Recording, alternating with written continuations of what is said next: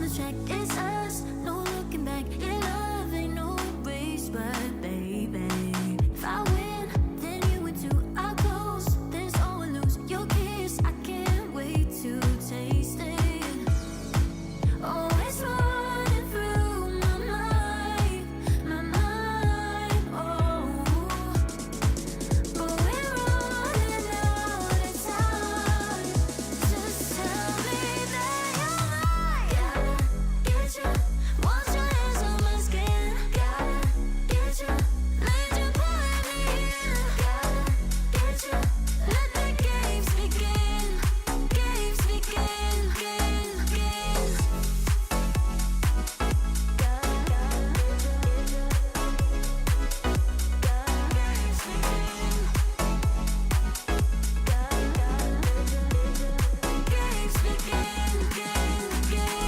Green light, it's overdue, but right, don't leave me blue. We go medicine training.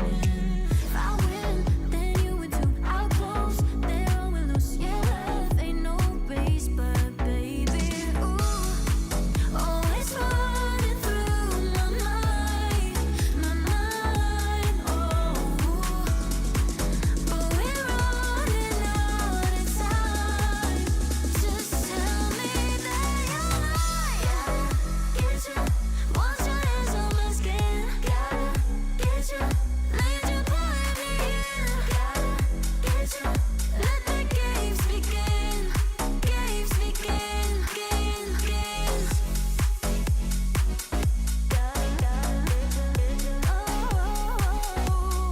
Pulling me in. Games begin, games, games.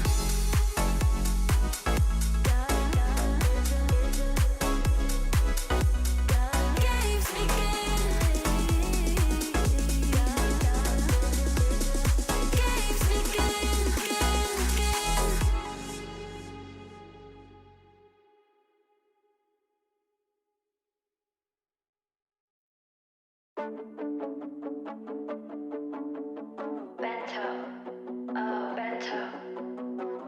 I can feel the walls closing in.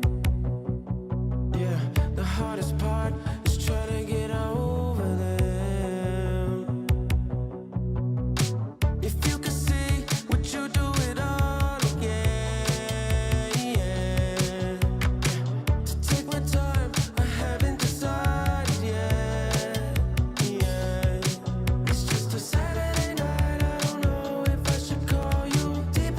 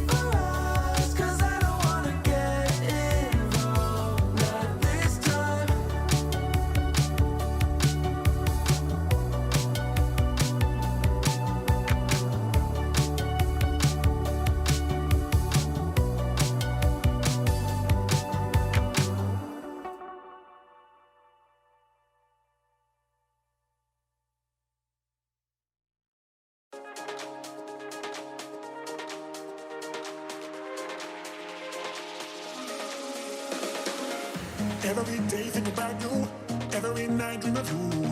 Love the way you smile, love the way you move.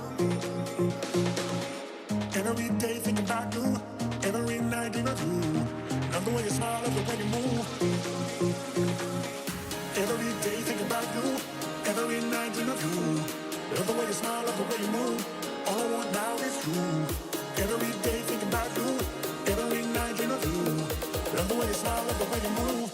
All I want now is you.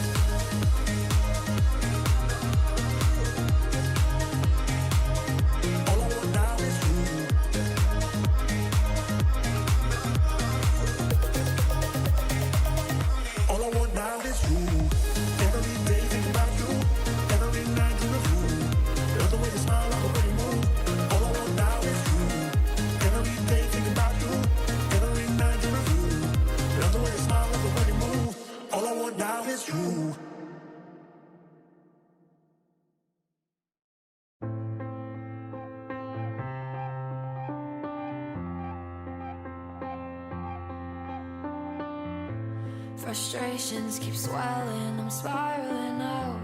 My mind's overthinking, I can't hear a sound. Stop looking past me, putting me down. I know I can't be strong, but everything I say just comes out wrong. I'm worried that I'll always feel this lost. What cost?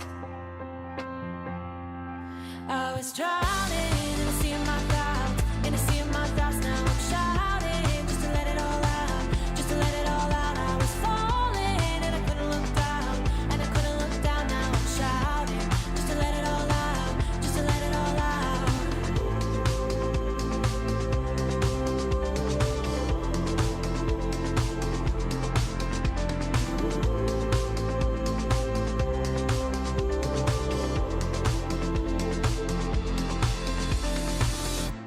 Resenting is easy, but anger gets old. Have trouble believing the things that I'm told, and I wish I could go back to the person I know. I know I can't be strong, but everything I say just comes out wrong. I'm worried that I'll always feel this lost. What cost?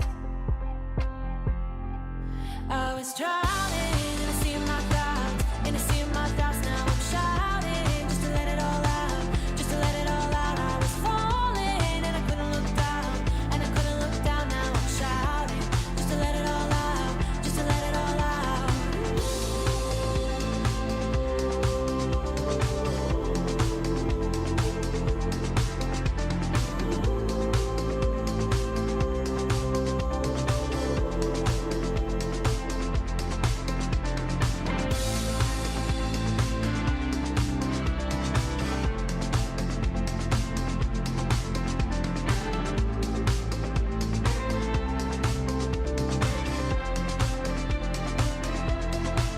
I was drowning,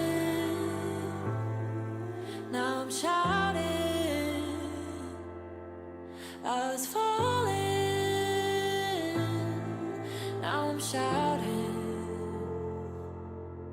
I was drowning in a sea of my clouds, in a sea of my thoughts. Now I'm shouting just to let it all out, just to let it all out.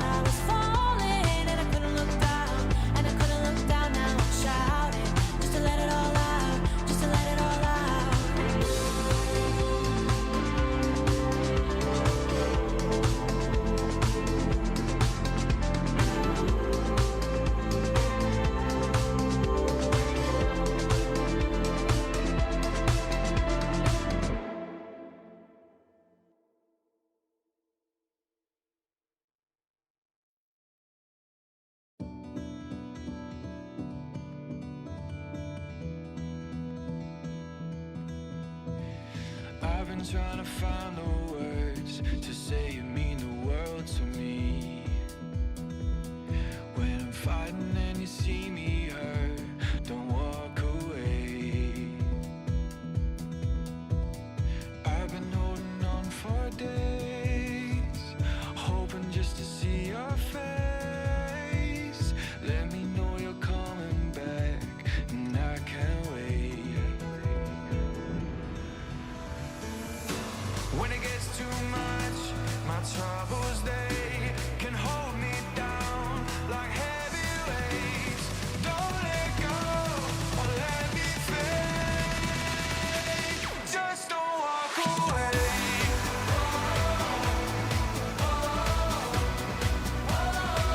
Just don't walk away. Just don't walk away.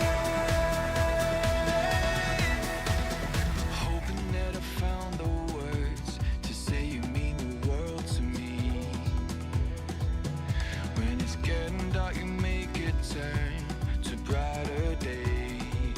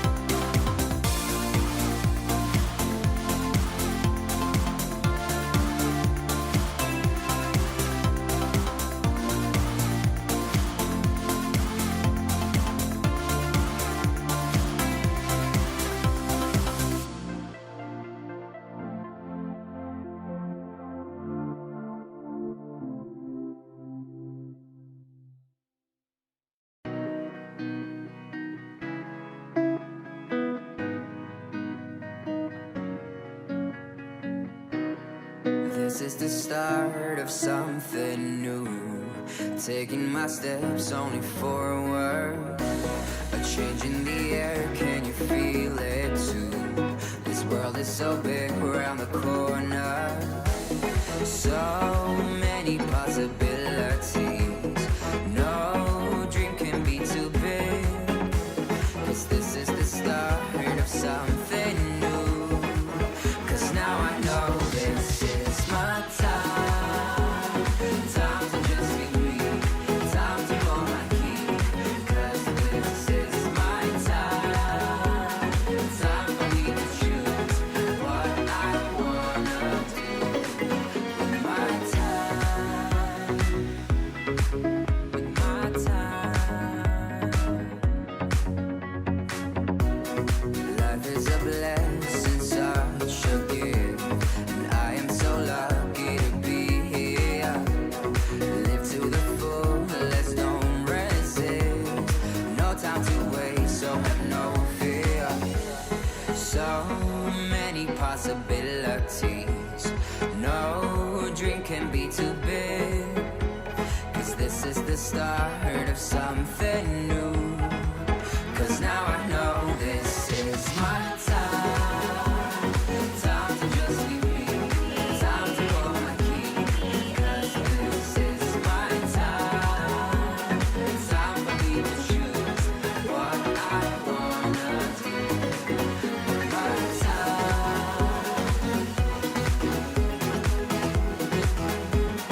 'Cause this is my time.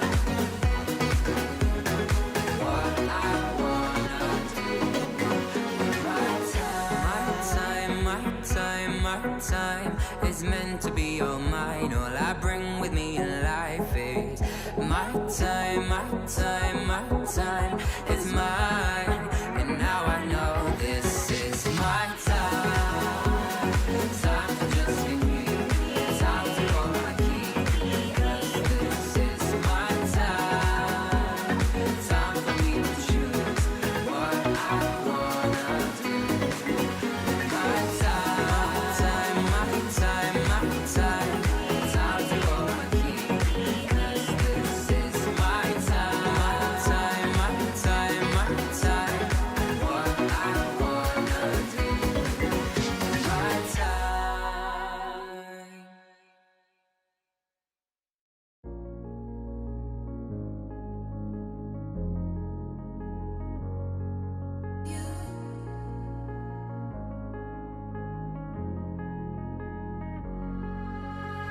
I wanna know you, I wanna show you, and I wanna give you everything you wanted, and I wanna see you, don't wanna leave you. I just wanna give you everything you dream, but hold on to me, 'cause I know I can make you believe in something that only we can see. Also, baby, hold on to me, hold on to me, hold on to me. 'Cause I know I can make you believe in something that only we can see. Also, baby, hold on to me, hold on to me.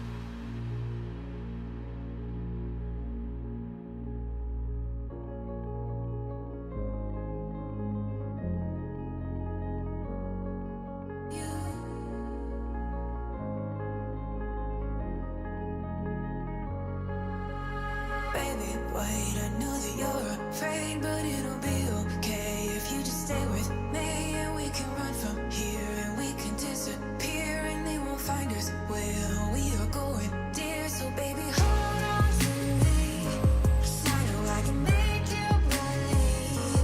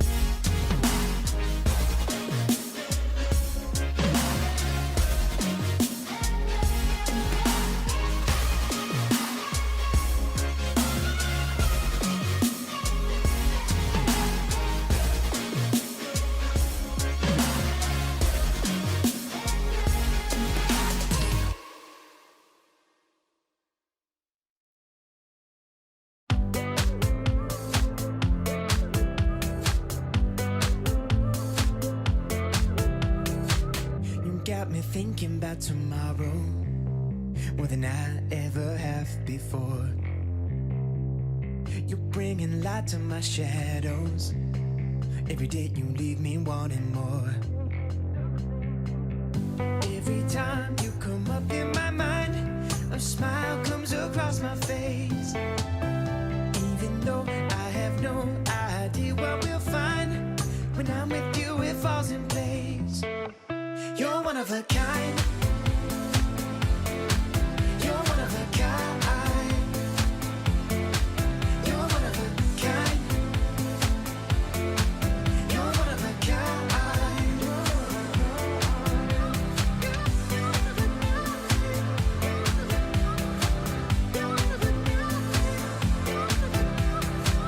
You show up first to every party, and you think tequila is your friend.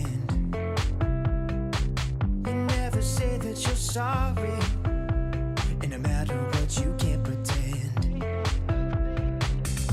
Every time you kiss me goodbye, as I'm about to board a plane, you can't hold back the tears in your eyes, even though I'm only gone for days. You're one of a kind. You're one of a kind. You're one of a kind. You're one of a kind.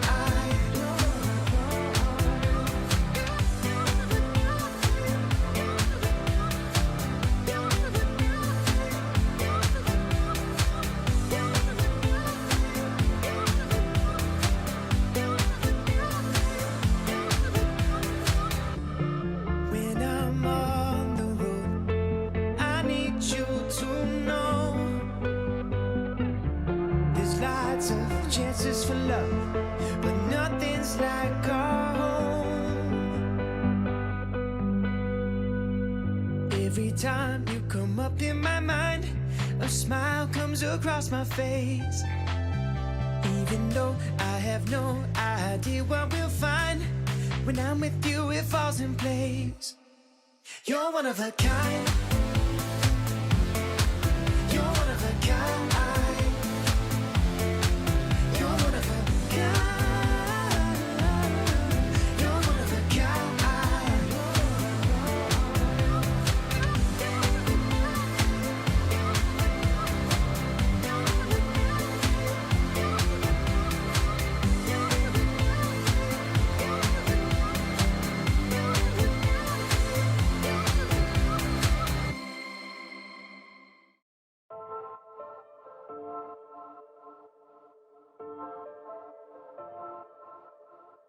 Trust me, I don't wanna beg you to love me. Won't you feel me? I don't wanna force you to hold me. What if I keep you on your toes? What if I give you the right dosage?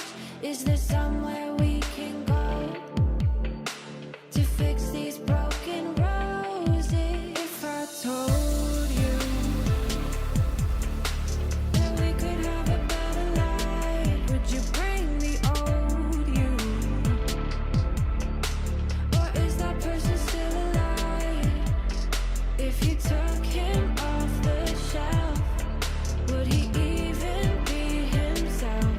If I told you that we could have a better life. No sleep, you'll never find me dreaming these days. Lonely, I had to get another set of keys made. What if I keep you on your toes? What if I give you the right dosage? Is there somewhere we can go to fix these broken roses? If I told you that we could have a better life, would you bring the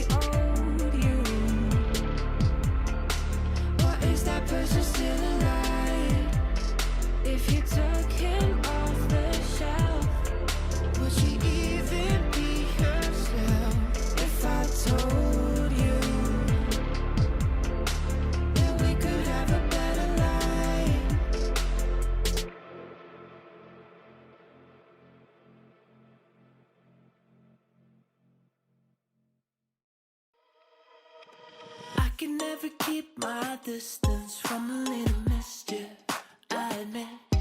Now I'm hanging on my hopes on us and letting you decide.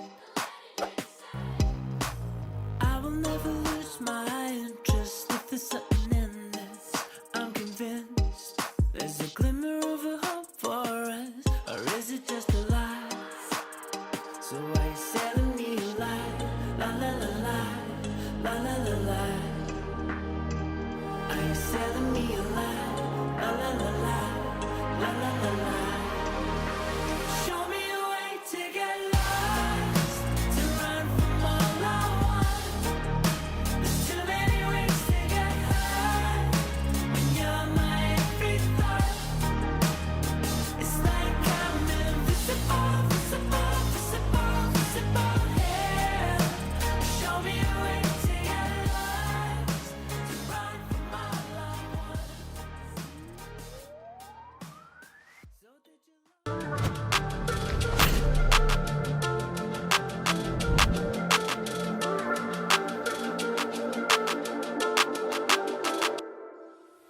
What a finish to the round-robin phase in Paris. 2 days, 11 rounds, 12 elite players chasing 8 quarter-final spots. And today, there was one number on everyone's mind. 5 points, that was the magic mark. Reach it, and you're in. At the top, the picture was clear. Magnus Carlsen, Jan Nepomniachtchi, Maxime Vachier-Lagrave and Arjun Erigaisi were the first to qualify. Carlsen played with ice in his veins. He survived a tough position against Keymer with a fortress. Yes, the man who once said he doesn't believe in fortresses built one to hold. After storming into the event, late arrival Nodirbek Abdusattorov also cruised through, despite some shaky moments. Hikaru Nakamura clinched his spot with an incredible defense against Nodirbek, under pressure and with seconds on the clock. After all, he is one of the absolute best defenders in the world. The real drama played out just below the cutoff. It came down to the final round, and it was messy.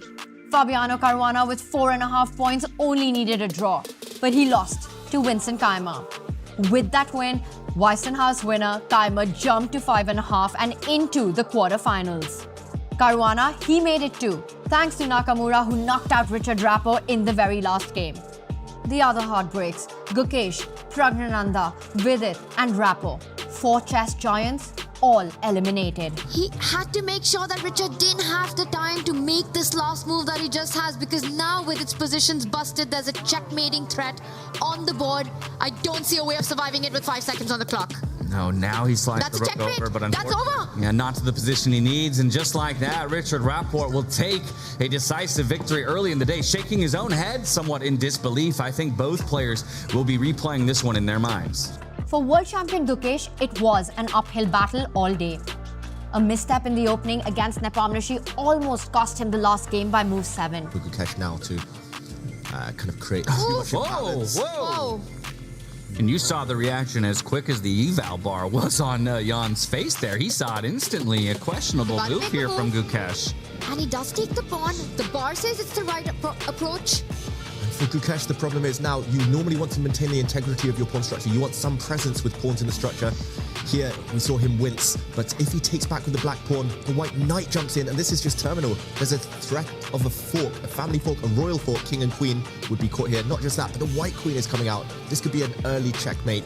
Vidit had one brilliant moment, beating Caruana with a tricky mate threat, but too many blunders earlier in the event left him with no buffer. Rapport showed flashes of brilliance, like giving up his queen for a mating attack, but it wasn't enough. In the end, these 8 are through. Magnus Carlsen, Jan Nepomniachtchi, Maxime Vachier-Lagrave, Arjun Erigaisi, Nodirbek Abdusattorov, Hikaru Nakamura, Vincent Keymer, and Fabiano Caruana. Quarterfinals begin tomorrow. The slate is clean, the fight is on. You stay tuned.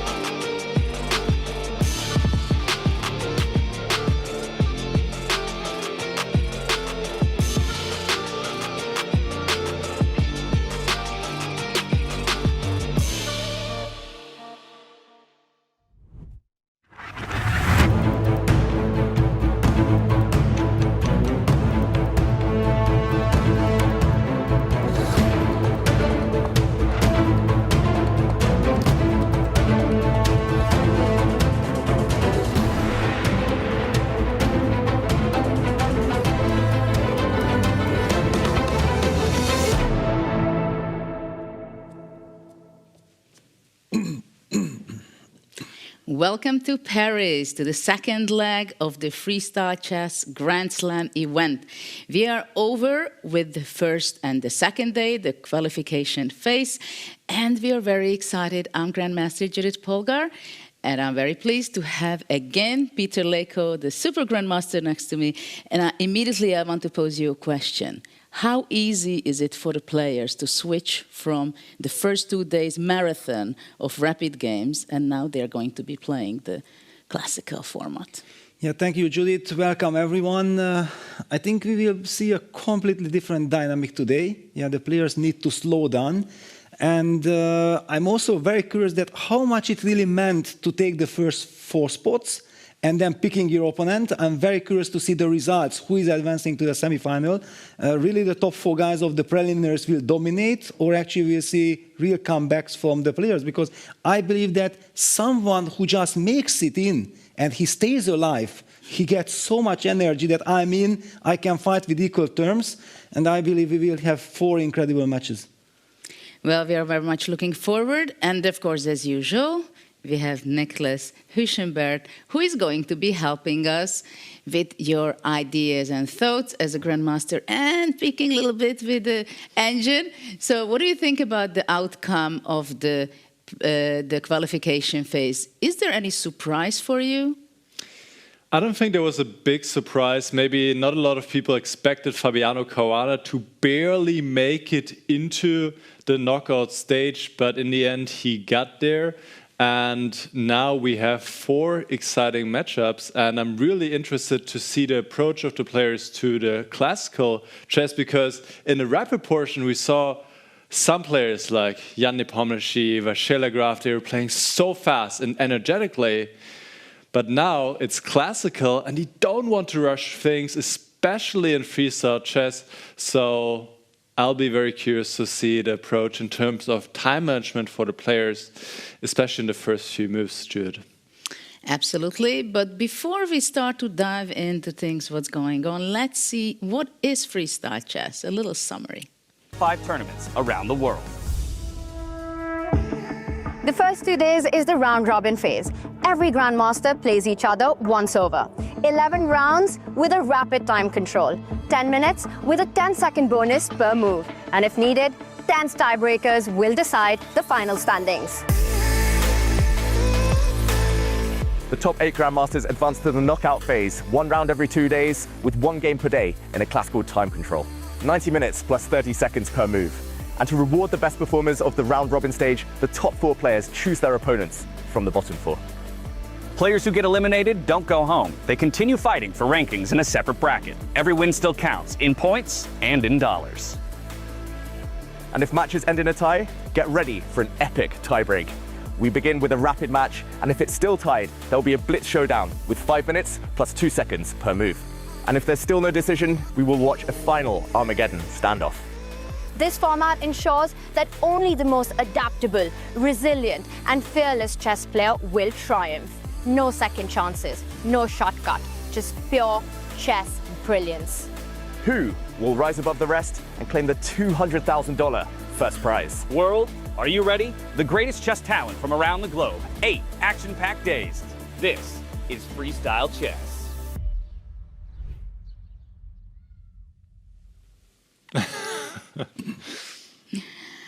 Yeah, we are here in Paris, and the playing hall is a little calmed down from yesterday because we had so much heat there, so many action. Of course, we have some losers, we can call, because who are going to be playing for the 9th, 10th, 11th, 12th place. But the top 8, what do you think? Who is the favorite of all, looking back the games, the way they played? Well, if we look at only the preliminary, then we see that Nepomniachtchi and Magnus Carlsen has dominated the event. Yeah, they were just very stable, showing pure brilliance. The fast play of Nepo and the perfect play of Nepo combined. Yeah, he was not playing fast and then relied on some lucky chances because the opponent had no time. The overall picture was fantastic. Magnus enjoyed the premiere so much. He came up with brilliances. Yesterday we even seen his game with Rapport, which was the move of the day, which turned out to be a double pack. Magnus in good mood, but I already highlighted this before. The guys who just made it, Vincent, Fabi, Hikaru, they cannot be ruled out. I had a conversation with Hikaru.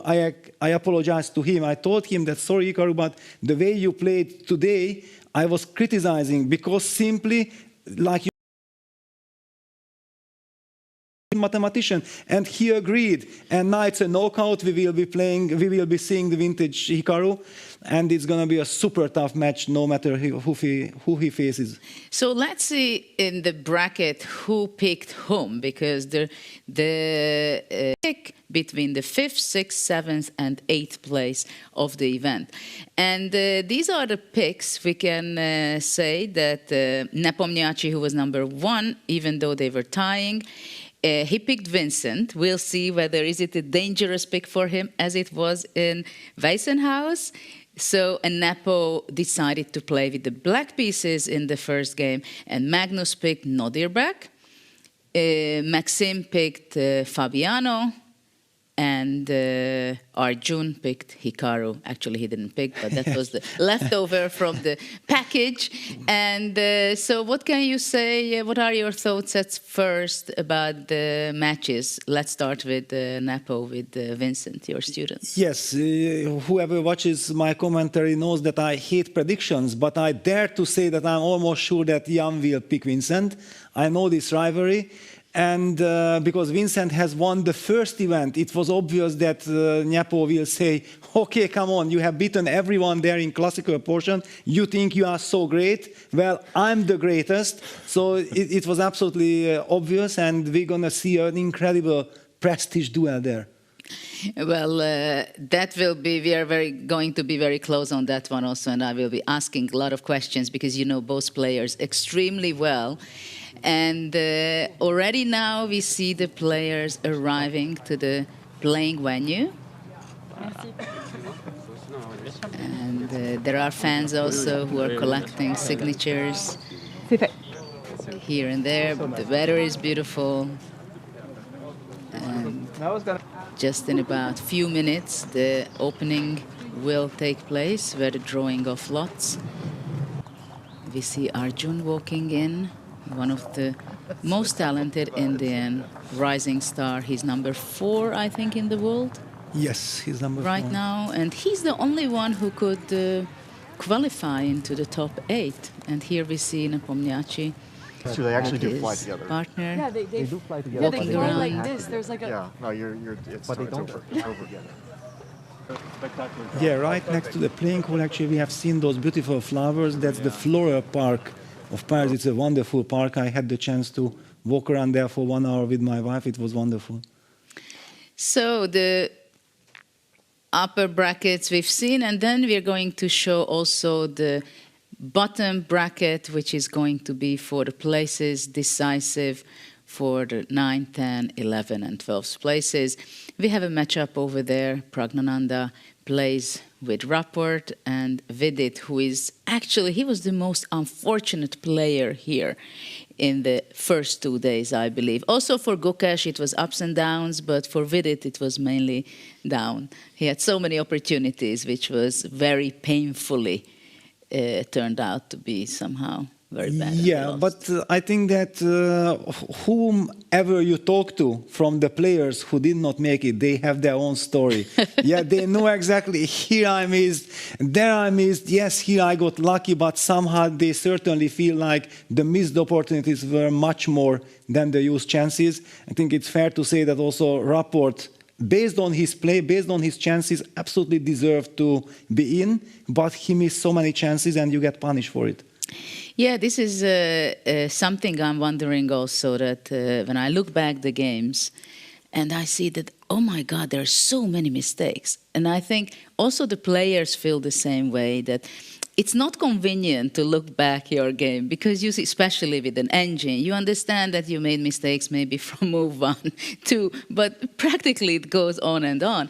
And everybody made a lot of mistakes, right? Including Nepo, okay, including freestyle, Magnus. 10 minutes, you can't play without mistakes. And it's impossible. If I have to pick some real difference which makes the very top ones from the lower places, who took the lower places, is that they made the crucial decision in crucial moment. They made the good decision. Maybe they made mistakes, but when it was the moment, which is a turning point of a game, then they made a better decision. Just comes to mind, for example, when Magnus played Queen C3 and played on against Rapport, or some other games. Here we see the security check, which is taken very seriously these days in most of the tournaments, but also especially here. And there are extra measurements, not only the usual gate, which is used at the airports, but these are some extra measurements that they're checking all the players before they enter to the playing hall. And from there, they are not really able to come out. They can go, though, obviously, to the bathroom, which is outside, but then they are, somebody is going with them. I think it's lovely footage, yeah, that we have access. Everybody can see how it's done, what's happening here, because there were a lot of speculation. What is this kind of CIA type checking and so on? Everything is under control. I think all the players, everybody is very happy because you know that everything is under control. You just have to focus on your game. You don't have to think about anything. Everything else is taken care of. Yes, here we see Hikaru resigning. Yes, I give up. Before entering exactly to the playing hall. And it is interesting how much the players have to adjust their mindset, because I retired more than a decade ago, but things were so different, and there are different measurements taken for players in different events, but these days, obviously, it's taken seriously. And also the players are just fine with that because they understand that there are all these technologies which can be used for not only good purposes. Yes. And it's much clearer, and the fair play is kept under control this way. Yeah, basically I think we have to speak also a little bit because we know how things are done in the top players' minds. Yeah, that if, for example, cheating means that during a game, if you just get one little hint at a certain moment during a game, nothing else, then you can become unbeatable and you're going to win the event. Those little margins are there, and that's why everything has to be taken care of. Yes, of course, this is a huge debate in the world, and it's you can discuss this with anybody, with professionals, and we do discuss this, and also with amateurs. And of course, we have to divide chess itself for online and offline events, because online is a whole different kind of story from this perspective. It is much more difficult to control who is using help or not. But on an offline event also, there were, of course, different kind of stories, huge stories. In Chess Olympiads, it was influenced, the meta, right? So, and in those days, it was not only the technical equipment was used, but also human help. Yes. For the execution, right? The show, giving signs and stuff like that. But indeed, the most important thing, what you highlighted before, that what is really cheating in chess? What does that mean? That what is the help? And indeed, the higher the level of chess is, sometimes it's just enough to say, think. Yes. And if you make sure that you think, you will find it. Not to talk about it if only a piece, or you have something, or the evaluation already decisive, right? So, but okay, we have fair play, players respect each other, and I think everybody is very happy here to play the freestyle chess, which means that they are not preparing for the opening phase of the game, but they have to prepare in a way psychologically that they are ready to make decisions from the very first moment. And now we throw it to let's see, the drawing of lots.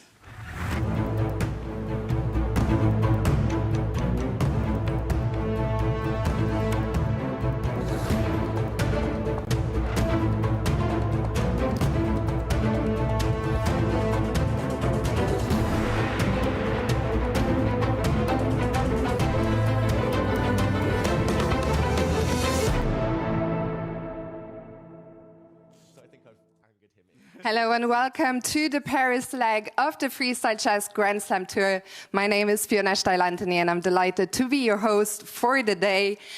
So today it is time. We are going to play freestyle chess in a classical time format, day one of the quarterfinals. For the players, we would like to remind you that the confession booth is right there behind you. If you would like to use it, we encourage you to do so. And before we get to the draw, let's take a look at the highlights from yesterday. What a game day at the Freestyle Chess Grand Slam Tour in Paris. On the second day, the best chess players in the world are once again faced with a huge challenge. Only 8 players advance to the knockout round, while 4 of them must leave the tournament. So Richard Rapport and Indian prodigies Praggnanandhaa and reigning world champion Gukesh. After winning the Weissenhaus Grand Slam, Vincent Keymer had a difficult start in the rapid round. However, by the win of his last 3 games, he secured a spot in the quarterfinals and emerged as the player of the day. The second game today, my chances were not looking that great. Even with a loss, I think I would have been guaranteed a playoff, so that's quite comfortable. I'm really looking forward to playing freestyle classical matches again. I like it better than the rapid, and of course it's great that I don't have to play for 9th or 11th place, but can still fight for the top spots. Magnus Carlsen led the round-robin stage for most of the day, but with a final round win, Jan Nepomniachtchi caught up to share first place with him. Today was a great day, but it's important to keep the momentum, because the main tournament starts tomorrow. The first 2 days delivered unexpected upsets, bold strategies, and thrilling time scrambles that had the crowd on edge. The unique freestyle format pushed players out of their comfort zones, blending preparation with creativity. Paris proved to be the perfect backdrop for this high-stakes drama, where even the best couldn't afford a single slip. With the knockout stage ahead, the tension and the brilliance can only grow. Stay tuned.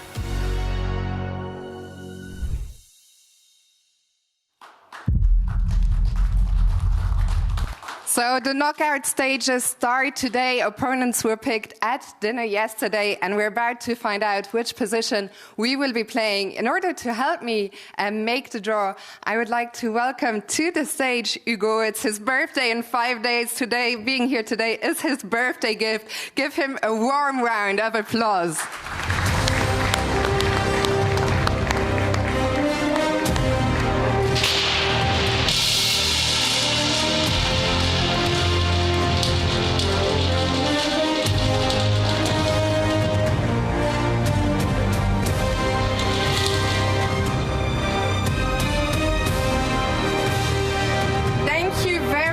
The position today is 841. The players will have 10 minutes to prepare. We are going to be listening in. Merci beaucoup, Hugo. So good luck to the players and to the audience. Please enjoy.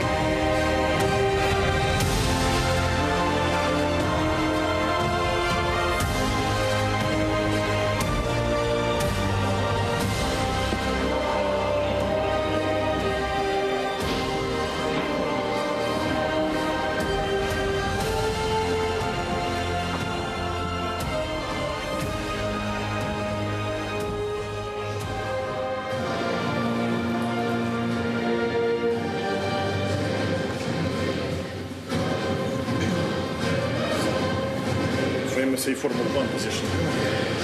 Just A45 changes, right? No, I mean sometimes okay, but maybe 3 tempo in some lines. Okay, so F4 probably. I mean F5 or D5, right? Maybe try to play G4 or one. F4, play G4. You mean F5, G4? F5, G4. You can G6. I mean, also F4, you can play F6. It's also E4. 6 normally, like, you just give up some space, maybe not bad, but 2. I just thought with D5, E45, and then knight D3 and knight G6. Yeah, so D3 always like something like D6 wouldn't be as bad. But knight G6 looks more. Yeah. Is F5? But it might be too much. F5? But F5 you get D5. And D5, D3. Knight D6. Take 6, knight F7, maybe. Or knight D6, yeah. Yeah, like the main pieces are well placed. Out for game and run pick. Also D4 I think is good for black. D4, C5 and just get space. Yeah. But okay. I mean, what else? else can white play? G4? E4, that's reasonable. E4? E4, yeah, very reasonable. makes sense. Yeah. Because you can the king's gambit. Yeah, here. E5. Not exactly. Yeah. F5, let's say F4, F6, yeah, and we are pretty much. Yeah, but I mean, you never know on this one because you can never count it. G6 always good in these positions. I can always. You want to go G6 here? No, G6 and G9, G6 is like always like evolution is about to equal quality. I mean, no, I mean that's no, but like that's not me. That's not me. That's stop system. D4 like E5, like whatever, and bishop to G6 and so on. But D4, E5, I don't like. What? You take knight F5 and it goes to C4, bishop G6, bishop F6, and you're already winning like knight B6. No, seriously. No, actually, what doesn't look bad. It doesn't look bad. Winning is a... No, and I mean, it's interesting how that can be like... Yeah. Bishops come to get this. It's interesting, yeah, this gambit. Yeah, what about F5, E5? I thought maybe F4. No, I think F4 is good. F4 like restricting the punishment. Yeah, no, this is quite nice. Okay, so E4, F5. Are you sure about the gambit? I'm not so convinced. Yeah, I'm not so a lot of the stake. Okay, white should take it. But how does white play? Because the pieces do move so nicely. I mean, the worst piece you get is Catalan structure, like... No, why? Like, I mean, like in this... Catalan knight C6, let's say. Yeah, your bishop's not V6. Because, okay, this pawn, like... I mean, okay, but that's even better for us, here, because it's true, E5, D5. Yeah, this is developed very, very reasonably. Like, what does white play? Knight G3 or what? Okay, whatever, like... That's true. D3, but D4, E5, I really think this is good. D4, E5, I think it's, like, quite doable. Okay, white should take, right? Yeah, white should take. F3 is the move, yeah. F3? F3, okay, I don't know. Yeah, take bishop and B6, maybe. Yeah. Or bishop F6 immediately. Yeah, also. Interesting, yeah, maybe. Or knight Let's B6. go with knight C4, yeah. This knight is also very... No, I mean, this is like quickly gets out of control for white. Okay, so what's first next? So what not E4? G4? E4, G4. Okay, G4. Can we go H5 here? H5 takes F5. Ah, no, maybe then E3, like. Or knight G. Yeah, knight G3 was the idea. But what's wrong with G5? Not so much. Also maybe E5 also, but F4, no? Yeah, E5 and 4 maybe is not so easy. F4 here? Yeah, F4. F4 probably... Takes an Take an knight H5, huh? Yeah. Take an H5. Yeah. Looks fine to me. F5 also. But then I was wondering, like Queen F1, how do we... After H. After Queen F1. But H5 looks really bad. It looks fine. Yeah. Harmonious. I think F4 is quite F4, yeah, F4 is very logical. F4 seems okay, so F5 or F6? F6 D5 maybe. Is D5 not playable? I'm not sure. It is also always playable. G4? And now F6. Now F5 is not. F5 maybe E5. E5. Yeah. Maybe yes. Yeah, F5 doesn't look unsolvable. Yeah. Bishop G3. So this is some knight B3. We flex it. Knight B3, knight E6. Or yeah, let's say A4. Let's say we play E5. Okay, so what's the general, like, if white plays A4? Yeah, what do you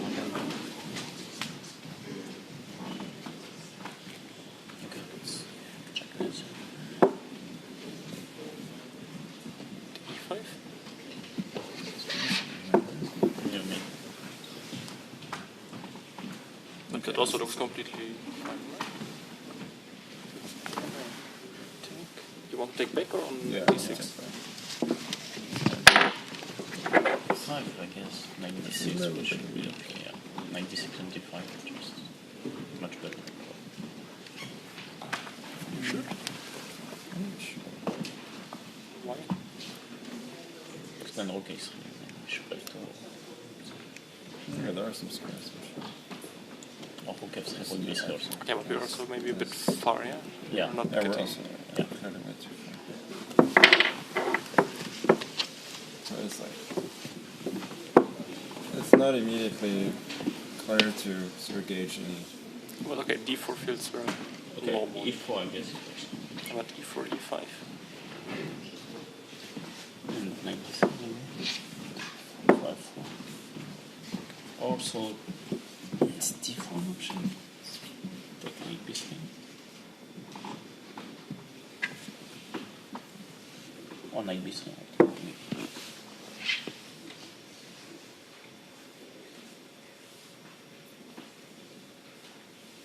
So F5 and F1?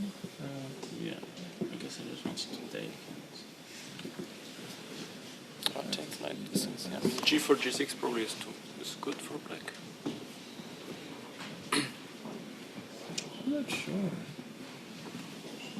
But it becomes very much like some kind of Catalan position, right?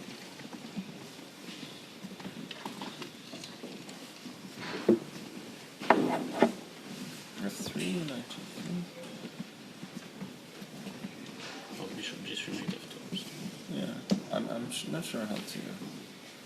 I think we're not unhappy here. Yeah. Black kind of needs this. Yeah, because they're also struggling with the bishop. Both of the same problem.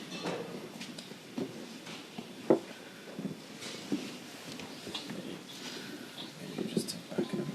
Yeah. I guess knight G3 and F4. Or knight G3 and D4. Or knight D4, then some G5, bishop G6. Yeah. I would think that's fine for black. Yes. I think we need to play. Yeah, I think we need to play with F4. F4 you need to play? Knight G5. Knight G3 and F4. Gentlemen, we will start in 2 minutes. C6, C7. Yeah, maybe white is a little bit better. D5, knight D3. Yeah.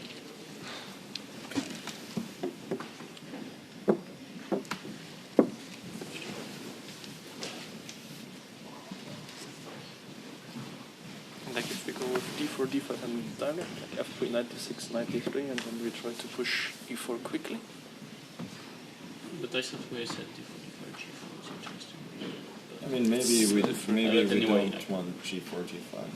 Yeah, unclear. It's just not sure, but want or need it.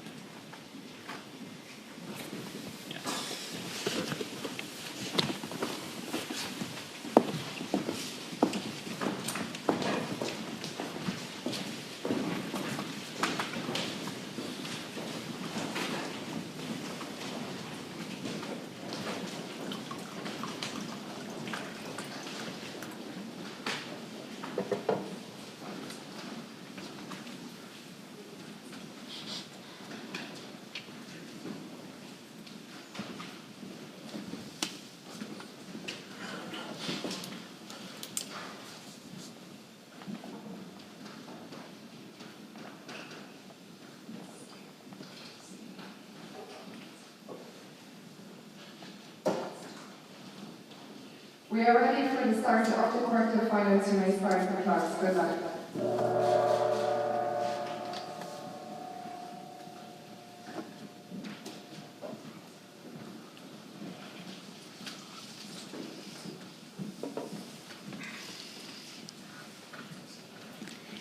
And now we see already the 6th board, which are going to be played today. It's only this game today. It's a classical time control, which means that the players are going to have 90 minutes each, and 30 seconds per move will be given to them.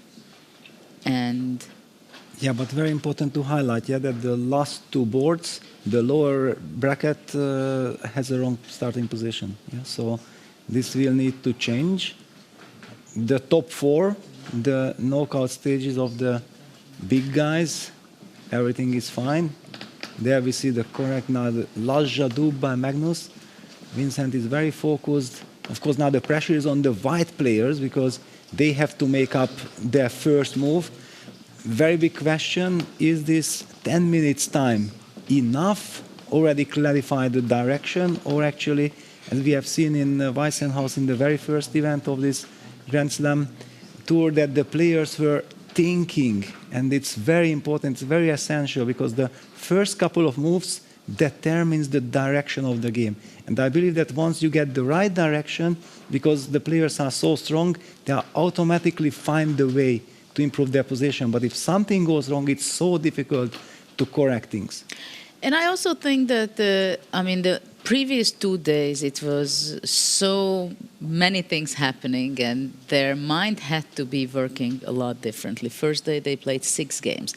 So they couldn't get into the depths of the position. Second day, they still had 5 games, one less than the first day, but it was very tense because everybody was calculating who is going to be qualifying, right? And now it was a very cheerful discussion and analysis which we all witnessed between the groups of the player. One group of the player we've seen who are playing with the white pieces, and the other group of the players who are playing with the black pieces. And they were relaxed, they were chatting, smiling, laughing, teasing. I mean, everything was there. And but now I think these moments, all the players are so happy that, okay, I try to filter out all the information what I've just heard from the other top great players. And now is the time that... And 2 games already started, all the games started, but 2 players had already made up their mind, and it is 1e4. It's interesting, that was the move that the players debated. Maybe we can even select a game. Yeah, we should select a game. Let's go for Maxime, the local guy. What do you think? Let's pick Maxime's game and talk a little bit about the position itself, because now we also have a lot of time to discuss and give our own thoughts. Finally, yes, exactly. I feel the same, and also we have been following what the players analyzed. Nicholas had a look with the computer also just to try to understand what the players were thinking about the position and also how it really affects computer-wise the evaluation. So the move e4 was discussed, and I believe that f5 was the move that was debated most. It's a very challenging move. Black tries to grab the initiative, challenging the e4 pawn immediately. And after e takes f5, there are 2 different possibilities. You might wonder, what is 2 possibilities? The pawn was captured, so clearly black has to take the pawn back. But once black takes back the pawn, white jumps out with the knight to g3. We have seen this debated by the players. Rook goes back to f8, and suddenly white plays the move f4. White gets space, and it looks more comfortable for white. Judith, your first reaction was, doesn't this position really looks comfortable for white? Absolutely, because it seems like definitely huge space advantage and development advantage for white. If we go back just for the beginning, for 1e4, where actually the game is standing and black, Fabiano playing with black is thinking how to react on this. I want to analyze a little bit the structure of the pieces, where it is standing, because now we really have the time just to understand a little bit, try to break it down to our audience and to ourselves, that what is what, because this is freestyle that basically from move 1, in reality, we are in the middle game. There is not such a thing like a warm-up moves that you made your preparation the first 3, 4, 5, 10, 15, and you can feel comfortable. So what can you say about these bishops in the center lines on d1 and e1? Is it beneficial or not? Because we've seen in the rapid portion of the games that when the bishops were in the corner and on g1, many players were opening up immediately, or when the bishop was on b1, then c4 was the move.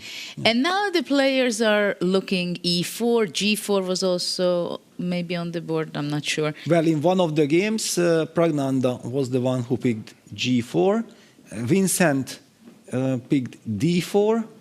And Magnus, we haven't seen Magnus yet. Did he make a move, or is he in Magnus mode? Thinking, and I love this, I'm always truly impressed by Magnus's composure, that he can switch. Yesterday it was rapid, he adapted to that speed, and now it's the classical portion. He slows down, he has the self-confidence to think right from the beginning, because it's a little scary strategy. You might also think, if you are an experienced freestyle player, that if I'm thinking for a long time, will I be able to play a better move or not? At all, this is the first thing. And if I'm not making a better move, I might need that time later on in the game. Magnus says, you know what? If I spend time, I will spend it correctly. I will get the upper hand. I will get to the type of position that I'm really looking forward to, and then I can speed up.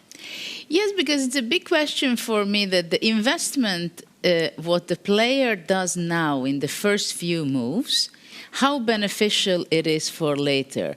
And we've seen in the rapid portion of the event that, of course, pawns were moving in the first several moves more, with Magnus clearly.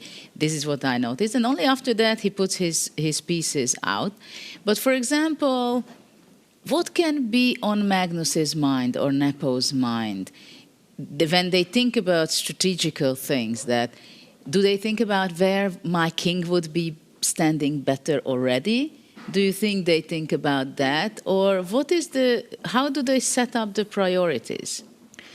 Well, I think they are looking more at the pieces. Yeah, that's what kind of feeling I'm getting, that they always look like, yeah, how do I control the center, or how do I control the position so that I will get harmonious development afterwards.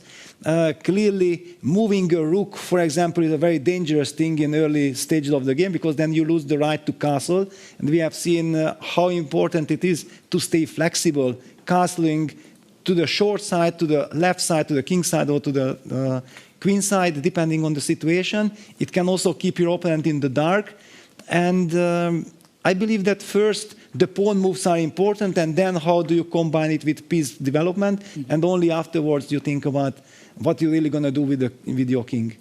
Okay, so maybe I think it's the perfect moment to ask Nicholas that he shares his evaluation, and because he was analyzing, so he can come up with the best evaluation and understanding of the position. So I would give it to you, the word. Thank you, Judith. Yes, we see different starting moves in a lot of the games. We see e4, we see d4, we see g4, we even saw a4 by Rapport, and a lot of these moves are valid. Actually, a computer likes these four moves best in the following order. g4 was evaluated best, then I believe f4, then e4, and then a4, or a4 and f4 was, I think, around the same.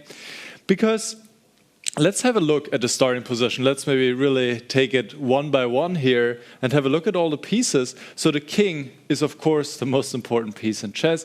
And what is nice about this freestyle position is that the king is already quite safely tucked away on the left side of the board. So in these kind of situations with the king on b1, the rook on a1, it is a very common motive for all of you viewers out there who also want to try freestyle chess to remember to play a4 at some point, so that you have maybe a possibility to develop the rook in this way. And this is actually what Rapport played in the very first move. He played a4 against a Gukesh. So at some point the rook could be developed. Of course, castling is also still possible, but with the king on b1, you don't really want to castle to c1 later on if these squares are open, because then you have your king on c1, where usually it would be better placed on b1 already. So if you're able to develop the rook in this manner via a3 at some point, this is definitely more beneficial. So let's have a look at the move played in this game between Maxime Vachier-Lagrave and Fabiano Caruana. e4 was chosen. It was also chosen by one more player, if I'm not mistaken. No, actually only Maxime. I know, Arjun also yes. chose against Nakamura, yes.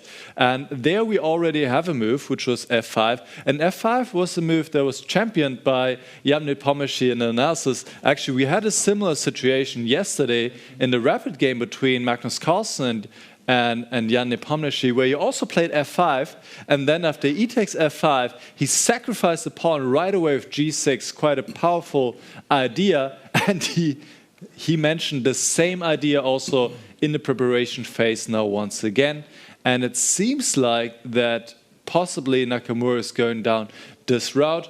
Quite an aggressive approach. I'm very confident that Nepomniachtchi would have played this way if Vincent would have gone for e4, but Vincent played d4. We will get there later.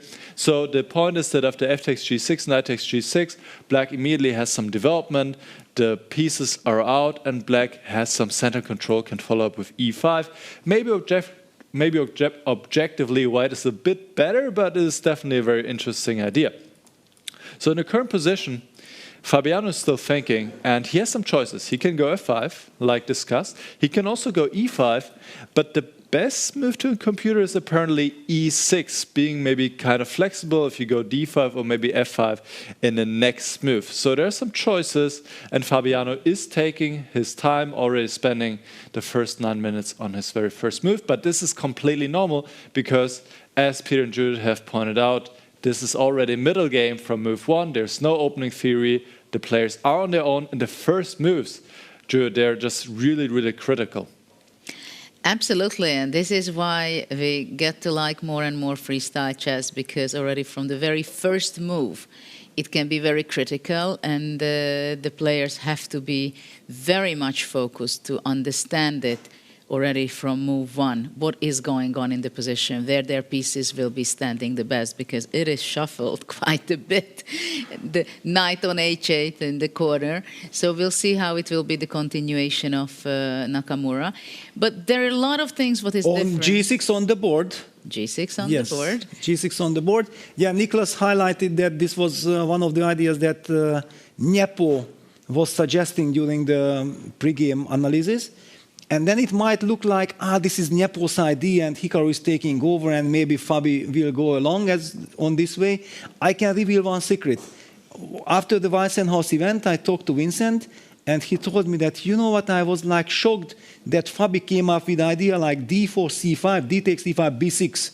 C takes b6, bishop b6 with lovely compensation, which very much is the same spirit. Now, however, the catch is that after f takes g6, Nicholas checked with the computer, and in fact, it's very important to take back, recapture that pawn with the knight on g6, which is, yes, on one hand, natural because you develop the knight from h8. On the other hand, we talked about this, that these bishops, the bishop e1, d1 is where the bishops are very strangely placed. So it's very tempting that you sacrifice the pawn, and after fg, you want to make sure that the bishop gets to g6 on this lovely diagonal, and then you can imagine that, let me go e5, d5, knight d6, and then, okay, finally this knight will also find its way to the game. So I'm really curious to see if after fg6, will the players really understand that knight take g6 is the way to go? Yes, absolutely. It's like a little bit counterintuitive to take with the knight, but it has a logic behind it, indeed. And the one thing is that the players have plenty of time in the very beginning to figure out what are their strategies and think about going through in their mind whether I want to put my pieces here or there. But there is also a new element compared to the rapid portion of the event, that there is a confessional booth. And actually we have the first player who visited the confessional booth, and let's listen Vidit what he has to say to us. It's interesting to see that there is different move on all the boards, which is slightly different from the rapids because almost all the games used to start with the same move as the players discussed. But here I think players are taking more time over the board and trying to play what they feel like is the best move. I'm just here because my position seems pretty normal. It's just one move, and I thought I'll just join in and tell about my observation. I think it'll be interesting to see how the games go on. I think Arjun versus Hikaru is gonna spice up a bit. That's my feeling.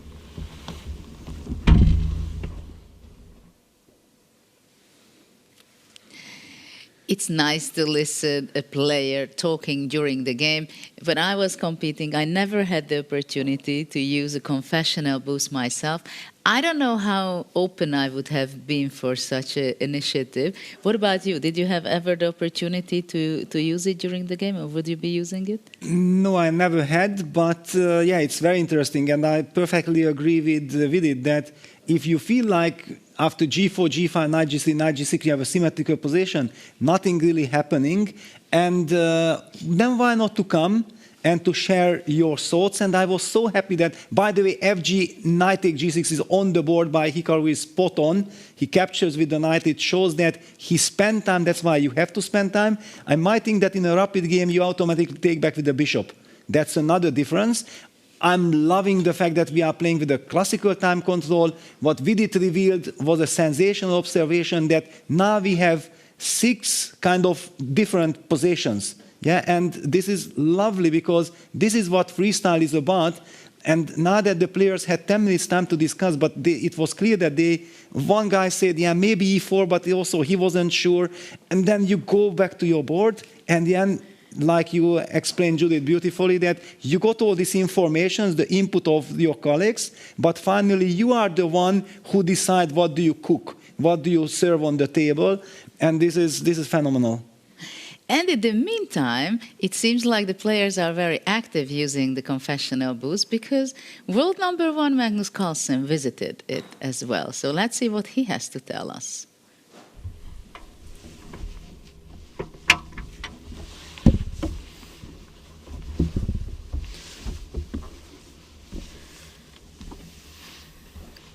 I think as white, this is the most difficult choice in the first move I feel like I've had in this is the third tournament that we do now. We had some discussions with the other players before, and we didn't really get to too much. I had no idea what to do. I was considering probably 5 different moves. I mean, G4, F4, E4, D4, and F3.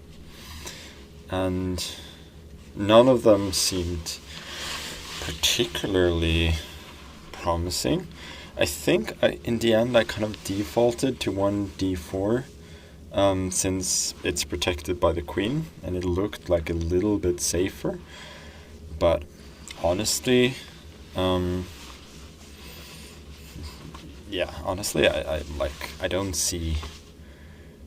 don't see how to follow up, so it's probably going to be another 10-minute thing on move 2, but that's it's part of the fun.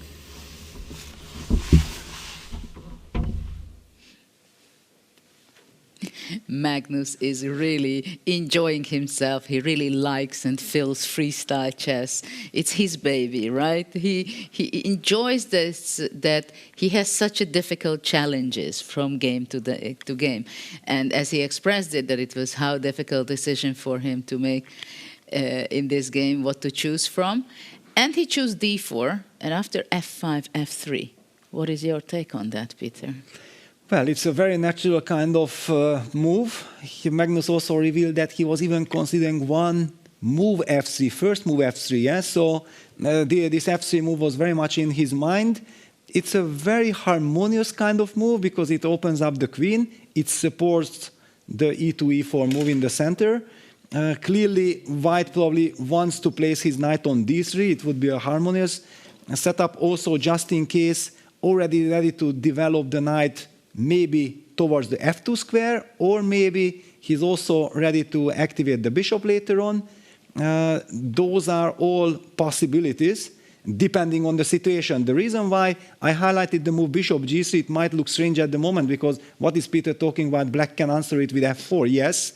But imagine the knight already being on D3, then bishop G3 will be a legitimate move, especially because if black wants to fight against E4 and does something similar like what Nepo is doing against Vincent, to playing the stonewall kind of setup, the Dutch setup, with D7, D5, then already we might see that this knight D3, bishop G3 idea, fighting for the dark squares, might become very important.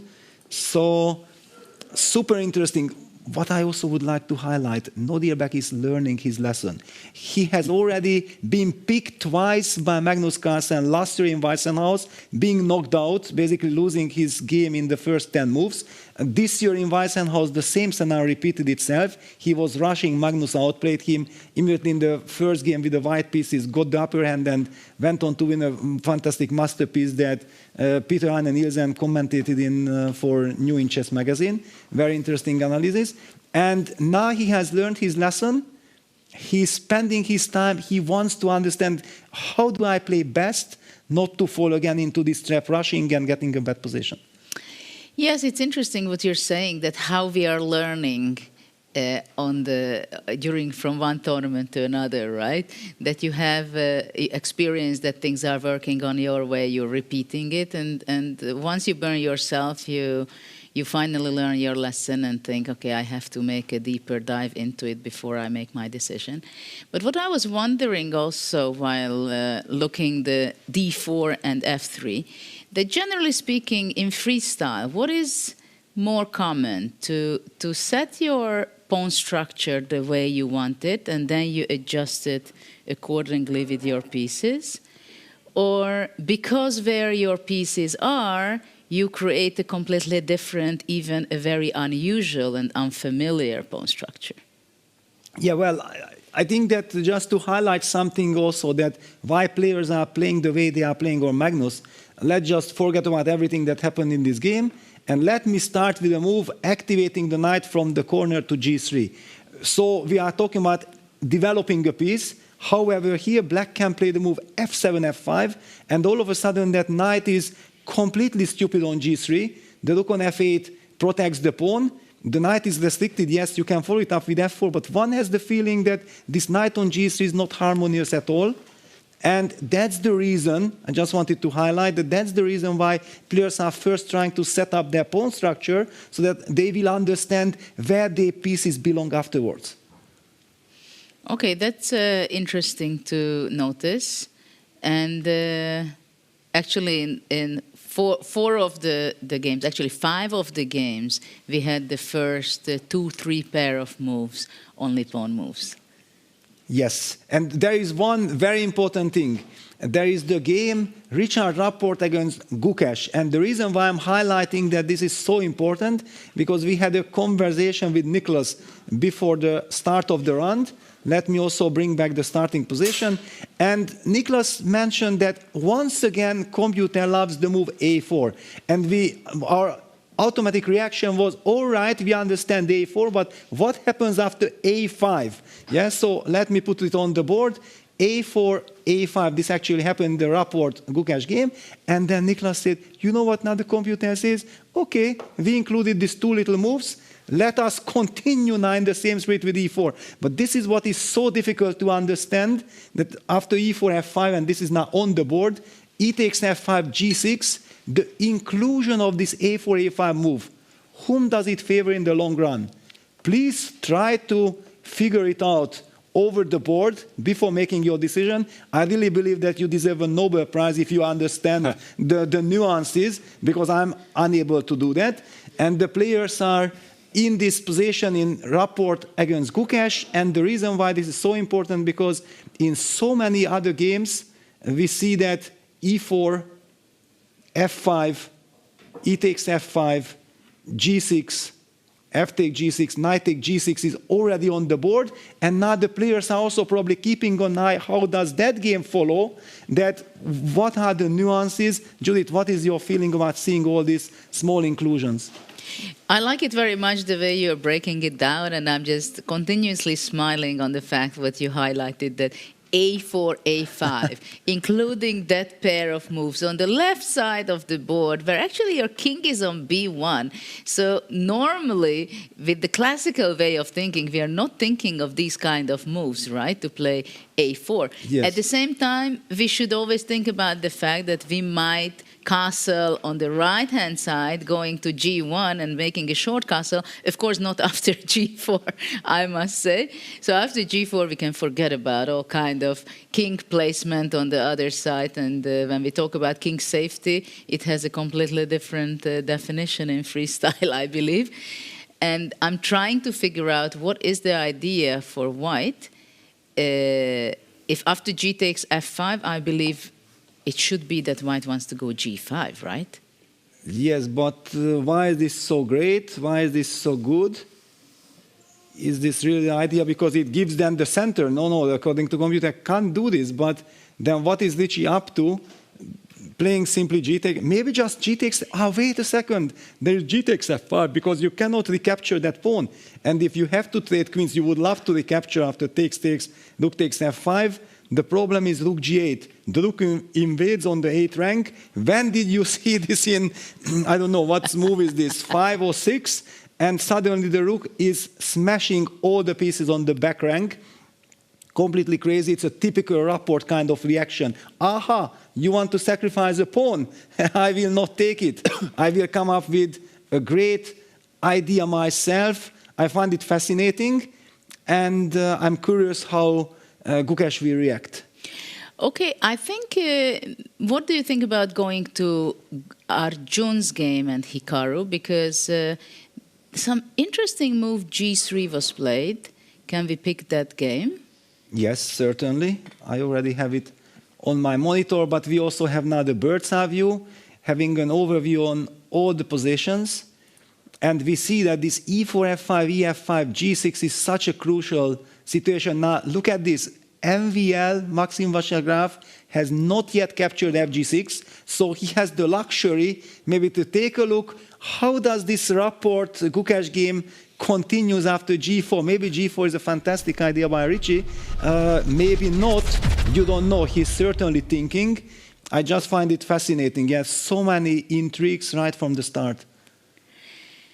Absolutely, but here the gambit was accepted with the f takes G6, knight G6, white played, Arjun played G3, E5, and before we dive into this position, I just got the information that Arjun visited the confessional booth. So let's hear what he has to say to us about the position. Yeah, so I have just played the move G3, and right now I'm a pawn up, but obviously he has good compensation for it. He has his knight out, and I'm expecting him to go E5 here. I'll go F4, E takes F4, G takes F4, and knight D6, something like this. I'm a pawn up, but it's not a great pawn on F4, and he has some lead in development, so he definitely does have compensation for it, and I think it's like about even. Let's see how it goes.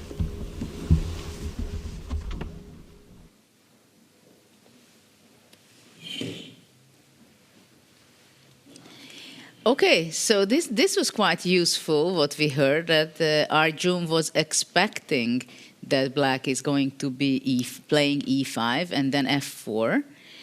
And basically he says that he's not so sure, it's about equal, right? That, okay, E takes F4, G takes F4, and after that there is an isolated pawn. It's an extra pawn, but of course he understands that black has compensation, and it's not much, but still it's an extra pawn, right? Yes, first just we have to very quickly show that why black can't take on F4, yeah, because knight takes F4, first question, but then white can take on G8, take, and then take on F4, however, rook G1, how does this actually ends up? Black enters, so probably now we play the move knight D3, protecting the bishop. And if black captures back the knight, we might be able to do harm again or not. There's also knight d6. There is knight d6. Yeah, if look at it, then knight d6. We are not winning material yet, and the pin remains. So this is also another fascinating, crazy line where you can burn a lot of time. Let's not forget, black is starting to play bishop e7 and then the long castles, and black is the one who solves the problem, the issue first. However, probably white will also have this extra tempo with bishop f3 at some moment, probably even instead of rook f8, because this rook f8, knight d6 moves probably helped black. So yeah, probably bishop f3 is the move, hitting the rook. Yes, so please take the pawn, but then white gets the initiative, then rook f8, bishop g3 probably wins material. So black has to play rook f1. When we are the one who can castle first, we get harmony. Yeah, so this is the reason why black is not planning to take, and Arjun did not even mention the move knight takes f4, believing that, okay, this will work out in my favor. The move he talked about was knight d6.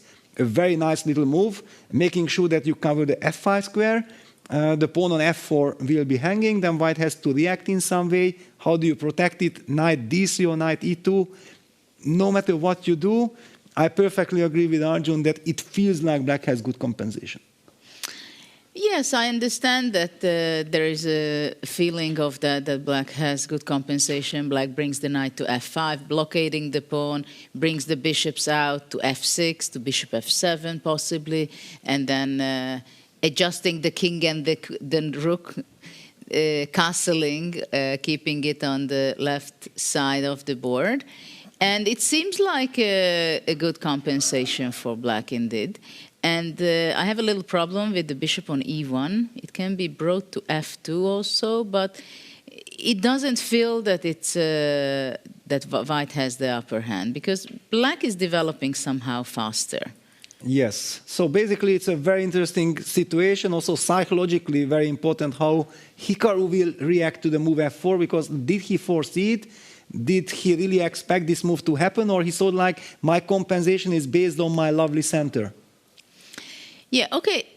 Why don't we go to the next game? Let's see Vincent against Jan Nepomniachtchi. What is going on over there? Because they are making some committal moves, and as you were saying, it was kind of a stone wall if you go f5 and d5, which happened in the game. And let's see a close-up of that position. Wow. Yes, very interesting. Just to catch up how we reached here. So we have seen some crazy position already in other games. This was more classical, d4, d5, knight d3, knight d6, f3. So very similar to Magnus' idea against Abdusattorov. F5, the classical approach. Yeah, black does weaken the e5 square, but he says that, you know what, I'm going to go g5 and I'm going to get my knight to g6. I will be controlling that weak square on e5. And also the idea that I highlighted with bishop g3 will be beautifully countered with f5, f4. So that was the reason why Vincent reacted with the move h4, trying to stop g5. And then we already can understand why Jan is rushing with his move and his plays quickly. He played the move h6, wants to go g5 and makes sure that thanks to his bishop on e8, he covers the move h4, h5. He covers the h5 square, because otherwise when you play a pawn move like this, if white would have chance to play h5 and then get a knight to f4, you would get a grip, you would get the strategically almost winning position. But thanks to the bishop on e8, it's not possible. But it's also interesting to say that, of course, the players has to know a lot of different openings to know the patterns where the pieces fits best. For example, in the stone wall opening, usually there is a problem with the white square bishop. But now that it stands on e8, it's already a much better place there, because after d5, f5, there is a full spectrum where it can be powerful, right, on both diagonals. But let's listen, Nepomniachtchi, what he had to say about his feelings about the position. Yeah, so meanwhile, openings, okay, at least in my game, is quite solid and calm. I'm a little bit concerned because I fed like the gambit of 5 g6 to all my black team. And okay, in 3 games it happened, so I'm a bit, I'm a bit concerned if the gambit will, finally work out, because, what Arjun did is quite sensible to me, and also what Rapport did is quite interesting too, and and one more game is from MVL, and maybe MVL also like finds a refutation, so it will be Nepo gambit 3 times refuted. Yeah, hopefully not.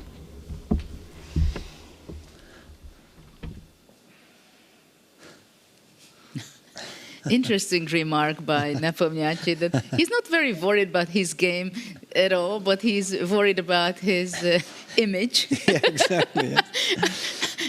having the Nepo gambit with f5 takes and g6, which actually in a completely different setup he played against Magnus Carlsen as well. And but I felt a little bit, I was waiting for the moment he's saying that I'm so unhappy that I couldn't play that.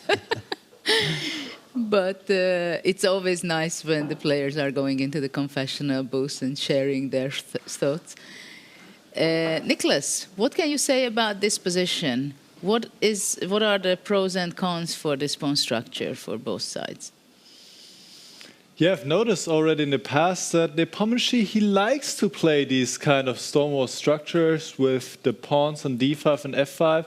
And of course, there's a clear advantage to it. You have a nice grip on the center, while it is not able to play any of the pawn breaks, especially with the knight on d6 perfectly placed, protecting the squares on e4 and c4. Of course, the disadvantage of this kind of approach is that you weaken the square on e5, but Nepomniachtchi is saying the advantages definitely outweigh the drawbacks here, and the computer agrees. This has been a decent approach. Actually, coming back to the very first move, as I had mentioned earlier, d4 was not one of the top choices, not one of the top 4 choices by a computer, and we saw different approaches here. Nepomniachtchi played d5, Abdusattorov against Carlsen played f5, which is also very reasonable. The computer even suggests once again this move a5. At any point, really likes to include these moves, but as Peter said, it's so difficult to evaluate who it really helps to include this pair of moves a5 and a4. But again, I see this as a top move by the computer. Instead, we saw d5. Now, maybe g4 was an interesting move here to stop the move f5, to stop this grip on the white center. Instead, we saw Vincent going knight to d3, developing the knight. Now knight d6. Now f3. Even a computer here with the white pieces wants to play this kind of stonewall approach, going f4. But already it seems like there's not much of an advantage here. f3, f5, now h4, and h6. We already see a 23-minute time advantage. We just got another move in by Vincent. He goes b3, also quite a sensible move, controlling the square on c4, staying flexible with the bishops so far.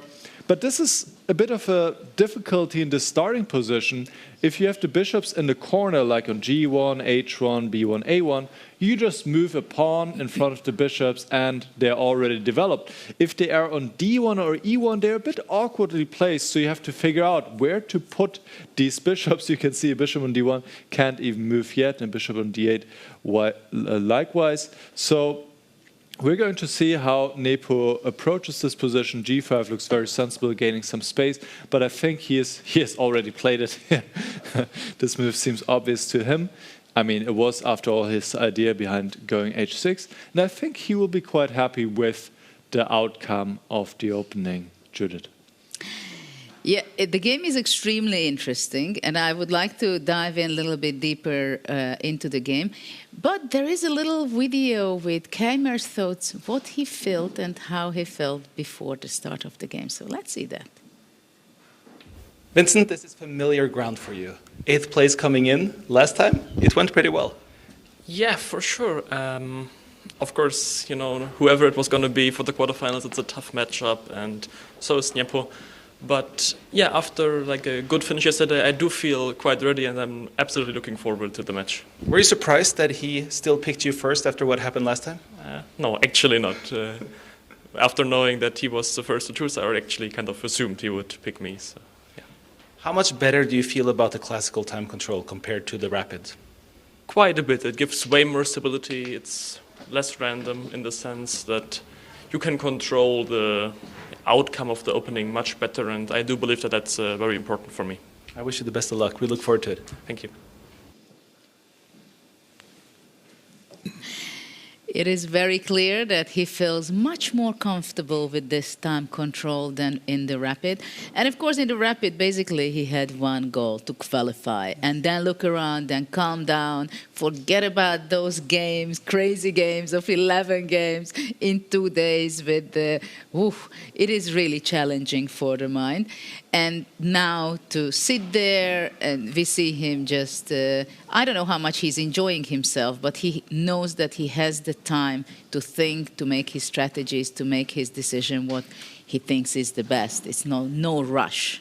Yes, but there is one catch. Yeah, that when you play with Nepo, and he plays quickly, even in the classical time control, then you feel like, wait a second, he plays quickly, maybe he's inaccurate, and let me try to punish him for his fast play. But it turns out in this position, Nepo is actually playing the best moves. He's adapting to the new situation, new challenges perfectly. And then is Vincent now burning time in order, how do I punish, which actually is not possible, because we just heard from Niklas that everything that Nepo did so far is the best, and the position is equal.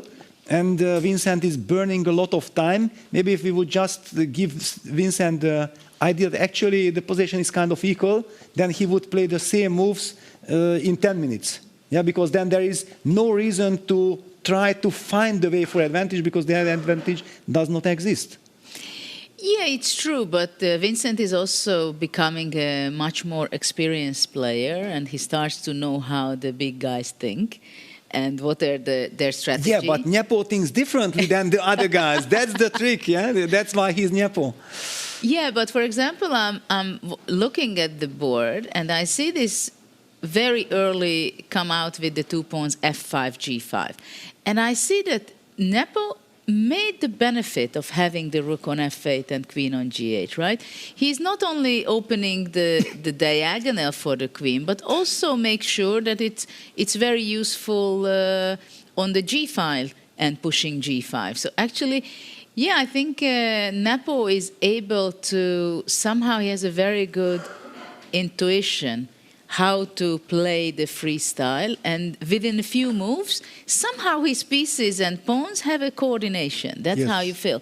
Because this is what I feel here, that he has a pretty good coordination after move 5 moves, right? And if black plays e6, his bishop from d8 will be also kind of useful on that diagonal.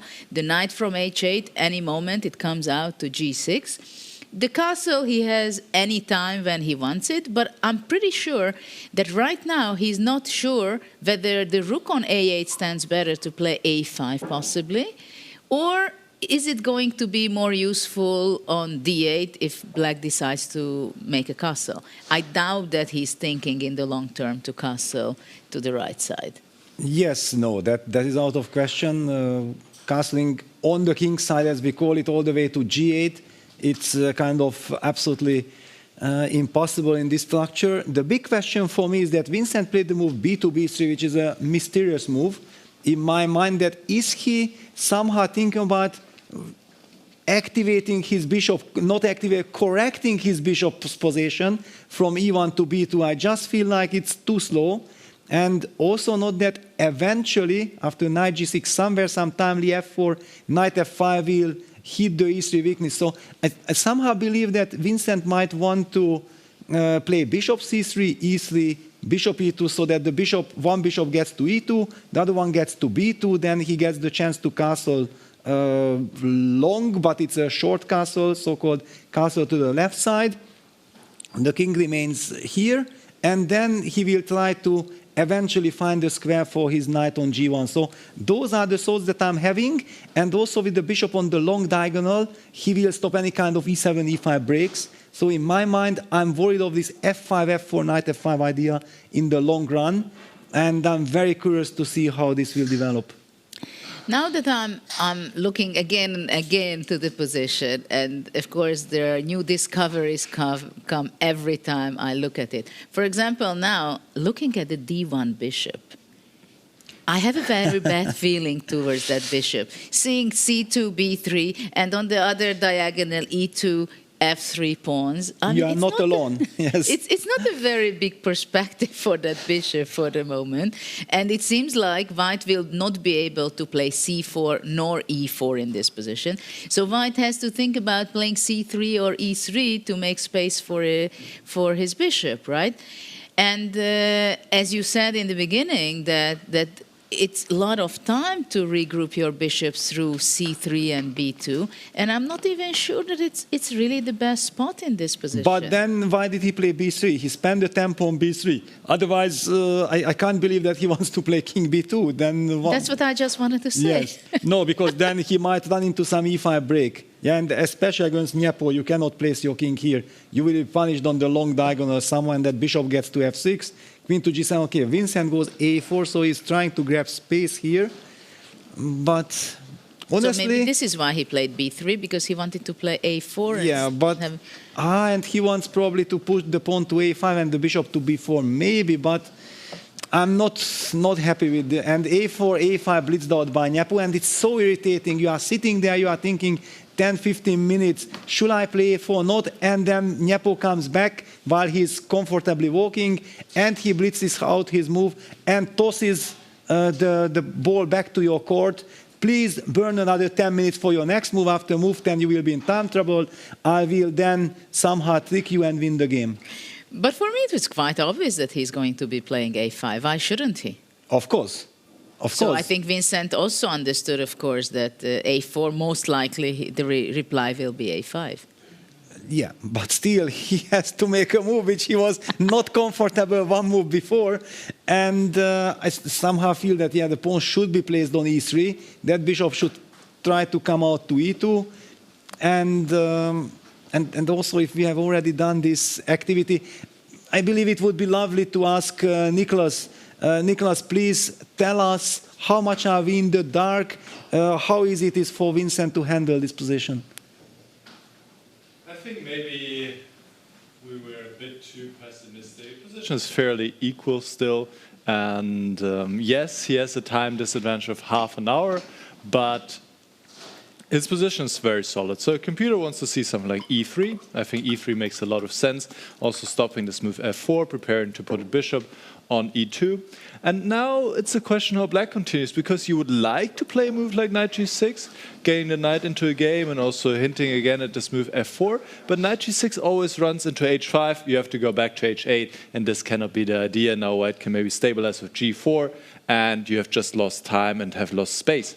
So it seems it would also make sense for black to play a move like e6, also opening up this bishop. And now maybe white can take on g5 and follow up with either bishop c3, putting bishop here, or maybe going g4 as well. Going g4, and then something like this could happen, knight g6, bishop c3. And yeah, it's a question how to evaluate this position once black plays f4 here, and what we think of this pawn structure. But I think overall the white position is very solid. This knight on d3 is very well placed, and I would not be too worried yet. But let's see how Vincent will handle it, Judith. Yes, the position is very interesting, and as you say that we shouldn't panic with white that much, because the position is pretty balanced and kind of equalish, but it's very, very complicated. So in one move we can jump from an equal position to the worse position or a better position. And but I wanted to ask you, Peter, that when the players had the opportunity, number one, Nepo was picking Vincent. It's not only the opportunity they had to pick their opponent out of the four, but also to choose the color.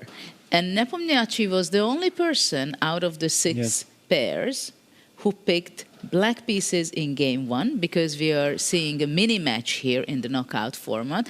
The players are playing one game today, and then there is a one game tomorrow, and who reaches 1.5 points goes to the semi-final. And if it's 1-1, then we are seeing a playoff, which can happen only tomorrow.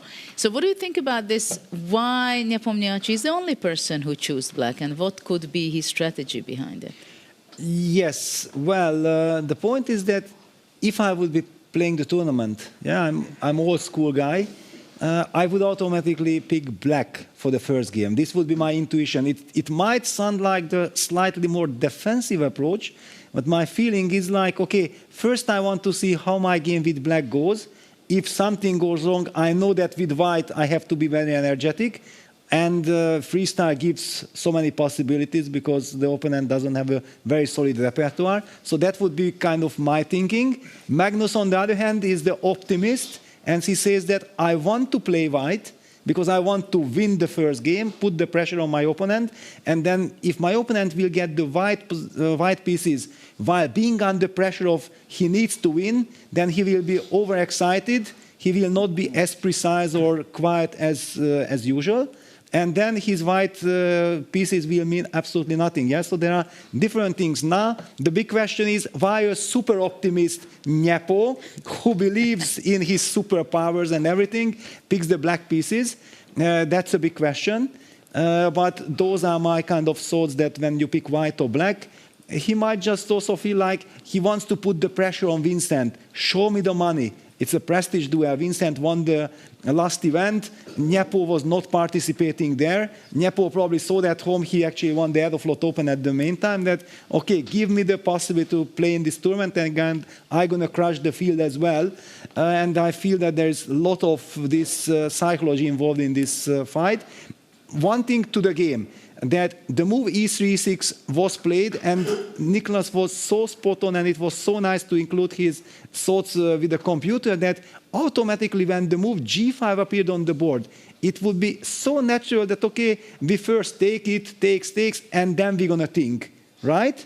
But it makes such a huge difference. Once we take, black can simply develop the knight immediately because he doesn't need to worry about this h5 small nuance. And this also, I just wanted to highlight that this small little detail shows that the players are also super deep. Vincent wants to maintain the tension between the h4 and h6 pawns as long as possible. And that's also one bad news for him, because he constantly has to think about this, that do I already include, do I have to include, or can I still maintain the tension? Yeah, absolutely. That's a nice touch, and that's very typical in many different openings from the classical chess as well, that you keep the tension and you don't want to give up, because it matters what are the circumstances to the actual changes of the pawn structure, and also what kind of new opportunities is given.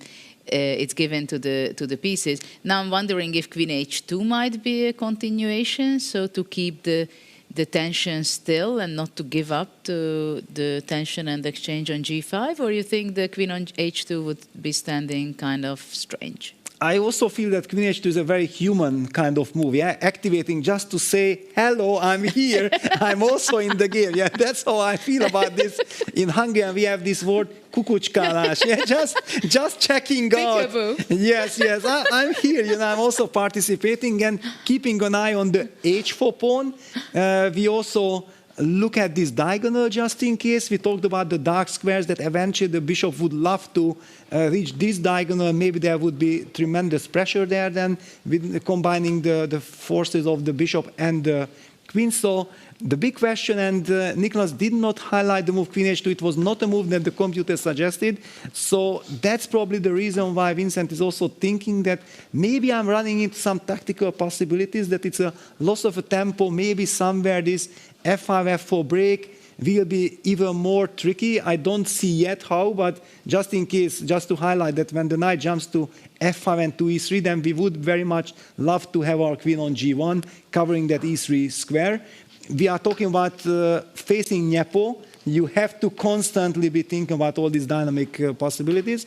Very big question, but I also feel like we have talked enough about all these finesses. It's a slow game, and maybe somewhere the house is burning, and let's move on probably. Yeah, but before we move on, I just want to highlight that maybe the position is pretty much balanced, but there's a huge psychological advantage in time for Nepo, because Nepo was spending only just few minutes from his clock. He still has 1 hour 24 minutes, while Vincent is really spending a lot of time until this point. He spent more than 40 minutes. So let's go and pick another game, and I would like to invite all of us to listen what Maxime had to say in the confessional booth, and maybe after that we will look at that game of his as well. Hello, it's a very new experience for me to play in this classical time control. I must say it's very tempting to spend a lot of time on these opening moves, and at the same time I couldn't help but watch similar games that were unfolding, especially in this line. Everybody chose to sack the pawn with f5 and g6. At the end I decided to give back the pawn, bring bishop to f3. Hopefully that's useful in the future. I'm not completely certain. Also looking at Richie's position, where I think he's a safe pawn up, and also Gukesh's bishop is misplaced on d8 now. Maybe not following Richard's footsteps will come back to bite me, but in general I'm still okay with what I'm doing. Like, I want to create some sort of imbalance in the center, and thinking maybe sometimes I can try to castle kingside, and then launch an attack on the queen side. That's the dream. I'm not sure I can fulfill it, but at least I have time to try to figure it out.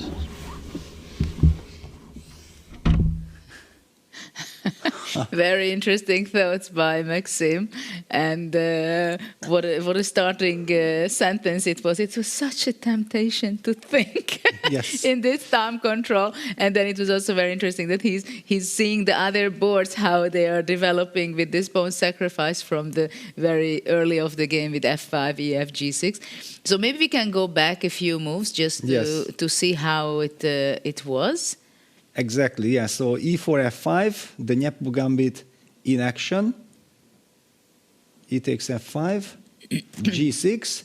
And because Fabi was spending quite a lot of time, Maxime really had the chance to look around how the other games are developing. And he did reveal that it was tempting to maybe follow Richie's suggestion or his move that Richie played with g4. However, the other moves a4, a5 were included. Who knows what that means for the position.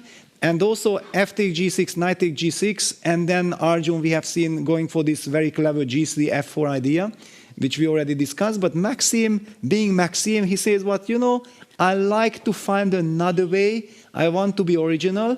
And he came up with the idea of giving up the pawn back immediately. f4, g takes f5, a4, so a4 appears, and soon we will reveal the secret why he's playing the way he's playing. Bishop f3, knight g6, g3, d6. This is the current position. And what Maxime highlighted is the fact that he's dreaming, and he's a dreamer, he's joining us, that somehow probably he was indicating some bishop f2, queen g2 setup, develop the knight to d3, and castle all the way to the king side, and then launch an attack. And that's why a4, a5 was so important for him, that when his rook will join the party, rook f b1, b4, then black's king on b8 will be a target. That's the dream scenario, but as he told himself, he's not sure if his dream will become a reality. But it's interesting to listen this, because it means that the player who plays a4, he has a long strategy of escaping with the king from b1 to all the way to g1. Though I'm not so sure that it will be something that he's going to be fulfill, this idea, because, for example, black could go maybe c6 and bishop b6. But maybe it only happens after queen g2, because queen on g2, it can be also tricky. Yeah. And I like very much when once black is going to be pushing e5, it can be a very active position. But I would ask Nicholas, what do you think and what can you tell about this position? Because this is a very special structure now. Yes, let's have a look together. So d3 was just played, and I think it's already in anticipation, or was played in anticipation of this move e5, which I believe was partly the reason why Caruana went for d6, the move earlier. And after f takes e5, so after d takes e5, we see the pawn of d3 already controlling the e4 square, being ready for this move. And here maybe knight b3 is possible, suddenly targeting the pawn on a5. This is another advantage of including this pair of moves, a4 and a5, that you sometimes can try to attack and win this pawn. However, here black could go c6, or maybe also go and sacrifice this pawn with a move like knight d6 or bishop f6. I think c6 looks very sensible to protect the pawn, and also an idea that you highlighted, Drew, to go bishop b6. So, in fact, after e5, f takes e5, however, the computer quite likes knight takes e5. This is more anti-positional, because you leave an isolated pawn on f5, but on the other hand, you get more piece activity. Here, black is threatening to trade the bishop on f3, and this is definitely not something you want to allow. But if bishop g2, maybe black can follow with knight g4, bishop g5, and a lot of activity for the black pieces. And I think it will be very difficult to play the short castle, the castle all the way to the right side of the board here. I mean, this was just a dream of Maxime's. It just depends how it will play out. This is the current position. e5 is definitely a move that Fabi is considering. There are also other options, like c6 also makes a lot of sense. Trying to develop the bishop to b6. I'm just wondering, in the long run, what are we going to do with the rook on a8? But probably White has the same question. What is he going to do with the rook on a1? Definitely a complex and difficult position, which I think could potentially explode in the next 5 to 10 moves. Let's see. Absolutely, and it was nice to hear this analysis because, I don't know, somehow while you were showing us all these lines, I had the feeling that White has no really good harmony. I have not such a good feeling for White. I really like the position for Black after e5, controlling the center. And I can't say that I feel very realistic that Maxime will be able to fulfill his dream to get to G1 in a good circumstances, that he would find also safety there, because I can imagine myself just going H5, giving up the pawn or playing H4. And I don't see the danger for the Black king. I mean, many moves has to be done in order that the White king finds its safety on the king side and also tries to make an attack. So I don't know, and we have to highlight that also, that Fabiano is one of the biggest experts who understands the freestyle chess format. He did not show it, he could not show it in the first 2 days in the rapid portion of the event, because somehow things really went very strangely for him, especially day 1 where he lost his first 3 games, and after that he won 2, and he was winning against Nepo, yes, but Nepo escaped. So he's kind of rusty or something. But of course, classical time control is a whole different story, because suddenly you don't have to make quick decisions, which is very helpful when you're not in your best form necessarily. But I like his position a lot.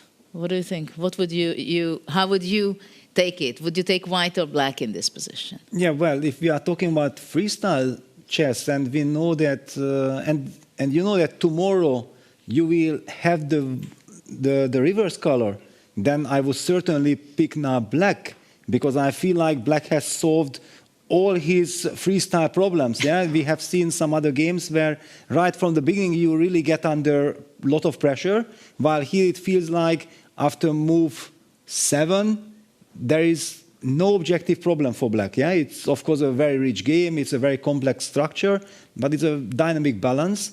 And one thing I want to say, that immediately when you mention this small little detail that you might not be sure that the queen will be so nicely placed on G2, I immediately felt like, yeah, of course, Judith is spot on again, because after C6, once Black plays E5, F takes E5, Knight takes E5, as Nicholas highlighted, then the knight harasses the bishop, and with the queen on G2, we won't be able to maintain the long diagonal for the bishop, and then Black takes over the initiative. Yeah, so it might look tempting to play queen G2 with a tempo targeting the B7 pawn, but you always have to look for the consequences, and this E5, FE, knight E5 is a big problem for White.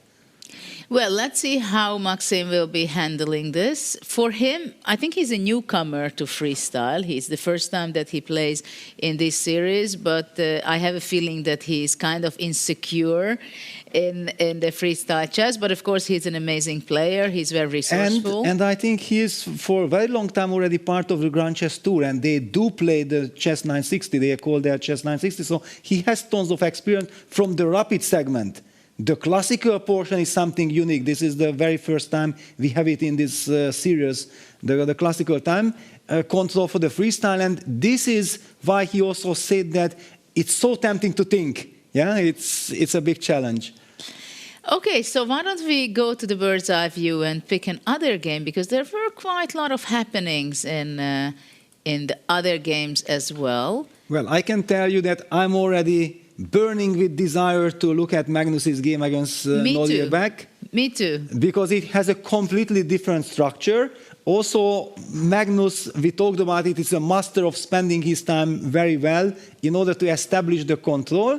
But it looks like the game is out of control, and the move like H5 on the board that you just mentioned in the Maxime Caruana game, that you would be ready to sacrifice the pawn to get the initiative. And this is exactly what Nodirbek is doing against Magnus. Okay, so let's go and focus into the Carlsen Abdusattorov game.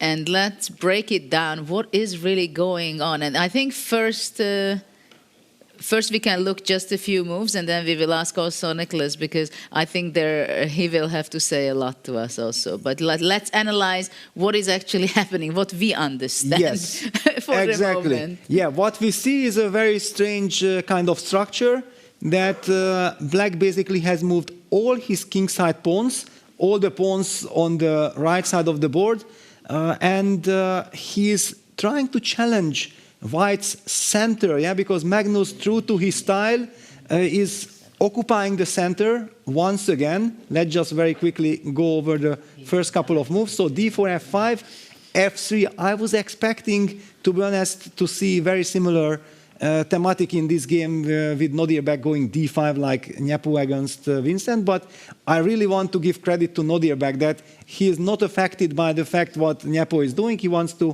find his own way, and he opted for g5.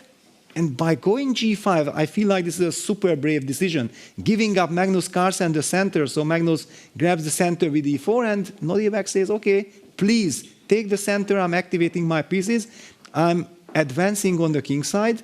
Knight g6, knight g3 played by Magnus, putting pressure on the f5 pawn, inviting f takes e4, please clarify the situation. And Nodirbek played a move, another very brave move, knight d6, a somewhat strange looking move, because we are not supposed to place a knight before our pawn like this. Yeah, it's an awkward kind of square, and the computer doesn't like it, but just two moves, and all of a sudden, computer will be very much on black side. So Magnus played the move b3, trying to restrict the knight, and also setting up the chance of grabbing more space with c4.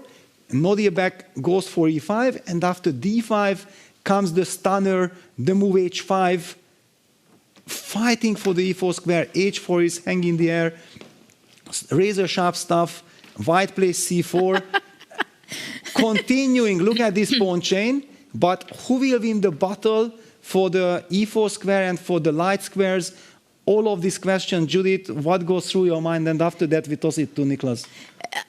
It's just a beautiful position. I'm enjoying to see this pawn structure, which you just highlighted. But I also love Black's pawn structure, having on the 7th rank 4 and then on the 5th rank 4 pawns. I'm very curious whether e5 did make sense, where it was a provocation by Nodirbek when he played knight d6.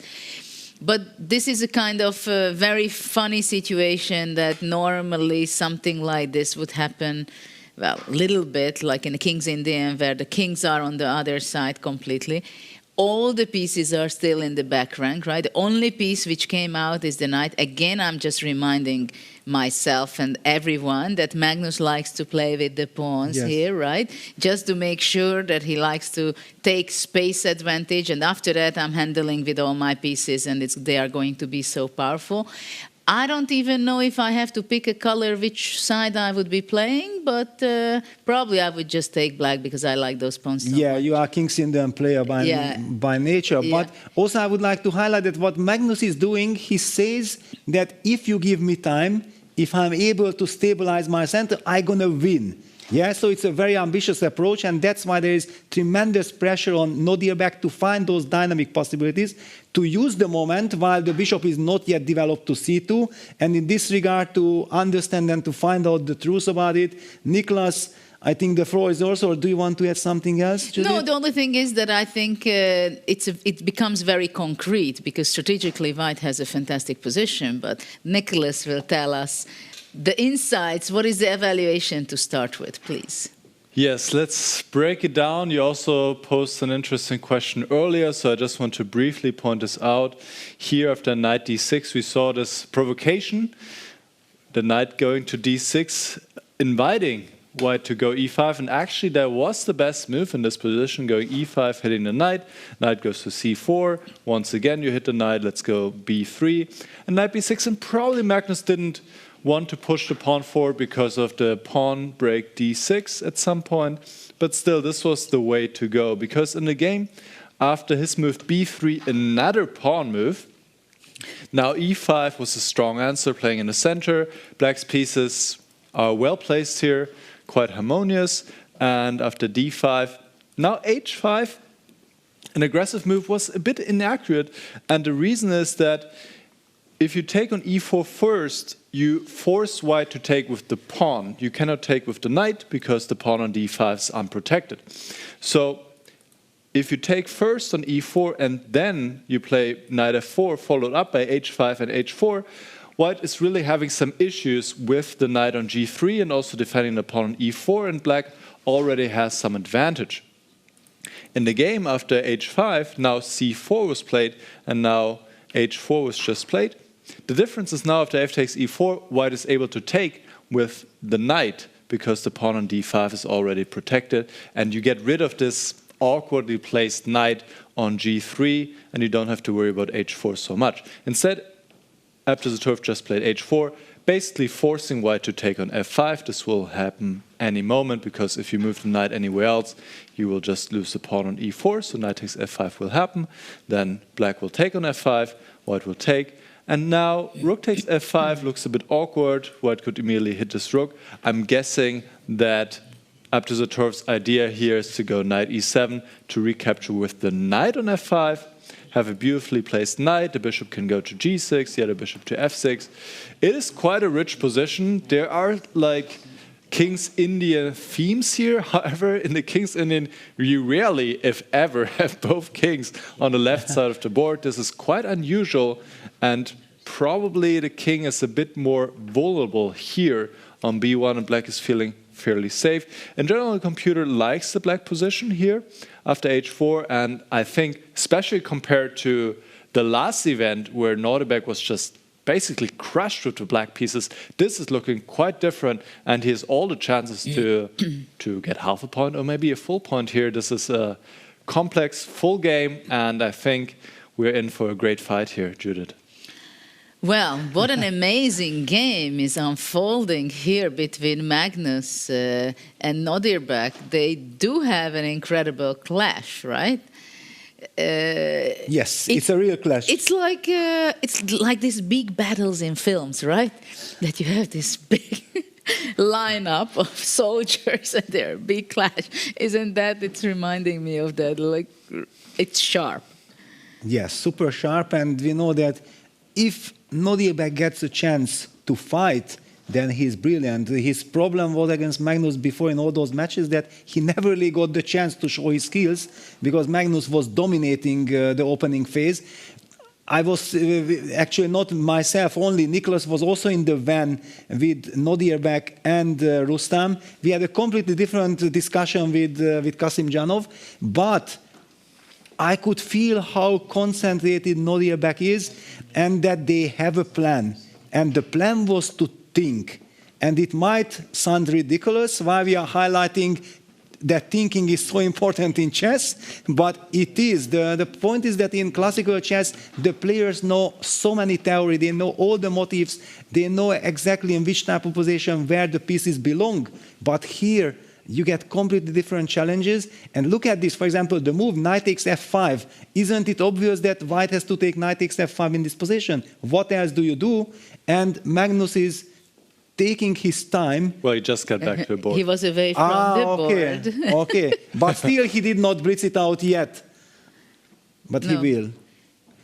He's pausing right now. It's interesting because don't you have this impression that he's surprised? It seems but he cannot like be surprised. A little bit. But you know, it happens sometimes that you're in the game, you're focusing, and I think he was pretty much sitting most of the time. You go away from your board, you come back, you have a fresh look, and I'm not sure he was happy what he saw. Like, am I sitting on the right table? Is this my position? Yeah. Who pushed those pawns so early? Yeah. Yeah. Knight takes f5 played. Of course. Yeah. White has to take on f5.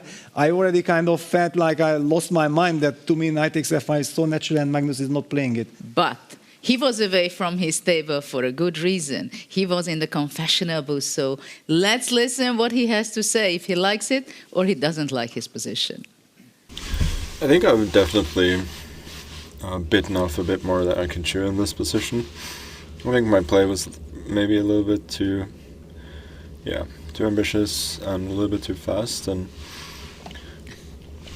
I had made this weird hallucination at some point that my rook could protect the pawn from e1, but my bishop is still there. I don't, like in some line, the bishop was away. I could protect my pawn. Like, as long as I can protect the center, then I should have a great position, but truth is that I can't. I think maybe it was even more dangerous for me if he had just captured an e4 immediately, and then gone for knight f4 and h5. Like, really didn't see what to do there.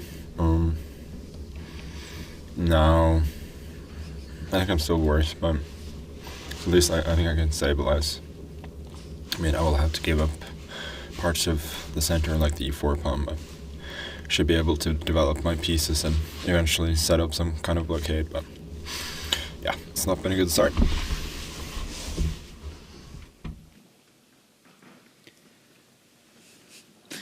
Not a very good start? Yes, and he was spot on. Yeah, that he highlighted immediately that actually his play was based on some hallucination. He felt like he could protect the pawn on e4 with the rook on e1, but the bishop on e1 was on the way, and he just lost concentration. And then he exactly said that after the move d5, e5, d5, there was the chance, as Nicholas highlighted, fe, knight f4, and we were wondering that what white would have done. Well, Magnus himself didn't know what to do. Black is coming up with h5, bishop g6. The pawn on e4 might be very vulnerable. That was a wonderful opportunity for Nodirbek to maybe grab a real initiative. However, what Nodirbek did is absolutely good. It's a very natural way, and it's everything under control. But Magnus already said that I will be at least able to set up a blockade, stabilize the position. Black will be perfectly fine, but the game will simply go on. But I think h5 is a typical continuation of Nodirbek. We could see in the first 2 days, the preliminary phase of the event, that he always has this huge energy to desire to go forward. Like he's moving, going, sacrificing, pushing the pawns. He has this incredible energy, and maybe he's regretting after that he didn't have to have so much energy. He could split it and just take a knight f4 and improve his pieces. But he has this incredible energy in his play, and this is what we see lining up all those pawns. But I fully understand him that he was very tempted to play h5, to tell you the truth, because it's also very tempting to push h4 and forcing white to give up completely the center. Yes, and now we have seen a couple of moves. Yeah, Magnus is trying to stabilize, yeah, activating that passive knight from c1. We all know that normally in King's Indian position, whenever the e4 square is available, white is trying to activate that knight all the way to e4. The bishop belongs to c2, obviously. However, it always comes in packages. If you go with the knight towards the e4 square, then black will have the d4 square for his knight. Black will be able to jump there. The bishop clearly goes to the diagonal, to the h7 b1 diagonal. There is so much tension here. Judith, what is your feeling that in long terms, whom it could benefit if white stabilizes? Can he maybe even hope for an advantage? Or do you think that black will always have more than enough dynamic in this position? It's very difficult. First of all, I like to point out that Magnus did not like his position, really. He was not so happy. At the same time, he feels and he has all the self-confidence that, okay, I will be able to stabilize the position and then it's okay. And I think he's correct with that his pieces are kind of strangely placed, but he makes several moves, like his next move, I believe, will be, well, either bishop c2 or immediately knight c3, regrouping to e4. So once you have a knight on e4, you have a better feeling about your position, right? Because even that e4 kind of push can be sometimes tricky when you have those pawns a2, b3, and king on b1. And so once white would reach to have the knight on e4, bishop on c3, bishop on c2, playing king b2, bring out the queen from g1 all the way to e2 or d2, then white would be in extremely stable position, and then probably I would pick already white. Yeah, and the long-term issue with the dark squared bishop on d8, yeah, where does this go later? First of all, the bishop is kind of not understandable where it's going to be, but my bigger problem is for black, the king. Where is my king going to be placed well? Yeah, actually it was very funny when Nicholas said that, yeah, since white pushed all the pawns, maybe white's king is more in danger on b1 than the king on b8. I also had this feeling that it depends. It depends in which scenarios, yeah, because if white will be able to stabilize the structure as you highlighted, beautifully placing all the pieces, then in long terms, black's king on b8 will feel much more uncomfortable. But if there is some dynamic tactic, and Nicholas was looking with computer, so probably the lines that computer was showing involved, and I already see somewhere I talked about that what will happen with this dark square bishop. Nicholas analyzing some bishop e7, b6, bishop c5. Don't do this to my heart. Nicholas, we just talked about stabilizing and new problems appearing. Before I toss it to Nicholas, I have even a crazier idea. What about playing c6 and bishop b6? Nicholas? Yeah, I mean, be honest. Don't hide your feelings about c6. We can take a look. But I think this is a very important point. The bishop is not on g7 as it usually is in a King's Indian structure, and the pawn is on d6. So you have some more flexibility with the bishop on d8, which allows you to have ideas like you just point out with c6, bishop b6, or developing the bishop to e7 and then go b6. So let's have a look at, well, let's make some move. Oh, bishop c2, this is the current position. Let's see c6 here. Wait a second, just before going c6, let's just one time show... You want to postpone it as long as possible. One time just show that the move d6, which is the so-called King's Indian move, actually doesn't fit at all into the position. Because then the long-term issue with the bishop on d8 will really become, and that's why I was so impressed by this bishop e7, b6, that of course, the engine is super smart, it's immediately it's flexible, and it does not think about this is a King's Indian, no, what I can do with this position. Yeah, this is a very important point. If black plays d6, white is immediately fine, or maybe even a bit better, because of the bishop on d8. You need to have all your pieces in the game somehow and all of them active, and this bishop of course wants to be outside of the pawn chain and not inside, stuck and limited. So Jules' idea to go c6 is maybe a bit early here, because it's also giving white some chances. The computer wants to play castle now and have some fun on a maybe newly opened d file. So this would be too early.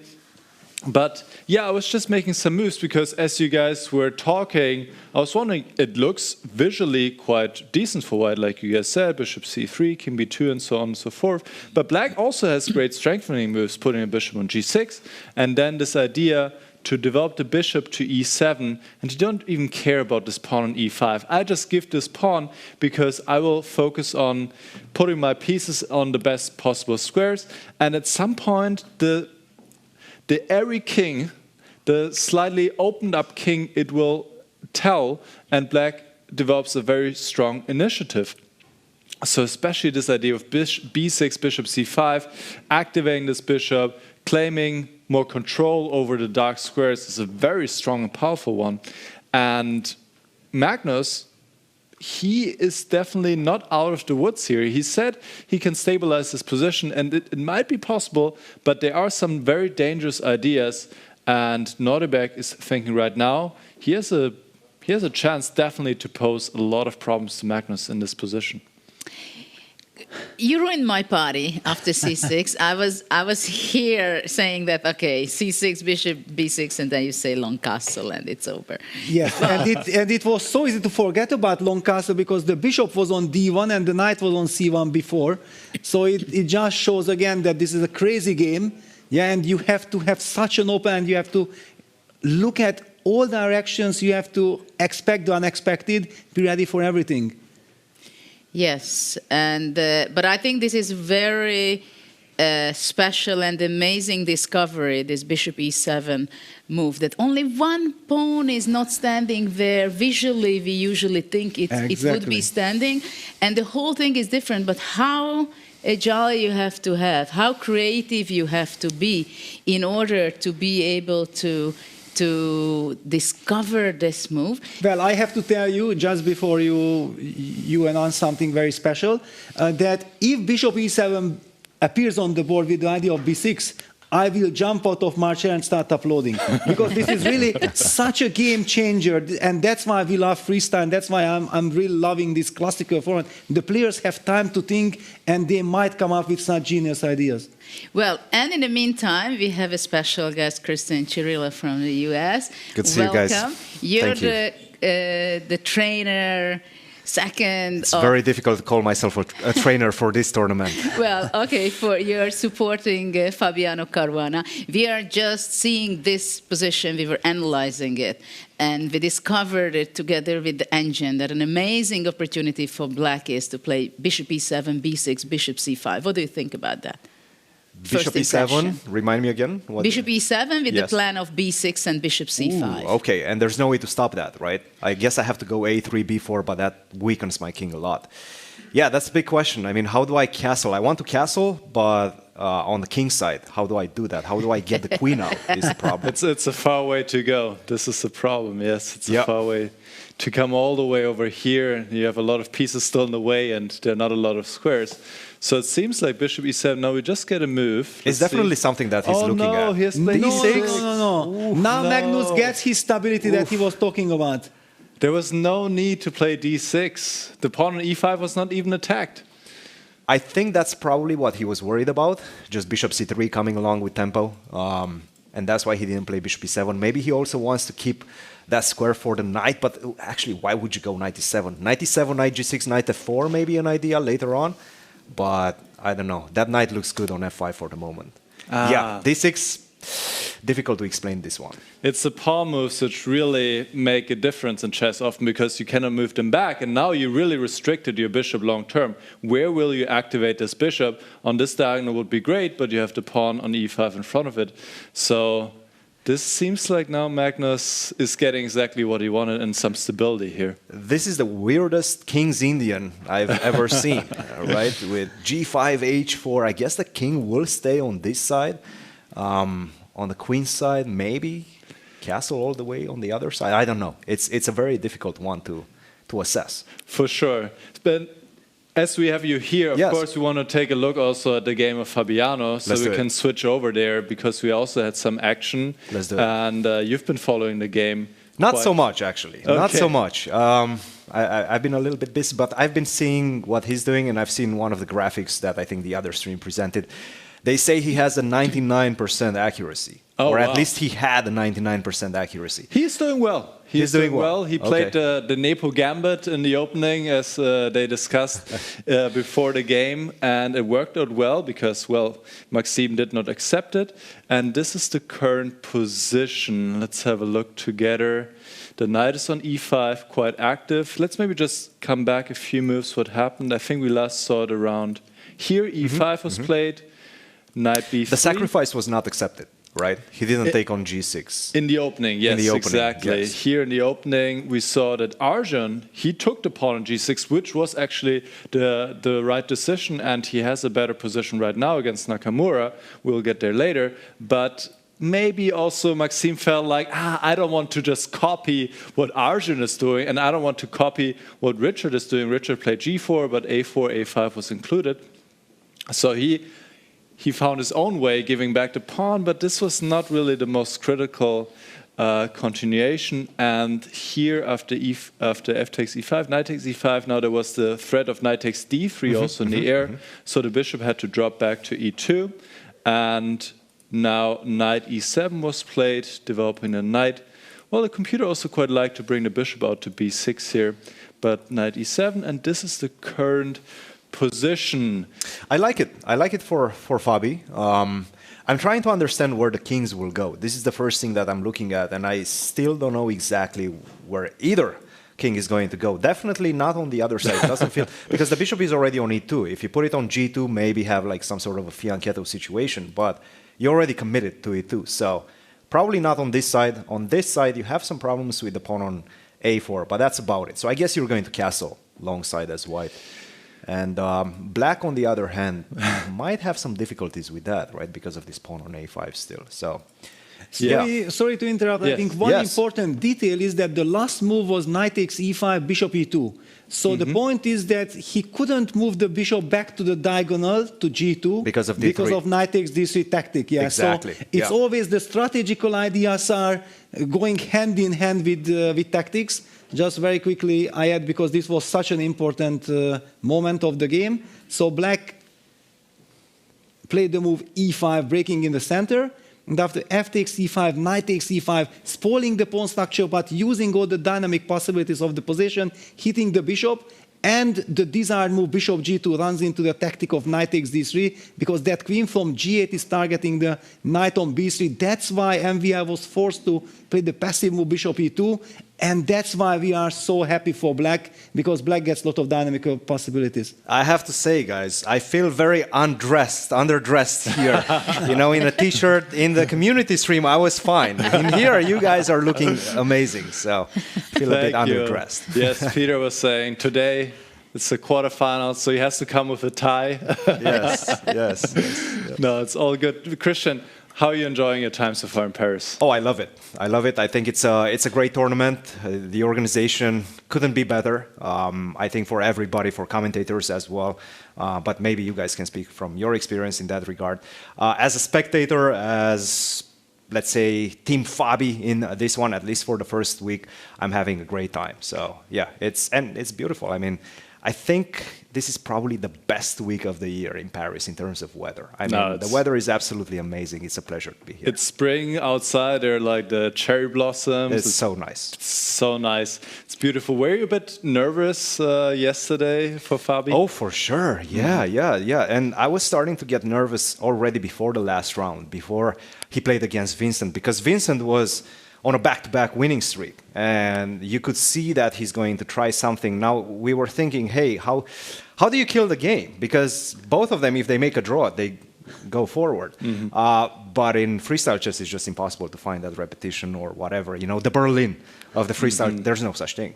So yeah, it was a difficult one. He got a very bad position out of the opening, but the good thing is that the other two games were looking pretty good for Team Fabi, right? Ricci against Hikaru didn't get anything out of the opening, and Gukesh, he was lost at move 10 against Jan, I think. So it was a tough one, but you know, the final result is what matters. He's now in the quarterfinals. He's fighting against Maxime. He's better right now. How do you see your role as here supporting Fabiano?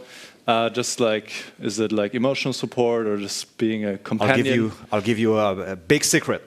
We're not doing any chess preparation. We're not doing any freestyle chess preparation. In fact, we're not looking at chess at all. But yeah, it's mostly just emotional, psychological support in between the rounds. When he's having a hard time, we take a walk around the playing hall and try to kind of decompress and do all of those good things that chess players usually like, to just like walk around and relax. Kind of take your mind away from the game. Fabi loves to watch his game in between the games, especially in rapid chess. So, you know, he finishes his game, he asks me, hey, what's been happening? How did I do? What were my mistakes? He likes to check his mistakes as well if he loses a game. So, yeah, he's very concrete and objective about what he wants, and it seems to have been working so far. Does it frustrate him if he finds out that he blundered something or that he made some obvious mistake? Yes and no. I mean, you have to sort of find out the positives from any game. Even if you've played bad, you've had some good moments up until that point where you made a crucial mistake, let's say. So you have to always find the positives in a position, and whenever you play a good game, you have to get those energy, get that energy in. So, you know, it's a balancing act, but it works.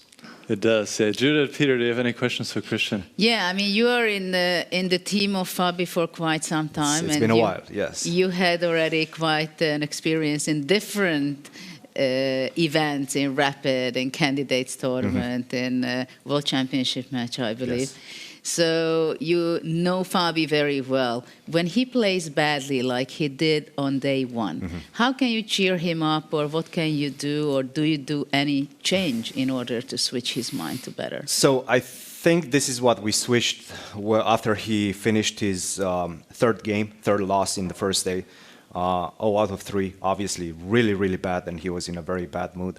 But after that third loss, it was the first time where I sort of pushed him to go outside, go for a walk, because he generally was hanging around the playing hall in between the games. But I told him, hey, let's just get some sun, get some fresh air, and try to focus on the objective, which was finish on +1, +2, finish on a plus, right, the day, and we'll take it from there.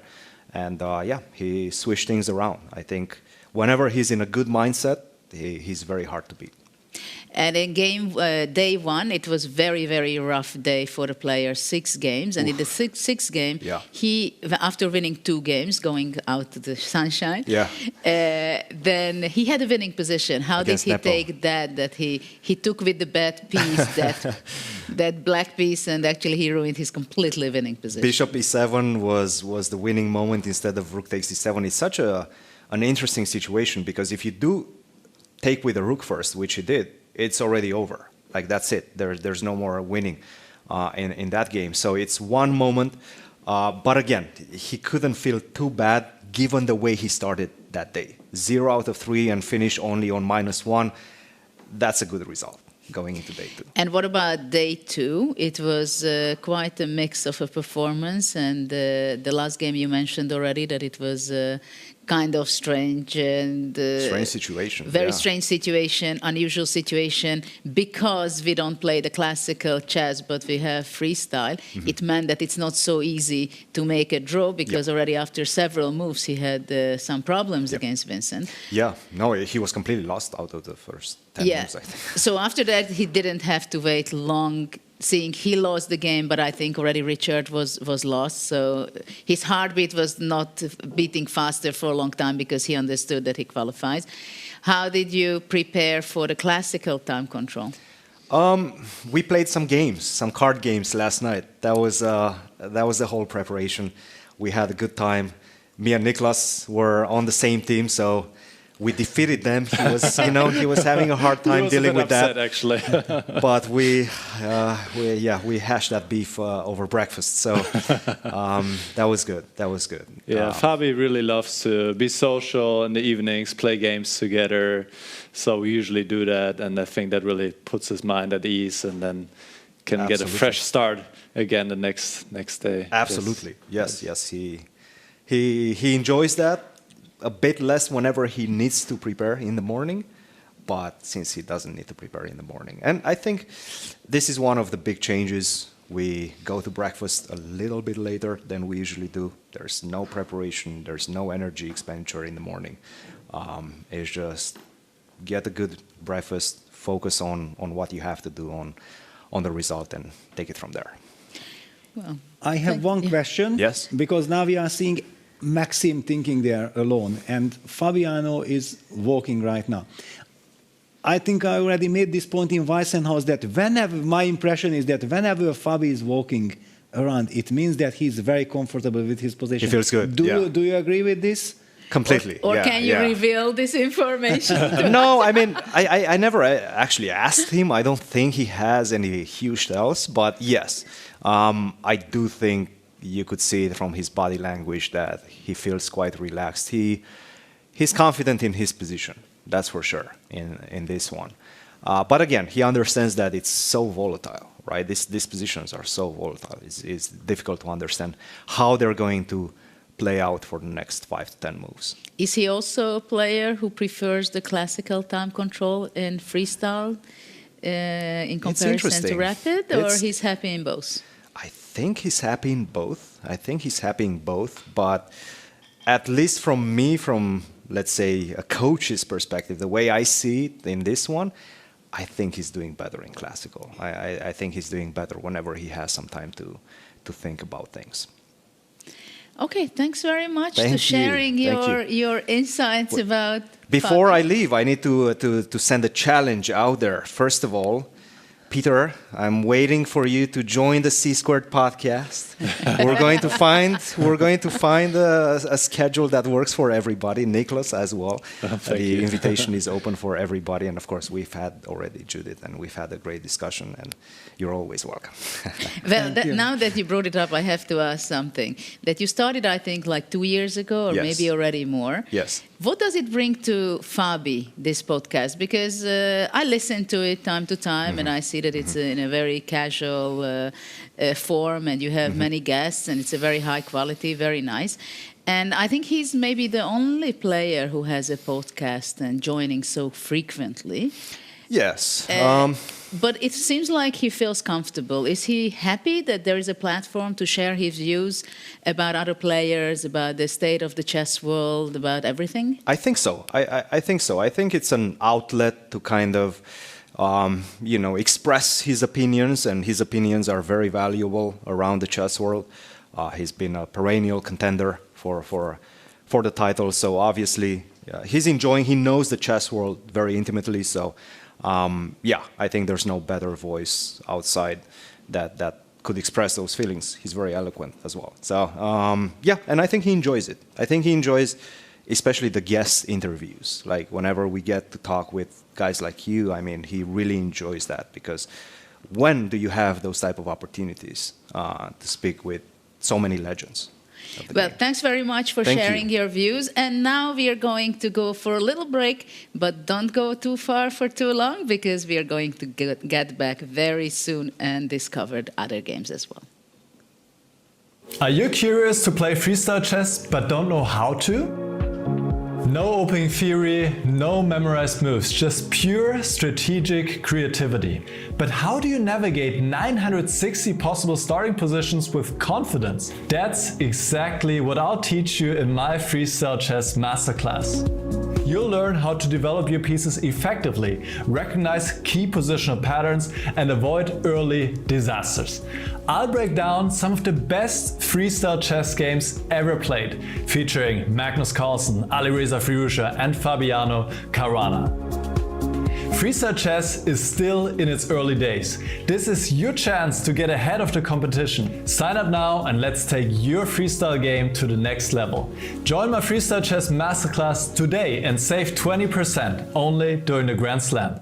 Arjun, congratulations. You finished on 6.5. You're qualified for the quarterfinals. How was your experience of playing this round robin over the board here in Paris? Thank you. It was very intense and very exciting. I'm happy that I made it to the knockout phase. You had a fantastic run in the Freestyle Fridays, winning 3 times in the row. Was that the only prep you did for this event, or did you do something else as well? No, I was analyzing like many possible starting freestyle positions, and I was trying to make some principles out of it. And I did spend quite some time on it. Tomorrow we move to the classical portion. The top 4 players will be able to choose their opponents out of 5 to 8. At the moment, it's still unclear whether you will finish in 4th or in 5th. It will depend on the last game running. Do you have a preference, finish 4th and not getting a choice, or finishing 5th? Probably slight preference towards 5th, because a 4th player usually gets the best one between 5 and 8. So maybe 5th, but it doesn't matter that much. I imagine tomorrow will be your first time playing classical freestyle chess. Are you excited for that? Yeah, I'm quite looking forward to it. It will be quite new for me, and I know some of the others are experienced, but I'm excited for tomorrow. You are the only Indian to make it through to the quarterfinals. You have a reputation for having quite a creative style. Do you think that gave you an advantage in freestyle chess? Probably a little bit, because sometimes in classical I have to go out of my way and accept some worse positions to make it complicated. While here, most of the times, on move 1, move 2 itself, it's already complicated. So maybe that does help a little bit. Well, it's been a pleasure to watch your games. Arjun, congratulations and best of luck for tomorrow. Thank you. Jan, congratulations. You finished the tournament on 8.5 out of 11. You scored 4.5 out of 5 today. How are you feeling right now? Well, to be honest, I didn't feel quite well today, so like I didn't expect like anything to be quite good. So I thought like I will try to sit on my +2 and just make sure I will qualify. But somehow like I got a couple of easy games with white. I mean, especially with, I mean, actually all 3 games with white, I was massively better after opening. Yeah, let's say with Maxime or with also like with Arjun and also with Gukesh. And yeah, somehow with black I also like managed to outplay Vidit from a bad position, and then okay against Magnus at some point I was winning. But it was like already time scramble and I couldn't calculate. So I mean, okay, so far like, today was a great day, but it's important to keep the momentum, yeah, because the main tournament starts tomorrow. Absolutely, but so far, this is your first time playing in the Grand Slam Freestyle Chess Tour. How was your experience of these 2 days of round robin rapid? Well, I'm not going to whine too much, yeah, like scoring 9.5 out of 11. So yeah, maybe the time control is favorable for me. So it's like semi-rapid, semi-blitz. So it's a bit faster than rapid and a bit slower than blitz. So it's like possibly my 2 favorite types of chess, yeah, currently. Yeah, and also it's, you know, it does a great job when you shouldn't like spend like hours and hours preparing. So my head is relatively free of like any extra knowledge, yeah, which could bother me during the game and before the game. So yeah, it was fun. But yeah, once again, like tomorrow is the day. Unless Magnus, who is still playing right now, unless he wins, it looks like you might be the winner of this round robin, and in which case you would be the first to choose your opponent at dinner tonight. Will you give it some thought in the next hour, or do you already have some ideas? I have no idea. First of all, I have to see who finishes which place, yeah, like who qualifies. So it should have been like, I think, from 4 to 8, from 5 to 8 it should be like, I think, Fabiano, Vincent, I think Hikaru, and maybe someone else. I'm not sure who exactly. Arjun. Could be Arjun, yeah, could be Arjun, could be someone else, but probably him. Well, we will see. So I guess like we have to understand that okay, rapid is one story, and like classical, even like classical playing freestyle chess is completely different game, and yeah, I'll surely take my time to consider.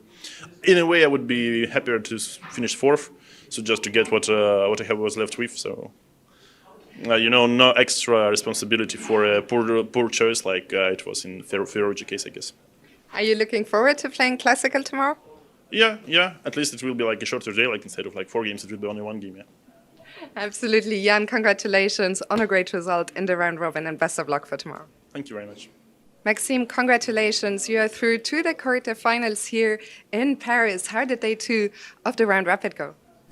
It was a bit less convincing than yesterday. I had a lot of bad positions, but again, I managed to save myself in some of them and to win very luckily against Vidit with 2 points down. So, of course, I'm satisfied with the qualification, and now we move to the unknown. The unknown, the classical portion awaits tomorrow. Before that, tonight at dinner, the opponents will be decided. The top 3 can choose between places 5 and 8. It's not clear yet whether you will be 3rd or 4th in this round robin. Would you rather be 3rd and have the chance to choose between 2 players, or be 4th and just, you know, get an opponent? I'm very mathematical, so yeah, I prefer to have a choice than no choice. Is there anyone here that you would particularly like to play tomorrow? I think we know already we're 5th to 8th, but we'll see. I don't really care. Is tomorrow your first time playing freestyle chess in a classical format? That's why I said I was coming into the unknown. Have you done any kind of special preparation for the classical part of the tournament? Not really. I just was watching the games from previous events and was looking at time management from the players. Hopefully that helps a bit. Well, Maxime, congratulations and best of luck for tomorrow. Thank you so much. Vincent, you just won your last game against Fabiano. Let's start there. A lot of people thought a draw was good for both of you, but you went for it. You quickly got a winning position. What was going through your mind before the game, and what happened in the game? Yeah, I mean, before the game, I was already happy to be in the situation that I was. I mean, even with loss, I think I would have been guaranteed a playoff. So that's quite comfortable considering that after the second game today, my chances were not looking that great. So I was already happy with that. And of course, it was in my mind that a draw would be a great result.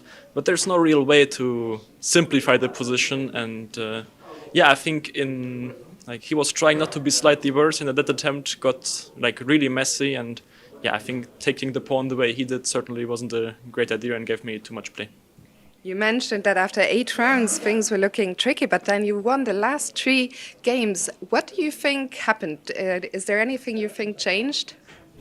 No, not really. It's just we have to be honest that, of course, also the drawing of the position can influence the way things go. Sometimes there are positions that are easier to play for white, and against Hikaru, it was a very difficult and tense game. I think out of the opening I wasn't better at all, maybe even worse, and of course winning that game was certainly the key point.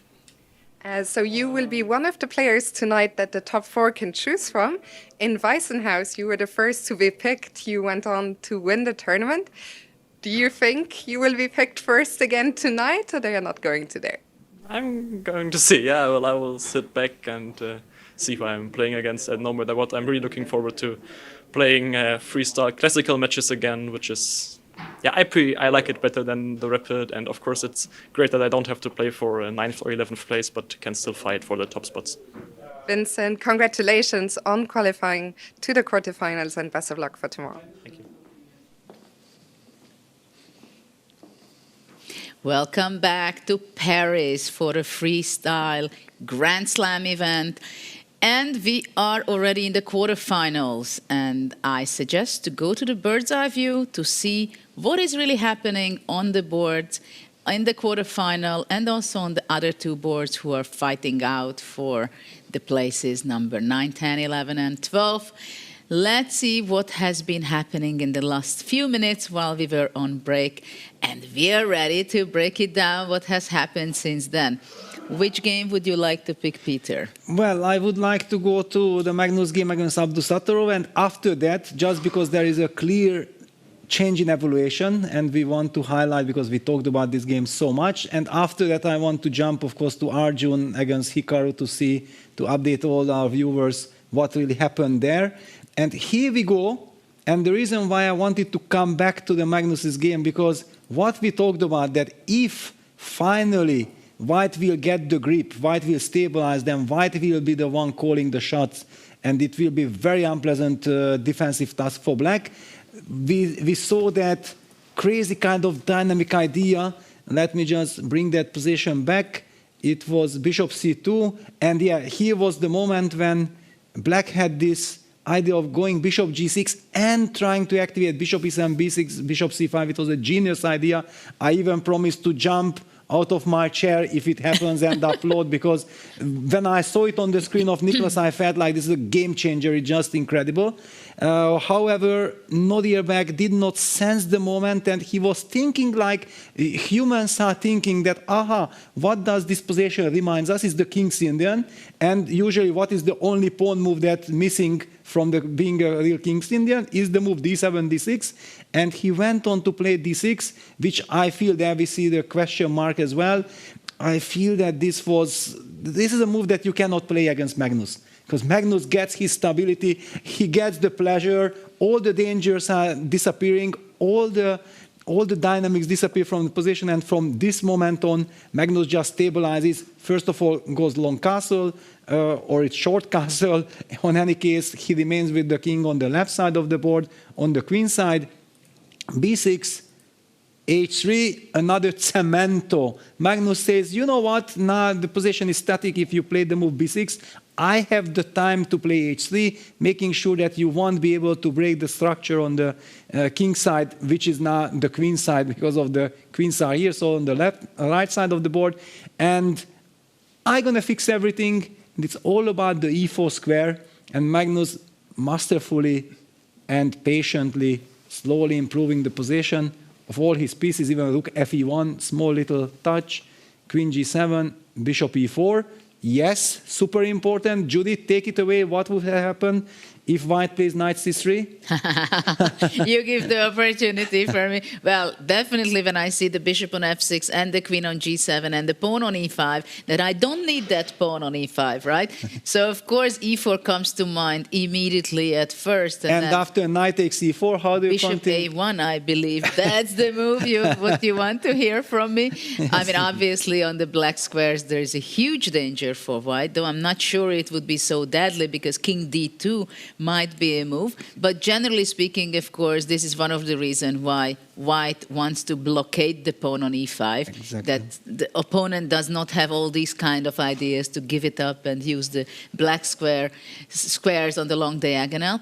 But what I can also tell you, that Magnus was in the confessional booth while we had a short break. So let's see what he has to say now. Maybe he's more optimistic about his position. Yes, building on what I said earlier, I think he's definitely not made the most of his position, and I'm now more or less completely stabilized. Trying to win this position is going to be very, very tough. Even though he has no active play, he's still very, very solid. And I kind of had to castle queenside. But if I want to play for a win at some point, I will probably have to walk the king all the way on the other side, which is practically not going to be super easy to do. But I anticipate that the light squared bishops probably will be traded at some point, and then I'm just sitting there with the knight on e4. He will either have a knight on d4, maybe on f4, and then we go around. I think it's too risky for me to start pushing on the queen side. So I really have to try and bring the king around if I want to try and win. It's going to be hard, but we'll see. I think this is one of the peculiarities of freestyle, that his king is excellently placed in the sense that he can castle to both sides, which I think could be sneakily important. Like once I start attacking, he can just run away in one move. This does, however, mean that he cannot really move his rooks, but I think there are plenty of ways for him to sort of move back and forth without doing that.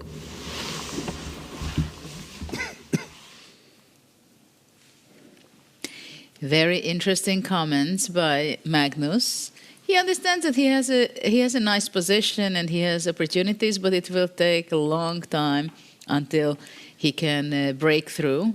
And interesting that he felt that with the king being on the left side, on c1 or b2 or wherever in that area, he will not be able to break through with a3, b4, c5, but he outmapped for us that for that he will have to go all the way to the king side, probably g1, h2 somewhere. That's why also h3 is a very important move, that the pawns f3 and h3 completely stops black playing g4. And only once he has the king and the king side, only after that he will be able to make his very normal pattern of playing a3, b4, c5. At the same time, I could feel with him that he was jealous on the king setting of Nodirbek, because he still has the opportunity to castle either way. So just in one move he can go and place it to g8, right? And that would be a very typical King's Indian position already. Yes, it's super funny.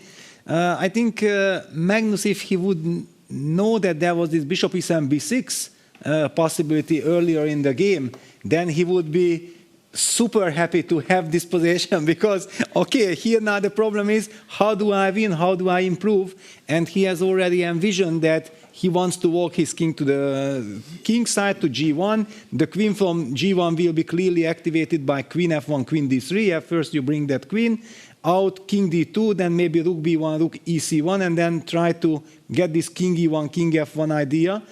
Magnus also said, yes, I know that this is the idea, but implementing it will be super tough. One thing he was saying, that black will probably shuffle around, wait, but Black has to be careful, because if he still wants to keep the castle options open, then he can't move the rook from f8. If he moves rook moves from f8, then he will lose the chance of evacuating his king all the way to the king side to safety. But also I believe that if he would go to g8, even then maybe rook d3 and g3 would be possible. So it's kind of tricky, like really where the king stays more safe, in b8 or g8. And now I would toss it to Nicholas, because maybe he can tell us the truth. Where is the king more safe? The truth. Difficult question. I put pressure on you. The computer actually here has a very interesting idea where he would like to keep the king on b8, because there is the possibility to go g4 and sacrifice a pawn. The point is that after h takes g4, you go h3, trying to undermine the pawn chain. So now white cannot take this pawn on h3 because knight takes f3 is a fork. And if you try to get rid of the knight first, let's say something like this, and you're greedy, you take this pawn as well, then black has a check on g5 and can take the pawn f3, and you feel the white king being not completely safe, and black has great play, whereas the black king is very safe. So actually a computer after h3 wants to play a move like maybe rook d3, protecting a pawn on f3, black can take on g2, white takes back, black can maybe go back to g7. It is a pawn sacrifice. You don't get the pawn back anytime soon, but you now have a target with the pawn on f3. You put the king on b7. You always have the option to maybe include a4, where white will definitely have to respond going b4, keeping the a file closed, not allowing this rook to be activated. And let's see a move. So g4 was very interesting. It was computer's first choice, but it was also a difficult one. a4 is a human move, trying to open up the a file, but for sure Magnus will quite quickly play the move b4. He cannot allow black to take and open up the a file, activate the rook, get some attacking chances. So I expect b4 to be played very soon. And then the question is, what has black gained? Maybe black will put a pawn on a3, but it is a bit double-edged. On the one hand, it can be an asset to have a pawn on a3, sometimes when maybe the position opens up and you can attack the white king. But on the other hand, can also be a weakness in the endgame, or at some point the pawn could fall. So also here still this move g4 is actually the computer's first choice, but the computer did not want to already commit to the decision of going a4. So let's see what he has in mind. a4 may be premature here, and Magnus is thinking, but any other move than b4 would be a big surprise here, Jude. I see in this position, of course, I was King's Indian player myself, and I see that Nodirbek, as we talked before, he's a very energetic and pretty concrete player. He's calculating, he's looking what kind of opportunities he has exactly in this moment. And while Magnus was talking about in a style that he wants to go maneuvering from here to there, it is not something Nodirbek has in mind, I think, to go maneuvering with going with the king there and just be making prophylactical moves. But actually, g4 is very much in the spirit of Nodirbek, so I wouldn't be surprised if it would come and show up on the board g4. b4 is played, of course. Yes. Magnus played it. What is your take on this position, Peter? Yes, certainly the inclusion of a4, b4 highlights that Nodirbek doesn't want to play a slow game, especially knowing that you are playing against Magnus Carlsen, the biggest strategist of our times. And then what do? You try to create chances, because after all, white's queen is still a little far away. One of the ideas, yes, we already talked about the move g4. There's also this break with b5. Is that a move? Is that completely crazy in order to undermine the queenside structure? And then somehow, if that pawn, for example, you capture or go c5, then can I go back with the queen to f7, targeting the d5 pawn? And we might get a completely different messy structure. Probably the problem will be that you will be able to capture on f6 and on d4 and collect a pawn.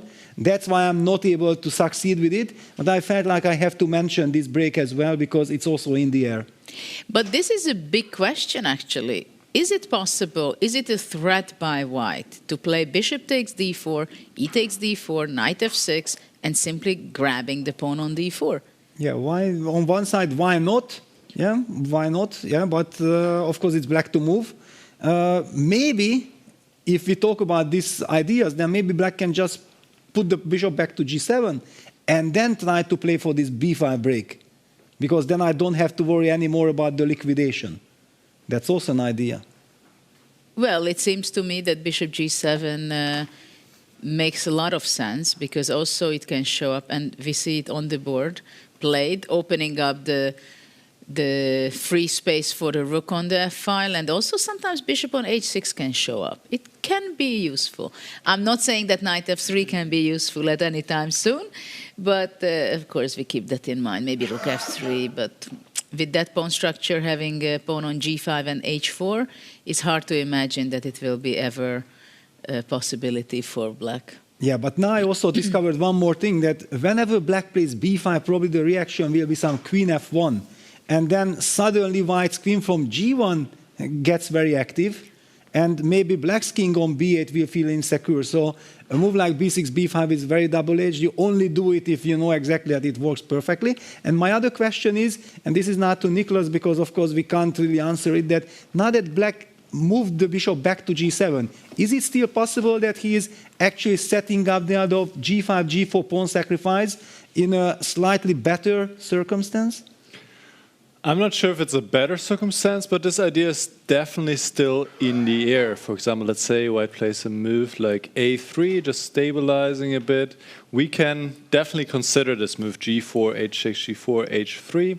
But here, yeah, it's a question if you get so much play.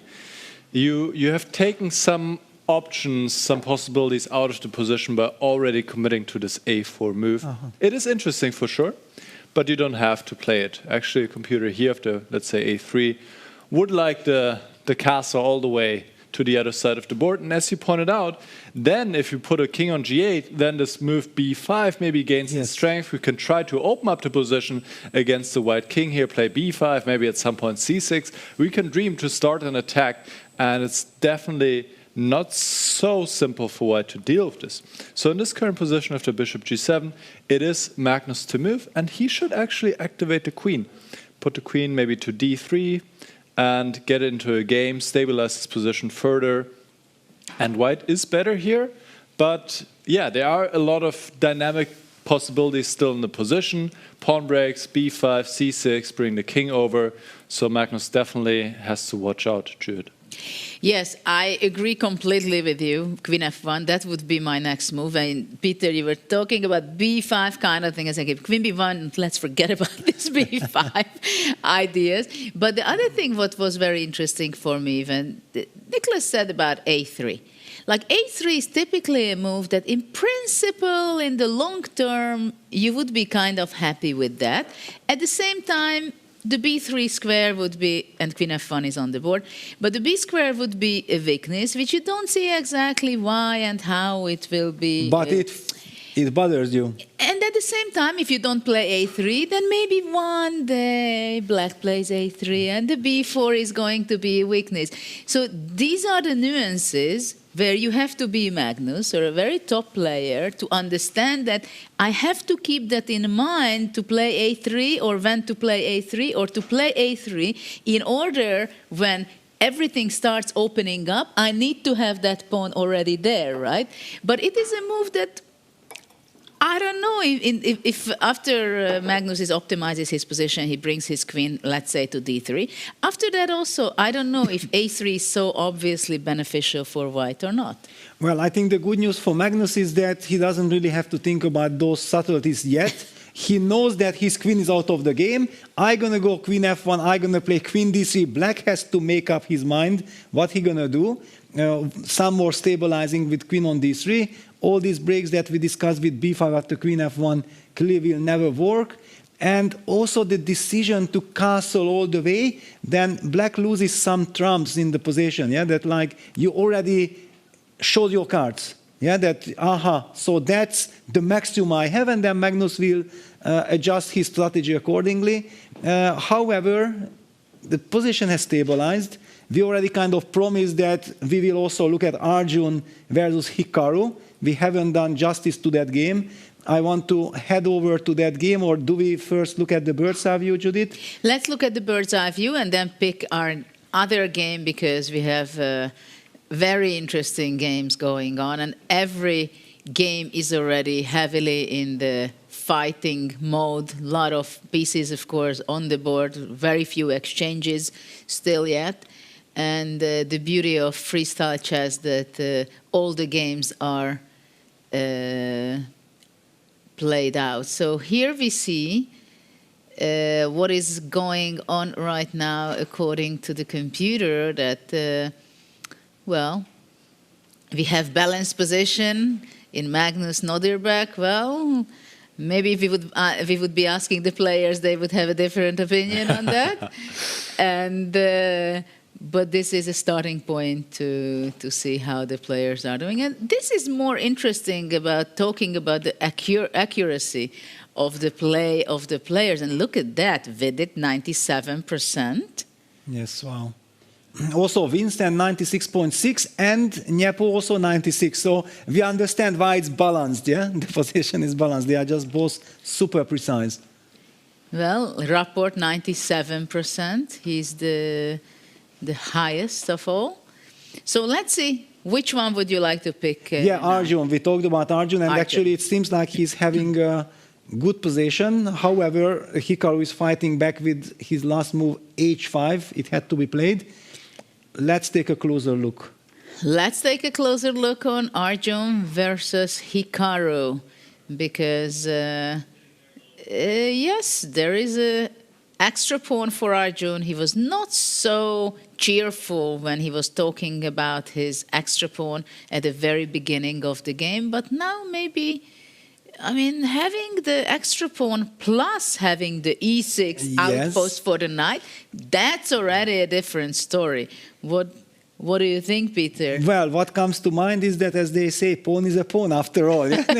And in order to understand what happened, let's just go back very quickly and see how did we get here. So we already saw that this is the Nepo gambit, f5, ef, g6, fg, knight, g6. And I believe that Arjun, I would give double exclamation mark to this concept of playing g3 and after e5 going f4. I feel like this is true genius. Sensing the new dynamic of the position, I'm going to give the pawn back, or if you don't take it, I will just free myself, and you have to give up your center control. Because we talked about it, that basically the pawn sacrifice was based that I'm going to get the center.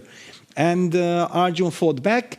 And we talked about it that, yes, black has compensation. The big question is, how big is the compensation? And queen h8 was kind of the novelty of the game, because Arjun expected the move knight d6 to jump out with the knight to control the f5 square right from the beginning. And we do see that in the game somehow he never really got the chance, or never really got the grip of the f5 square, knight e2 d5. f5, the pawn advances immediately. Arjun uses the chance. Knight to e5. And I think it's an important move, f5, because suddenly when the pawn is on f4, it more looks like kind of a weakness. And if the black knight can reach out to f5, then you cannot talk about the strength of the f-pawn. But once you push f5, crossing the halfway of the chessboard, somehow it feels much more powerful. Yeah, now also watch out for knight c4. Yeah, that black wants to jump probably to c4 with the knight. That explains our next move by Arjun, d3. A small little tranquillo, a very quiet little move, taking away the possibility of going knight c4 with a combination of the queen on h8. This is very nice, and Arjun says, okay, pawn is a pawn, I'm pawn up. I will slowly develop. You cannot really do anything. The computer does not like the move knight d6, but okay, won't be analyzing these moves now so carefully. I think this is an important moment, that actually Arjun was playing d3 against knight c4 Yes. and not d4, because d4 was also something to consider, because he wanted to leave the square for his knight on d4 so he can reach out to e6. Yes, so basically it was a super fine move, double prophylactic, avoiding any kind of knight c4 and setting up this beautiful rate structure with the pawn on d3 and knight on d4, beautiful harmony. What happened next? Knight d6, knight d4, rook g8, knight g3, and we see that white is slowly developing. White is getting the upper hand, knight e6, and yeah, Hikaru out of desperation is jumping around, trying to create some threats against the b2 pawn. Arjun says c3, and that's how he provoked d4. Yeah, then Hikaru felt obliged to go d4. Now white plays c4. Immediately we see that suddenly black's activity on the long diagonal is actually simply blocked by the own pawn on d4. How nice it would be just to remove that pawn from d4 from the board. Immediately we would be saying that black has lovely compensation, and this is how we reach kind of the current state of affairs. h5 was played. Arjun very energetically kicks that knight away with c5. That might be very unpleasant. Knight c8, well, question mark, but I would say a very logical move. In bad positions, there are no real good moves. Queen f2, and we reach the current state of affairs. Judith, Nicholas, any chances for black to survive or create some play? I don't know. At first, it looks like, well, I wouldn't like to exaggerate, but the first thing comes to mind, white is completely winning. What about you, Nicholas? Can you oppose with that, or what do you think? No, I mean, you look at the position, and it doesn't need a computer. Of course, we also have the support of a computer, but it doesn't really need it to understand that white is in excellent shape. Look at the pieces. White has a powerful knight on e6. White is up a pawn, a passed pawn on f5, which is more strength than a weakness. The black pieces are fairly passive. The knight on c8, the bishop on f6 is blocked by the pawn on d4. The queen is in the corner. White is ready to bring another knight on a beautiful outpost to e4.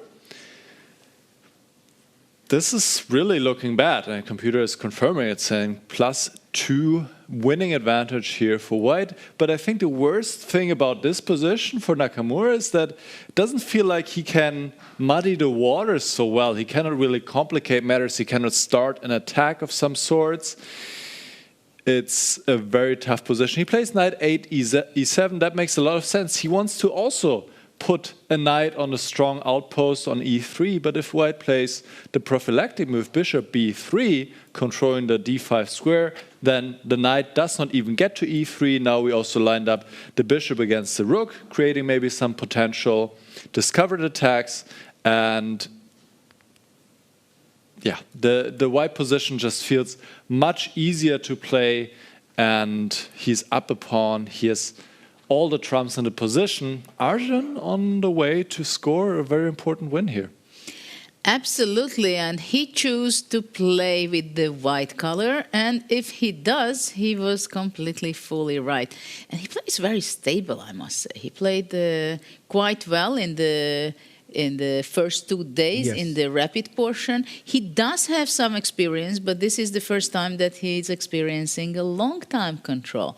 He expressed that, and in this position, to tell you the truth, it is a reminder that we have a position of freestyle.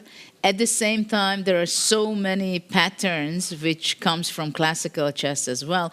And as you pointed out, Nicholas, having the outpost to knight on e6, and just the idea that one way away the other knight to centralize itself to e4 and having the d1 bishop going to b3, I don't think that this game can end anything but with a victory for Arjun. Do you think there is any real practical chance for Hikaru, Peter? Well, I would say that if it's not Hikaru sitting on the black side, it would be hopelessly lost. and I think it tells it all. But it's Hikaru there. We have seen him getting out of things like this. I don't know how he does it. I don't see any realistic chances. Nicholas highlighted that, yes, black at this moment wants knight d5, knight e3. If that knight lands on e3, then we already don't need to be Hikaru to understand that we get chances. But white will stop that for sure, and then black is still without any counterplay. The only little element that is not like a classical chess that, yes, the king's position, king b1, king b8, it gives a little bit of hope that something is a little different than usual. But imagine eventually a potential bishop d2, bishop f4 would be kind of also deadly. If that bishop from e1 activates itself to f4, then the pressure on c7 pawn will be unbearable. I don't have any good suggestions. But Hikaru will certainly find the way to continue the game. Yes, but at the same time, having the knight on e6, it's not only that it's beautifully placed, but it also paralyzes black from castling. Yes. So actually the rook on a8 will stay there until the moment, until white has the e6 knight. So for black, it's important there are two aims, I think, in this position for black. One is to try to get his own knight to e3, similarly as the white knight on e6, and the other one is just to eliminate the e6 knight by playing somehow knight d8 and get rid of that extremely powerful knight. What do you think going circle around for bird's eye view and pick another game, because other games were also like Maxime and Fabiano's game. Also, we haven't seen for some time. Also, we have the other games, but let's see where. Also, so much happened in the Vincent game against Jan. It almost looks like Vincent is getting into horrible time trouble. On the other hand, the position is very solid, and time might not be so important at all. He finally got a maybe minimal advantage. Maybe it's not even an advantage. It just looks like he has the pair of bishops. So he's the one who can decide when to eliminate that monster knight on e4. That knight on e4, I think, compensates for the pair of bishops. So I would say it's strategic equality, and might also be some kind of a fortress position. Well, I think we can pick Vincent's game. In the meantime, just notice that Nodirbek decided to push a3. So we will come back to that as well. But let's see what is really happening, unfolding between Vincent, the winner of Weissenhaus, the first leg of the Grand Slam, and Nepomniachtchi. He is very much behind in time. And this is not something too good. At the same time, the good news is that it's a very solid position, right? Yes, I think that Vincent actually used his time perfectly, that he navigated that center stage when it was not really obvious what is really happening. Just very quickly, really, in 30 seconds, I want to finish with it. Keeping this h4, h6, I think it was super important. Vincent played the move bishop e2. And look at this maneuvering. Black plays bishop f6, white plays knight hf2, knight g6, h5, of course, knight e7, knight e5, using the tactic, that black cannot take on h5 because of knight d7 fork, and black cannot eliminate that knight because then after d takes e5, the knight on d6 will have trouble. So that's why Nepo, of course, continues his route to targeting that e5 knight, that monster knight. Vincent is now ready. Look at this lovely kind of idea. Knight f2, knight e5, knight fd3, perfect harmony. Just in time after queen g7, he reinforces the knight with bishop on c3. It's cemented. Jan goes b6, queen h2. It's all about the e5 square. And Jan continues harassing that knight with knight f7. I need to challenge. I need to do everything in my power to eliminate that knight. So after knight f7, Vincent finally decided. Computer did not like the move f4, but it was kind of understandable that Vincent wants to cement the knight. And what happened? Black played g4, bishop b2, and that's how we ended up in this locked position. All these strategical moves now make perfect sense. But I'm still wondering how the e3 pawn ended up on e5. Well, knight e5, fe5, okay. There is the... Exactly, otherwise it was a big mystery, like what really happened here. Bishop g5, knight f4, yes. Queen f7, targeting the h5 pawn, but Vincent is now already also in time slowly to protect it, takes. First of all, now takes on h5, finally will lead, probably because of rook h1 to loss of the h6 pawn, so Nepo doesn't want to touch it. Now ready Vincent protects it, rook a8 and queen g1, we kind of, Jan is not rerouting the knight. Is this a good idea? But I don't understand. Is it a panicking idea? No, I think it's a practical idea because he sees that Vincent has 12 minutes on the clock, so I go knight d2 because time doesn't matter. But wait and I a second. put knight f3. I don't believe in this. No. I don't believe in this. Not just because of the Ever bar. I felt like the knight on e4 was controlling the c5 square. I don't know. After this knight f3, I feel that there might be something for white, maybe with a potential b4 break in the right moment. Maybe I will even have to play the move c3 in order to avoid any kind of knight takes d4, c5 kind of tricks. And then c3, b4, and if I break, black's king can be in danger, but maybe I'm overreacting. In any case, the game heats up. No, but I think the reason is why Nepo played knight d2 because of the clock situation. You think so? No, he thinks it's not too dangerous, which I'm not so sure at all, for the reasons why you just explained, that the c5 from black side is not so easy. And I think he thinks that, okay, if you take on f3, it doesn't matter, right? Because I just give up the pawn, I double on the g5, so black is not in danger for a second, which is completely true, I believe. At the same time, he also is not afraid generally of c3, b4. He thinks, okay, this is a draw, that is a draw, but okay, let's provoke a little bit, but it cannot go anything too wrong for me. Yeah. I think this could be his well, but also this knight d2, knight f3 is a very defensive move. Now with bishop c6 also, black is basically giving up on any dynamic idea. He just wants to sit, yeah? I'm expecting that he might want to put the queen on d7 to keep an eye on the a4 pawn, discouraging white from going b4. And maybe it's a clever idea and it's just a total block, because as you highlighted, bishop takes f3, g f3, queen takes f3 is never good. Black plays rook g4, black plays rook cg8. The bishop can fall back to a8, targeting that h5 pawn. White can never be better. Of course, white is probably not running risk, but it's a draw. But do you think that he thought that the knight on e4 is more dangerous for him if white captures it with the bishop? Yes. So after f takes e4, some f5, or d4, then c4? Exactly. And that's why he regrouped it to f3, that he's more comfortable with the exchange over there? Yeah, he was maybe thinking about this idea that white goes queen e3 and potentially somewhere takes f5, targeting the h6 pawn. Of course, I don't really see realistic scenarios where it really works so perfectly, but it might have been a consideration.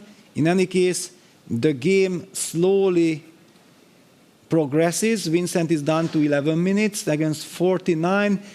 I would like to ask Nicholas. Nicholas, please tell us what is the objective truth. Is Vincent able to create some chances on the queen side or the king on the left side of the board, or black is able to maintain the balance?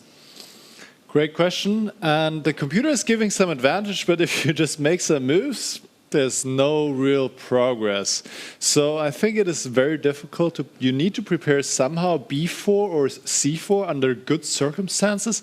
And that seems really, really difficult, because if you play b4, now he puts the rook on a8, so he's further making the advance of b4 difficult, since the pawn on a4 is always a target. So for example, if I play b4 now, black takes the pawn and then takes the pawn a4, and all you have done is just lost the pawn. But then really the question becomes, can I prepare b4 in such a way that I don't have an issue with b4? Difficult. And the other break would be to play c4 somehow, but once you play c4, then you also open up this bishop. Probably black will put a rook on d8, maybe the queen on d7, also to be ready for this break. And I think, as you guys said, black will just sit. White is never really happy to take on f3. There must be really good circumstance to do that, to create any chances, because winning the pawn does not really amount to anything. And I believe that Nepo will now just wait and see if Vincent comes up with any plan to do something. You would like to maybe move your king over also, but it's really hard to do so with the knight on f3. Let's see if if Vincent maybe has some idea. Maybe it is possible to do a slow plan like this, to put the king over to g2, maybe put the bishop on e3. I'm just speculating here, and then eventually prepare b4, but not easy. And let's see if Vincent, being also a little low on time, is trying and maybe also willing to risk a little bit in this position. Yeah, he went king b1. King b1. Okay, wow. He wants to regroup the bishop. He will definitely try, but once he plays a break, he needs to be sure, because it could also backfire in some circumstances. But while you were showing all these lines, I was also thinking about it, that maybe Nepo is not just playing for a draw. He just improved his position playing king b7, rook a8, and we only discussed how prophylactical he's playing against b4. But what about if we think about it that he's going to be playing rook b8, king c8, king d7, and b5 himself? Yes. Of course, it's not so easy to move away with the king because the c6 bishop is hanging. But let's say if white would be trying to regroup the king, and let's say white would go queen e3, c3, bishop d3, bringing the king to e2, then already maybe also black can think of playing b5 himself. I would be very afraid to touch my c2 pawn. I don't want to touch it, because once I push c3 and you potentially push b5, that will hurt me. My heart, is already thinking, no, we are old school, we don't do this kind of things.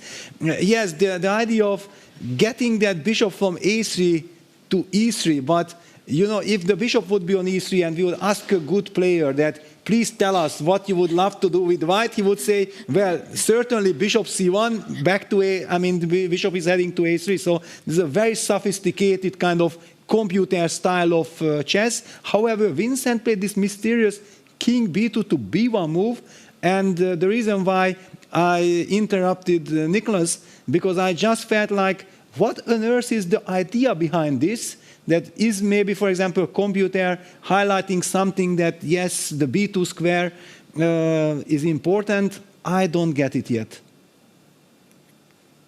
No, yeah? No answer. No, and in fact, I was checking if black goes queen d7 now. You should really not play bishop c1, then because b5 then comes. b5 is coming, and black might take over. So black has some active ideas as well, especially connect to this b5 break. So you need to be ready for this. And yes, king b1 is a bit mysterious, because as you pointed out, the bishop is not really better placed on e3. The only advantage of that is that if we dream about, let me just make some moves. If we dream about the king somehow being all the way over here, I will just make moves so that we get to something like this. Then I'm ready maybe at some point to play b4, and the pawn on a4 is protect. For example, in this case, now that I played a lot of moves, I can play b4. But this is far away, of course, and we have queen d7 on the board, so bishop c1 would not be a good idea now, and we might see the point behind Vincent's king b1. Maybe he will just move the king again now. Let's see. So I think this is what Nepo is thinking. That, okay, I put my knight on f3, fine. It's very different. It doesn't come to your mind, right? I mean, knight is on e4. How more optimally you can place the knight. He's regrouping to f3. Little pressure on the d4 pawn. But it seems at first that, okay, bishop f3, and it's just equal, draw. Then he makes these moves, king b7, rook a8, queen d7. I don't want anything. And bishop c1 played. Oops. Oh, no. And now after b5, I'm getting worried for white. You see? Yeah, Vincent is very ambitious, because the move bishop c1 is trying to play for an advantage, but with 9 minutes on the clock, in a mini-match, how realistic are your chances that you will be able to outplay Nepo in this position? I'm not sure that he's playing for more than the position. What you should do if you... I mean, you cannot offer a draw to start with, because we are under move 40. Okay, you want to hear stability? Yes. After look a2. I will just make sure that you will never get b5 in. My next move will be rook a1, and I don't care that I have 8 minutes, 10 minutes, 9 minutes on my clock. I will collect the 30 seconds, and I'm ready for any kind of break, and I can never ever worry. But this is not Vincent. He believes that because of the pair of bishops, he should have the advantage. Unless he's down to 5 seconds on the clock, he will try to play for a win. This is his kind of character. I would be just rook a1, rook a2, looking at Jan that, what do you want from me? You are really playing for my clock. You can't touch me at all, my friend. Oof. But I'm not sure he cannot touch you. Like he could still play queen d7, protecting the bishop, then goes king b8, go bishop b7, and c5. Okay. So, but I will also be able to take the knight if I want. When you move all your pieces there, then I just collect this pawn and I might be threatening g4. No, I'm just saying that objectively I shouldn't be risking anything. But when your clock is ticking and your opponent blitzes, exactly. You have to make moves, and you think that you're not worse at all, so you don't feel like playing rook a2, rook a1, right? You're trying to act king a7. Wow, yes, setting up bishop b7, bishop a6, the classical French idea. We haven't talked about it. But it's interesting that he went queen d7, but of course the purpose of queen d7, protecting the bishop, yes. Wow, yeah, this is, actually this whole knight d2, knight f3 stuff is a sign of true genius. Yeah, it would be so natural to think like the knight has reached its final destination e4. And by the way, let me, when was this? It was long ago. So bishop is regrouped. It was here, yeah. The reason why I want to highlight this is that the last move from Vincent was queen h2 to g1. Looked like a perfect idea because it stopped c5. Yeah, you play queen g1, you want to play queen e3, and then you look what you're going to do, c4 break might come, and then Jan immediately use this chance, knight d2, jumping with the knight to f3. Fantastic concept. And now we can already go back to the... But now things are speeding up. They play very fast. Nepo also plays very fast. Bishop is transferred to f2. Well, so basically, is Vincent indicating that I might take the pawn because... He takes. He took it. Wow, materialistic, yeah? Young generation, new generation. Oof, taking the pawn. I would never do that. Well, but with bishop a6, black is provoking it. Yeah, you didn't have too much of a choice. Yeah, rook g4 blitzed out. Okay, this is a clash of beliefs. This I'm loving. Actually, that's why I really love when a young generation plays against established top players, because they look at chess completely differently, and they have different. For example, Jan, if after the game you will ask him, "What do you think about the game?" I just cannot believe Vincent took this pawn. Yeah, that will be the answer of Jan. I can guarantee you for sure. How could he take it? He doesn't understand chess. This is how all the people are thinking. Yeah, and the younger guys think like, well, the computer thinks I can take it and I will take it from there. I will play well. I will find the way to prove that it's right. Well, but he had to, right? Just trading the bishops was not really an option on a6. Yeah, now already not. But he set it up with king b1, bishop c1, yeah, this idea. Well, maybe it was not possible to stop this plan by black anyway. Yeah, that's the other... Well, okay, there were options, but okay, yes, let's think like, because if I had bishop on a3 against bishop b7, I always could have played bishop b5. But you could also play queen d3. You go king b8 already. Then yes, no, of course, yeah, but anyway, I'm just believing that it's a fascinating kind of storyline that the younger generation looks at chess differently.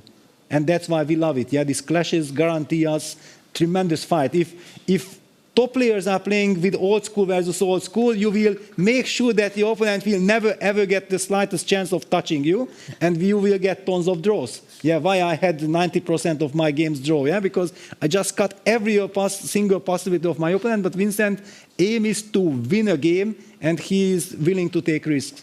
But maybe he had a good strategy, by the way. Because c5 will not really be an option for black for a long time. If black goes with the rook doubling on the g file, on g3 there is nothing going on, right? So what is black up to?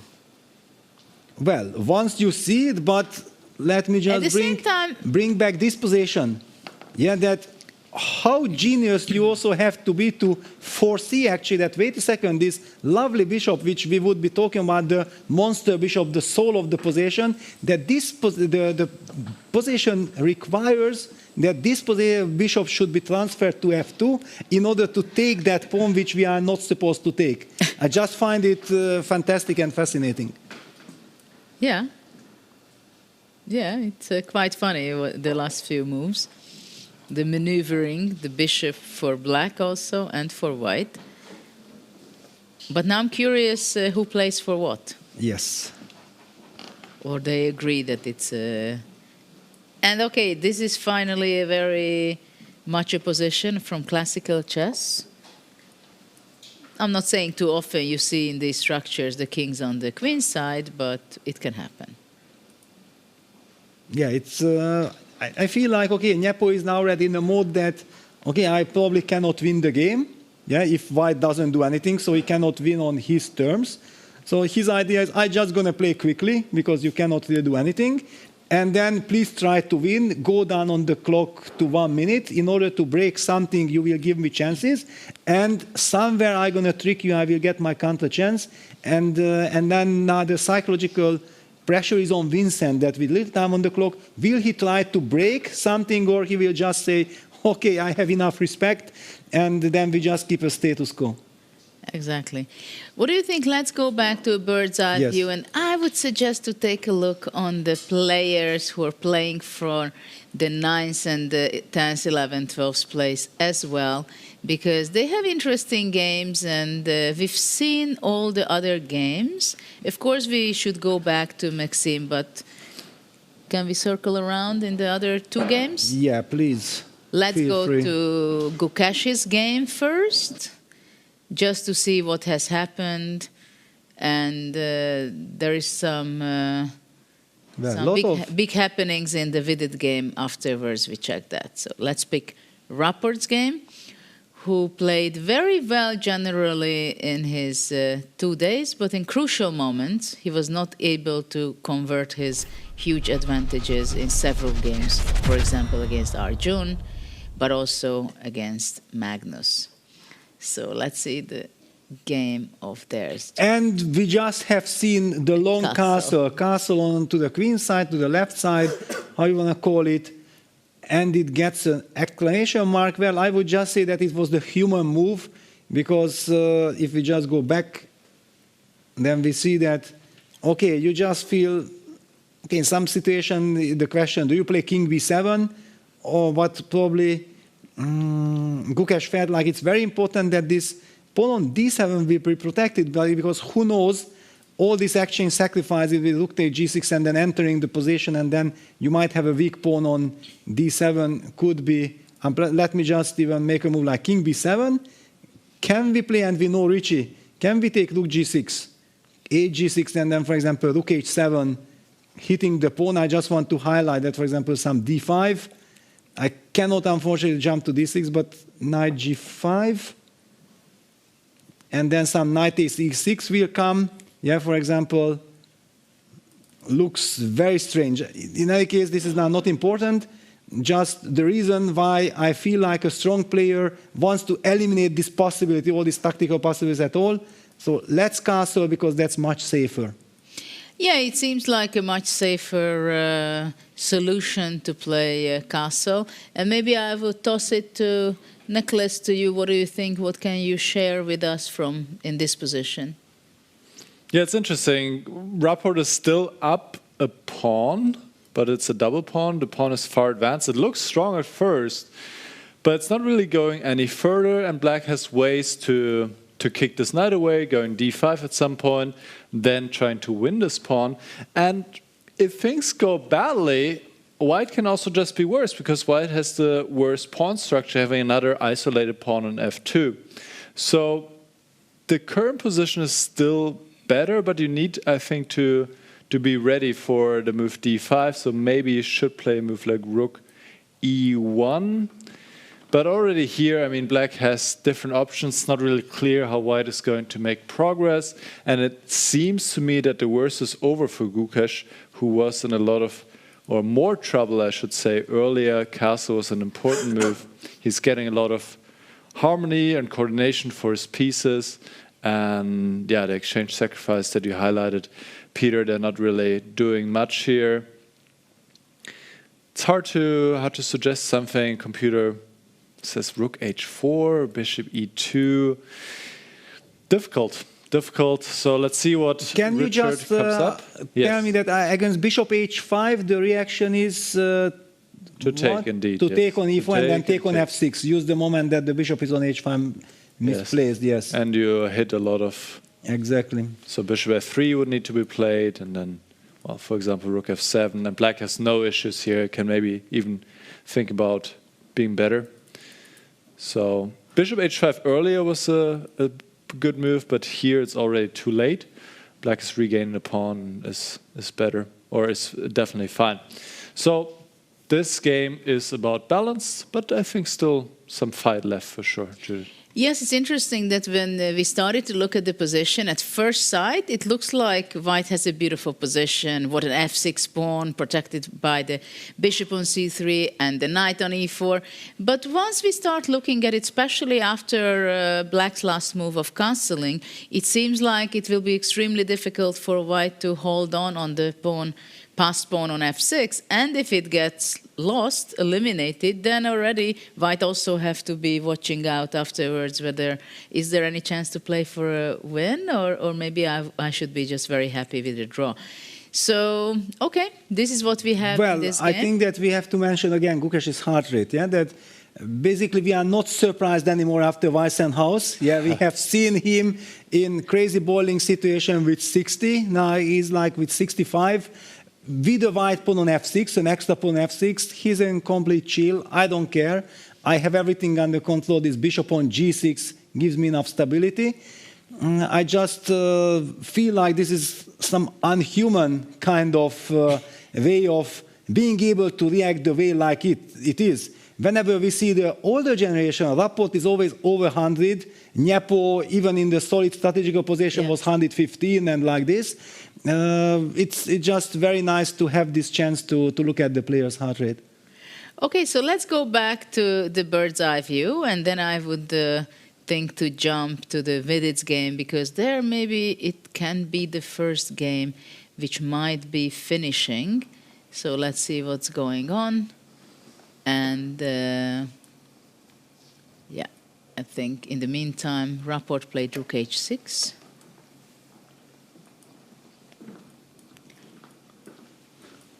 So, what anything special happened on the other boards?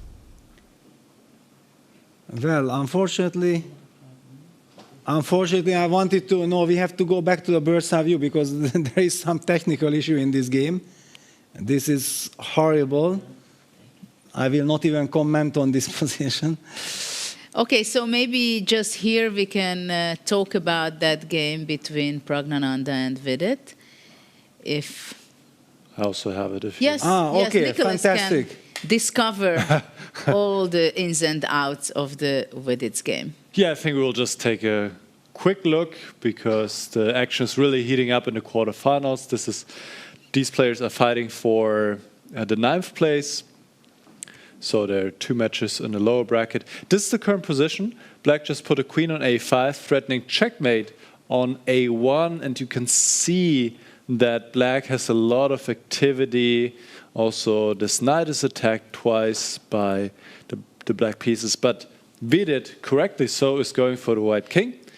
Now, c3 was played by Praggnanandhaa, and here, well, black has an attack for free, basically. Of course, he could give a check already, but does not run away. The computer wants to see bishop c5 here, hitting the queen on g1, provoking d4. But after d4, there's also something like bishop f7 happening. D takes c5, now check, and this would be already checkmate if white takes the bishop back, and if you move the king, you have just lost an exchange, and you're also in bad shape.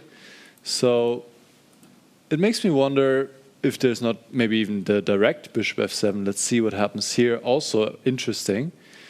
But White has maybe some tricks with rook takes b6 check and bishop takes a4. So Vidit has to carefully calculate all of this. Even this is good, by the way, but maybe a bit messier than you would like it to be. And especially the rook is poorly placed. Black has a free attack. I would think that Vidit can convert this, but we will Well, keep actually, an eye wait on a it. second. The game disappeared, so it's a resignation. I still have it here, I think. No, the Vincent game disappeared because they traded everything on h4 and that game ended in a draw. Right. Yes, so let's go over there. Yes, we see a draw was agreed in the game between Vincent Keymer and Jan Nepomniachtchi. Yeah, great. Yeah, just to very quickly see those last moves. Wow, what a strategical battle. And yes, so here we are. We talked about this, that will Vincent somehow try to break through. We didn't really see realistic chances. He opted for rook c1, rook d8, queen c3, king b7, queen f3, back and forth, king a7. Okay, Vincent still did not repeat, but of course rook h4 isn't really a winning attempt. Just to do something else, takes, black is in time to It's more like a draw offer attempt. Well, he could have then repeated, but give one more tempo, yeah, rook g6, and it's a different story, but it's black to move. So rook g8 is set up, the rooks are traded, and then there is no more chance. White played queen g3, the queens are traded, and the players agreed on move 41 to a draw. Wow, a great strategical battle. I think both players can live with the result, and they can be proud of their game. Absolutely, it was game one only in their mini match, and tomorrow we'll see what Nepomniachtchi is up to, playing with the white pieces, and we don't know what position the starting position will be. So let's go and circle around with the other games, which is still going on, because we have a lot of excitement. Interesting, we haven't seen Maxime's game for some time. Yes, and it seems like, at least if we can trust the evil bar, I can hardly see the position, so I don't dare to judge it yet, that the bar is giving some equality. It means that MVL is back, or is he even now fighting for advantage? I do see the light square bishop come to life. If that bishop lands on b5, and after the move d4, white is setting up this idea of going bishop b5, that might outweigh the e5 square. There's a huge turn of events. I don't know, because so many things happened.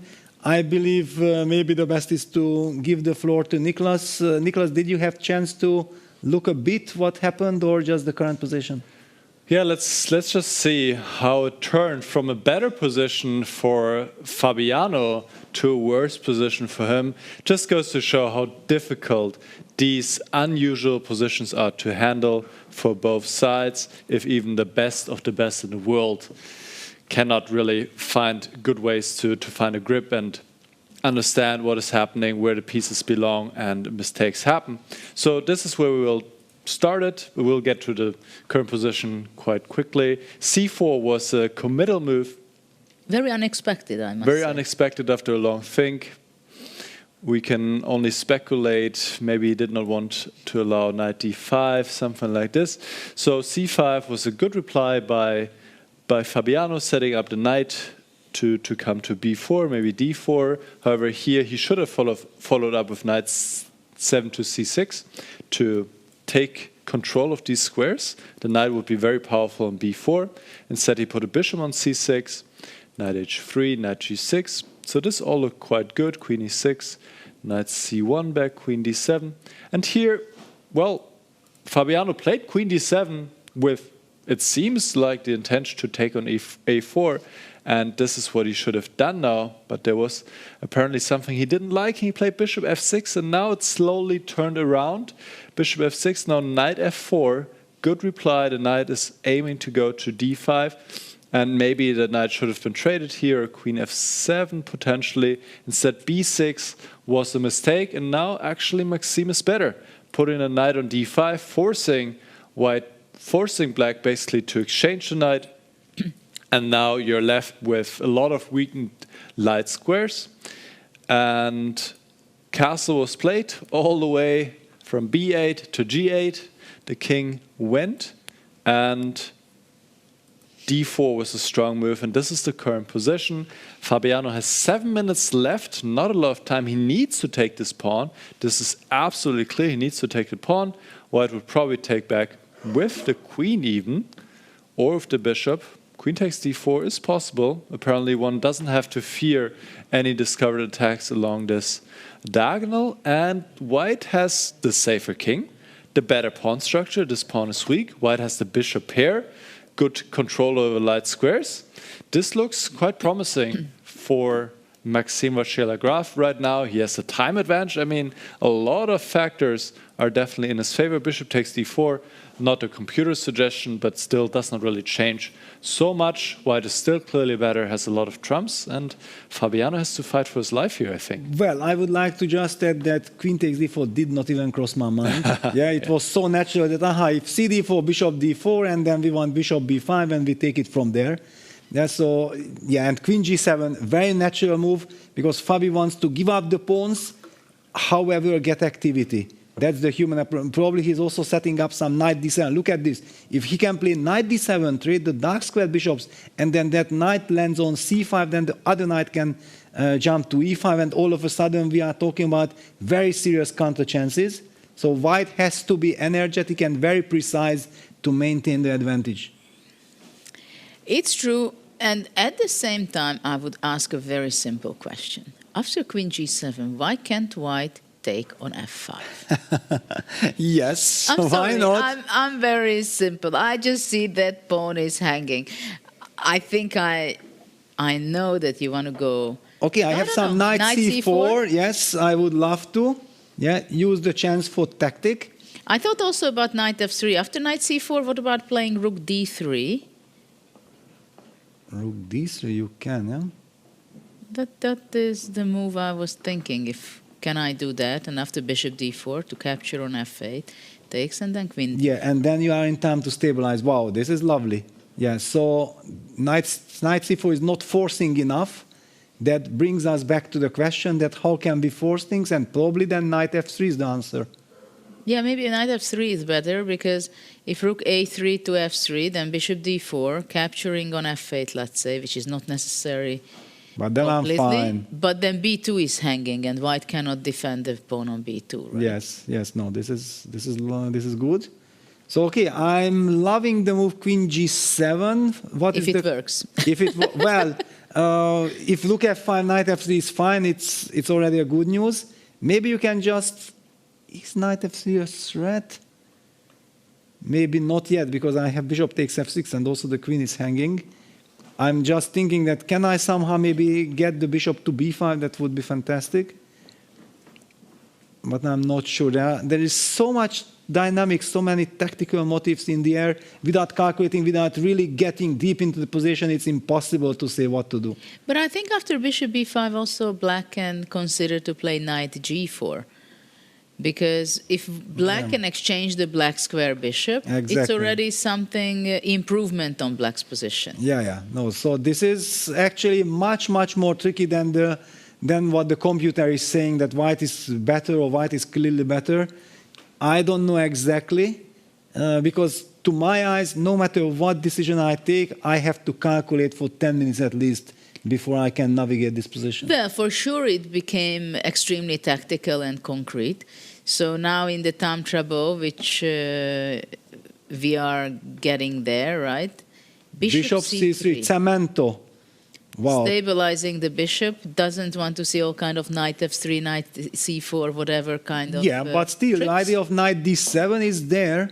That can I rely on long-term compensation with knight d7? We just trade, I give the f5 pawn.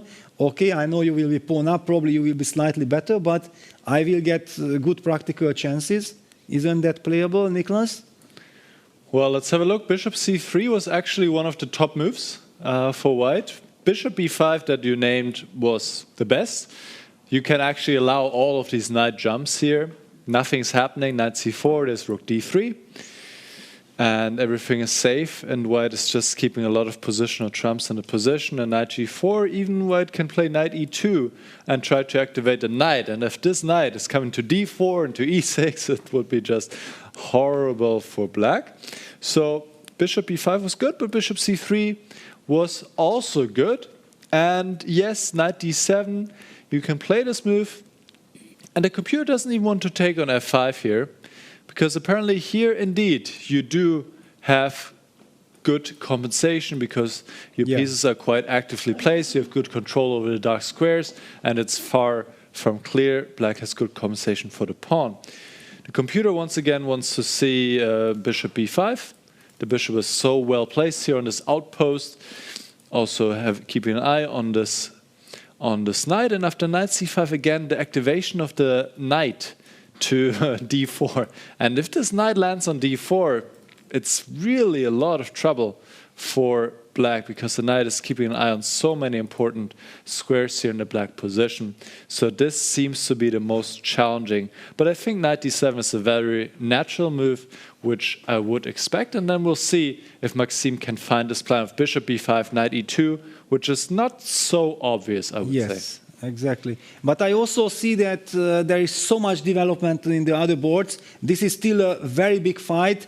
Magnus is making progress. Hikaru is fighting back. We talked about this, that if his knight lands on e3, maybe let's get the bird's eye view and check out where we want to go. Absolutely. In Magnus's game also there are some news, and let's see, because really in this game Fabi can get in serious trouble, but of course he's a practical player, he's resourceful, so let's see what he will be able to pull out from the hat and do some magic for himself and look for counter chances over there. He's behind in time, but also his position is difficult. So let's go to the bird's eye view now, and then we will be diving in one by one into the other games. So here we see all the games which are running still, and which one should we pick? Well, let's go to the Magnus, yes, because finally the move g4 did happen.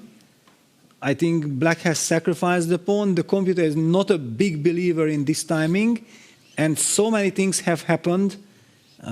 We have to catch up. So this is the current position. This is the current position, and it's very clear that black is trying to look for counter chances, and the knight is not stable now, so that after g4 happened. But my question is, can't white play knight c5? And is it something, how can black react? Well, that hurts. Because knight c5 really hurts. This is obviously the most natural move to play, right? It might be the winning move, because exactly. It's either black exchanges the queen and then knight has a beautiful outpost on d3 and an extra pawn. At the same time, white has to be careful how is he going to be converting his advantage. But on the other hand, if black moves away with the queen, then the knight on e6, like Arjun has it, it seems like an extra pawn, a fantastic outpost with the knight on e6. I mean, what can black do in return? Yeah, not much, and I'm trying to understand why Magnus has not yet blitzed it out, or is he enjoying his position too much? He still has a lot of time. So let me bring the current position. Yeah, so this is the current position. Black's last move was bishop h6 to e3, perfectly setting up the pressure on the e4 pawn, but was knight c5 expected? Was this anticipated, or was it blundered? Since we haven't seen the last couple of moves, we don't know the flow of the game. That's why I can't really judge it. But it seems like it's a super important move. So the question is whether knight d2 or knight c5. Well, knight c5. If you ask knight d2 or knight c5, and that's why it's clear that we want to play knight c5, I feel like it's just winning. Knight c5 and you resign, no? Wow. Yes. You're harsh now. I love my horsey. Yeah, if it gets to d3 Yeah, or but to on the other hand, e6. knight d2 is also tempting because once you have it on f3, it's attacking the h4, the d4, maybe everything is falling Yes, that's true. But okay, knight c5 is so beautiful and you spot it automatically. I fell in love with it. I can't even look at other moves. I just want to And highlight. we have knight d2 on the board. Oh no! Magnus playing spoiler, but okay, yes, knight d2. Maybe it's a more professional move. But if we ask Magnus, I think he will be laughing and saying, "Yeah, I had a lovely choice. I could do this or I could do that." It was very tough to decide. But finally, probably the reason why you mentioned also beautifully that knight on f3 is not just a stabilizer, but targets that h4 pawn. And that hurts. And also Now the you d4 like pawn. it too, yeah?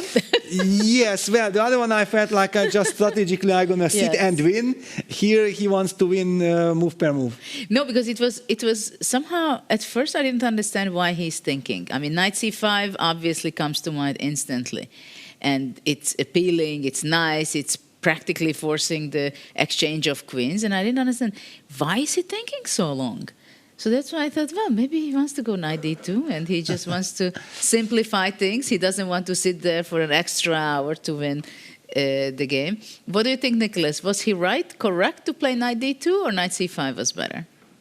He was right. Knight d2 was even better than knight c5, but let's be clear, also knight c5 is a winning position. There is even a third knight move, just to point out. Also knight c3 was quite nice and is also winning for white, because if black takes on c3, you just end up in a completely lost rook endgame. Because let's not forget, white is up a pawn already, and there are a lot of weaknesses in the black position. But knight d2, putting the knight on f3, is a very strong idea. If black trades the queens now, then, well, what are you going to do here? Knight is coming to f3, and white is just going to pick up all the pawns. And bishop takes d2. But wait a second. Again, a lost rook Wait again. a second. Yes. Sorry to interrupt. After knight d2, can I play something like queen g5? And against knight f3, sacrifice the exchange on f3 and cement the bishop on e3? Sit on king g7, queen f4. How do you break? Yes, probably you should try something like this. I mean, this was the only disadvantage of going knight d2 over knight c5, that you're not forcing a queen trade. So Nodirbek has to keep the queens on the board. He did it in a different way. So your idea, just to point out, was to sacrifice the exchange here and try... king g7, queen f4, cemento. Yeah, try to hold somehow. I think this would have been a reasonable chance, but also here, for sure, white should win eventually. Instead, we see rook c2. Yes, there are ways to improve, break the fortress, I mean, break the cemento. Against Magnus, it's hopeless. Yes, he will eventually break through. Instead, queen f7 was played. So at least there are some hopes, maybe somewhere, something. Well, with the queen on d3 and a king so open, you cannot even really dream about queen d7. So I'm curious what he has in mind after rook f1. Maybe he just wants to move to queen again. In either case, guys, I think that Magnus wins this game. Yes. We trust him. Look at this. The Everbar says that Hikaru is turning things around. Yeah, let's go there. Head over there, because this is pure magic. Yes. This is classic Hikaru. From a lost position where Jude was already saying, and I was saying the same, this is over. But Peter, you were spot on. Hikaru, he's masterful in defending, and now he's even taking over. And just look at these last few moves. They were very nice by Hikaru. Well, it looks from which angle? Can you imagine Arjun fans in India? The only player from India who qualified, he was very close to deliver a terrible blow to Hikaru, to beat him in the very first game, putting maximum pressure, and all of a sudden, he's the one fighting for defending well, actually, after bishop takes e6, I feel like he's fighting for his life. Black's knight on e3, the light squared bishops will be there. I don't really count pawns. I look at piece activity, and where black is super happy. Well, this is what we were talking about. If black can bring his knight also to e3, that is something that it can give him great counter chances. And this is not a very good sign. It is not something that you do because you're enjoying to doing that, giving up that white square bishop, taking on c6. So it must be a desperation, something that you had to do. But what is the idea behind that for Arjun? Is he going after the a5 pawn? Or the, I don't know exactly, because the last move was bishop a4 takes c6. Unless you have a good reason, you would never ever touch this, no? Well, probably bishop e6 was a huge threat, and takes and rook f8, and the back rank is awful. And again, now white has the same problem which we were pointing out cannot before. Castle, yes. That he cannot castle because of this e3 knight. And to take the e3 knight is also not very tempting, to saying softly. Nicholas, what can you tell us about the actual position? This is actually quite an interesting moment because the natural move, bishop takes c6, is not best. The computer really wants to take with the pawn here. I just want to go back a few moments to this position here after queen takes g1. Here actually after bishop e5. Here, Arjun was still a bit better if he goes queen g6, but already a huge chunk of his advantage has gone. And here after queen f2, this is an interesting moment because both players are stuck with the rook in the corner. You can play castle, yes, but the problem is that you would immediately lose the rook.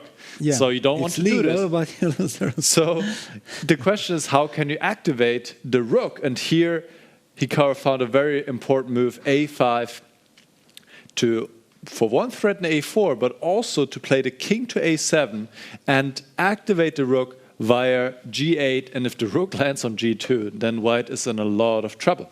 So now bishop takes c6 was played, and Hikaru did play the natural move, bishop takes c6. And the reason why this was actually not a good choice is that now, for some reason, you can take on e3 twice. So let's understand this together. Aha. The point is that after bishop takes b2, white has to move queen d2, hitting both the a5 pawn and the bishop on b2. So if you take on a1, it will actually be a perpetual now. So this is a fine point. And usually you would not really think about opening up the bishop and allowing all of these ideas against the pawn. Also here as rook g8, it does look really, really scary for white. But this would be the way to go to reach actually an equal position. Will Arjun play it? Well, he's down to 3 minutes. And he has played knight 4 g5, and this is a big, big error. And now actually Hikaru is winning already here. He can play the rook to g8, he can improve his position further, and this construction will not hold with the knights and the pawn on f5, and black, well, just has a beautiful position and a lot of initiative here, whereas white is still stuck with the rook on a1. This is the main problem, and I think Hikaru is looking very good right now. Judith. Well, absolutely. Things are shifting continuously from here to there. So it is a very nervous game, I must say, that it looked so good for Arjun. And we are actually very much in the heat of the games, but still at the same time I just want to share what Keymer and Nepo had to say after their games.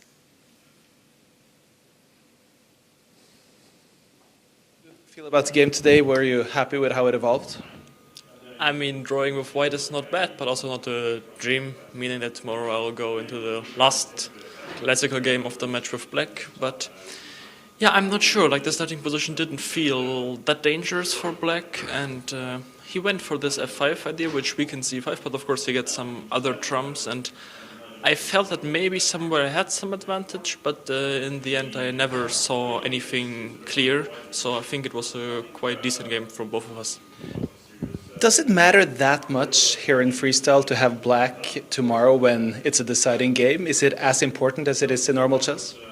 That depends, first of all, on who the players are and also on the starting position that we get. Or, I mean, mostly it's not even about the objective elevation, but sometimes it's just easier to play for white, or sometimes it's rather equal. How happy are you with how your chess was today, how your head was working and everything that goes with it? I think it was decent. I mean, I didn't feel that I got to show very much, but I'm not sure. That could also be just because the position didn't really allow that. Yeah. Wish you the best luck tomorrow, Vincent. Thank you.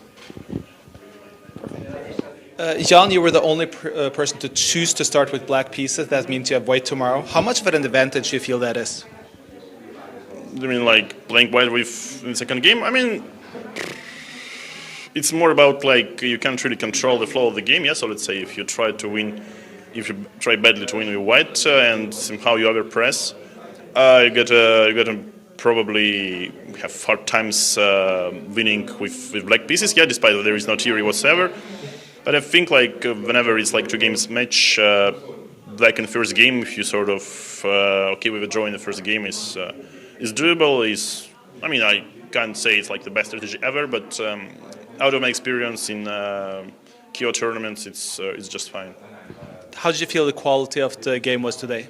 I'm really not satisfied. First of all, I blundered really badly when I played knight g6 h5, and I blundered knight e5 idea, so h5 is never hanging. This was my idea, so I'm in time with knight c6. And I should have done instead, let's say, knight h to f7, queen to g7, and just never let him maintain his knight on e5. So, but let's say his knight on f2 would be forever poor. And instead, like he got like quite nice position, and he was pressing for pretty much for the remaining game. And yeah, so draw was sort of pretty much only thing I could hope for. Good luck tomorrow, Jan. Thank you. So we get the information from the small interview of the players that none of them are happy and satisfied. So they can go back and relax and go next day. Hopefully next day, at least someone will be satisfied, but there will be no other choice, right? Maybe not in the classical game that we will have a decisive result only in the playoff, but something, in some way or another, we are going to see a result. So let's see what was the happening in the last few moves, because again the evaluation is changing. Yeah, but I think that Hikaru is just trying to be super practical. He transferred the game into an endgame where only he can win. It's a risk-free advantage with a pair of bishops. He collected back that pawn that he sacrificed in the first move. It was a nice present from Nepo, yeah, okay, e4 f5, and then you take it from there, where finally Hikaru, after, I don't know, 4 hours of heavy fighting, he got that pawn back, and by getting that pawn back, now the pair of bishops, look at this monster bishop on c6, eyeing the a4 pawn, the bishop from e5 eyeing the h2 pawn. The knight on e6 is not doing that much of a damage anymore. It's not protected. Now white even had to lose a tempo on h3. I believe that the position is very close to be collapsing for white. I'm even seeing some ideas like bishop d5, rook e8, trying to trap that knight. And all of a sudden we are talking about a trapped knight on e6 instead of a monster knight. I don't like this dynamic. Yeah, the question is whether white had enough time to play h3, because of course he needs only one move to bring his rook from a1 to e1 or f1 to bring it into play. But now bishop d5 seems to be very, very strong. Well, bishop d5, I still have king c. Maybe you should even start with rook e8 just so that you eye the a4 pawn. I know that I distracted you. You would have suggested rook e8, but I pushed the arrows and I put the first arrow on d5. That was my mistake. Yeah, because after rook e8, king c2, black is not playing bishop d5, exactly. But maybe bishop from d7. Though it's the same, because rook e1, bishop e6, and then rook e5, bishop b3, yeah. That would be a tactical idea, which... Let's just show this, yeah, because it's beautiful. So, for example, rook e8, then it doesn't really matter. King c2, we can even play the move bishop d5 or bishop d7. It's matter of that what is better one needs to calculate, but the idea is the same, that when white seems to be clever and hitting back the bishop, then there is bishop b3, intermezzo, check, winning the game, king takes b3, rook e5 seems to be lost. So all eyes on Arjun. He has almost no time on the clock, 2 minutes against Hikaru. I believe also the body language of Hikaru should be signaling that yes, this is my time has come. Now I'm the boss. I'm the one calling the shots. I was suffering enough in this game, and I'm already feeling the pain for Arjun. This will not end well. Yeah, this a5, king a7 was very crucial some moves ago, that suddenly the black rook from a8 just gives the threat that it will come. But when it will come and show up on e8 and it becomes active, that can be decisive. So let's go and switch to the other boards because we have some developments. Let's go to Magnus's board again, I think, because there was some simplification and the kings are very much in danger on both sides, but somehow Magnus has too many extra pawns. Let's see what has happened. So there was an exchange of bishop and knight. And then suddenly white is collecting the pawns. h4 was just taken in the previous move. So now the question is for Magnus, is he going to play queen e1 immediately? Yes. Or is he has a better way of protecting the rook, like queen e7, but then maybe d3? So would you play queen e1? Yeah, well, when I looked at the position, I also felt like, wait a second, so we already collected enough pawns. How do we stabilize the position? And then queen e1 appeared. It's also an aesthetically pleasing move. Clearly, any endgame should be winning, and otherwise, if the black queen has to fall back, then white will get the queen to d2, and then we will reshuffle. The king on b3 will feel secure, I believe. I would like to highlight that Magnus played this beautiful fixing move, b4, b5, making sure that black was not able to undermine anything there. It happened right after knight d2, queen f7, b5, cemento, and that's how they reached this position. Nodirbek is fighting. He's also down to 1 minute only, and he's trying to create mess, trying to create some chances to also mess with Magnus's mind, that it's not a one-way traffic. I'm having my chances, but I don't really see him surviving with this clock situation. And the position situation. Yes, but if it would be vice versa, that Magnus would be down to 1.5 minutes, then we would believe much more that some of those tricks could work. Well, I think it's very important for Magnus not to allow the black queen going to a1, for example, looking for counter chances. Because right now for white, there is only a perpetual check. If he goes queen g5, king h8, queen h6, king g8, there is not more than that. So queen e1 looks the safest. And but still, Magnus will have to make some accurate moves, which usually he does. Yeah, usually he does. I feel like after queen e1, maybe something like queen f6, combining some d3 ideas, or is that just something that I'm dreaming of? Maybe you can just simply take king takes d3 and nothing happens. I was even thinking after queen f6 just to go king b3. Yes. And after d3, rook d2, I'm going to be grabbing that pawn. My king is very much into the safety zone. Yeah. No, queen e1 looks to be a super And after queen e1, move. black cannot capture on e1. Takes, rook f2 check, king b3, rook g2. I don't think it can be enough for black to try to look for a draw. Yes, but okay, we have to address it, just to highlight that, yes, probably we are sacrificing all our pawns, but I believe we will still have enough to win the game. So, for example, takes, rook g3 check, king b4, rook takes h3, and potentially we will win this d4 pawn, and we will be protecting our g4 pawn, and we also have this a4, a5 break. I somehow felt that it should be winning. Maybe the way how I was doing it's not the most precise, but the impression is that it should be a technical win. And he went queen g5 check back. I wonder what is his plan. There is another idea, queen h6, queen g6 check, and come back queen d3, with the idea of queen a1, king b3, and everything is protected. Wow. That's also nice. Can be nice. Very interesting. Yeah, let's see. Nodirbek You in have his to have good nerves fighting. for that. Yes, in fighting mode, he's leaning forward in the table. That yes, I know I'm in trouble, but I still have chances. Or he just wants to come back queen d2 now. Queen d2, queen a1, king b3.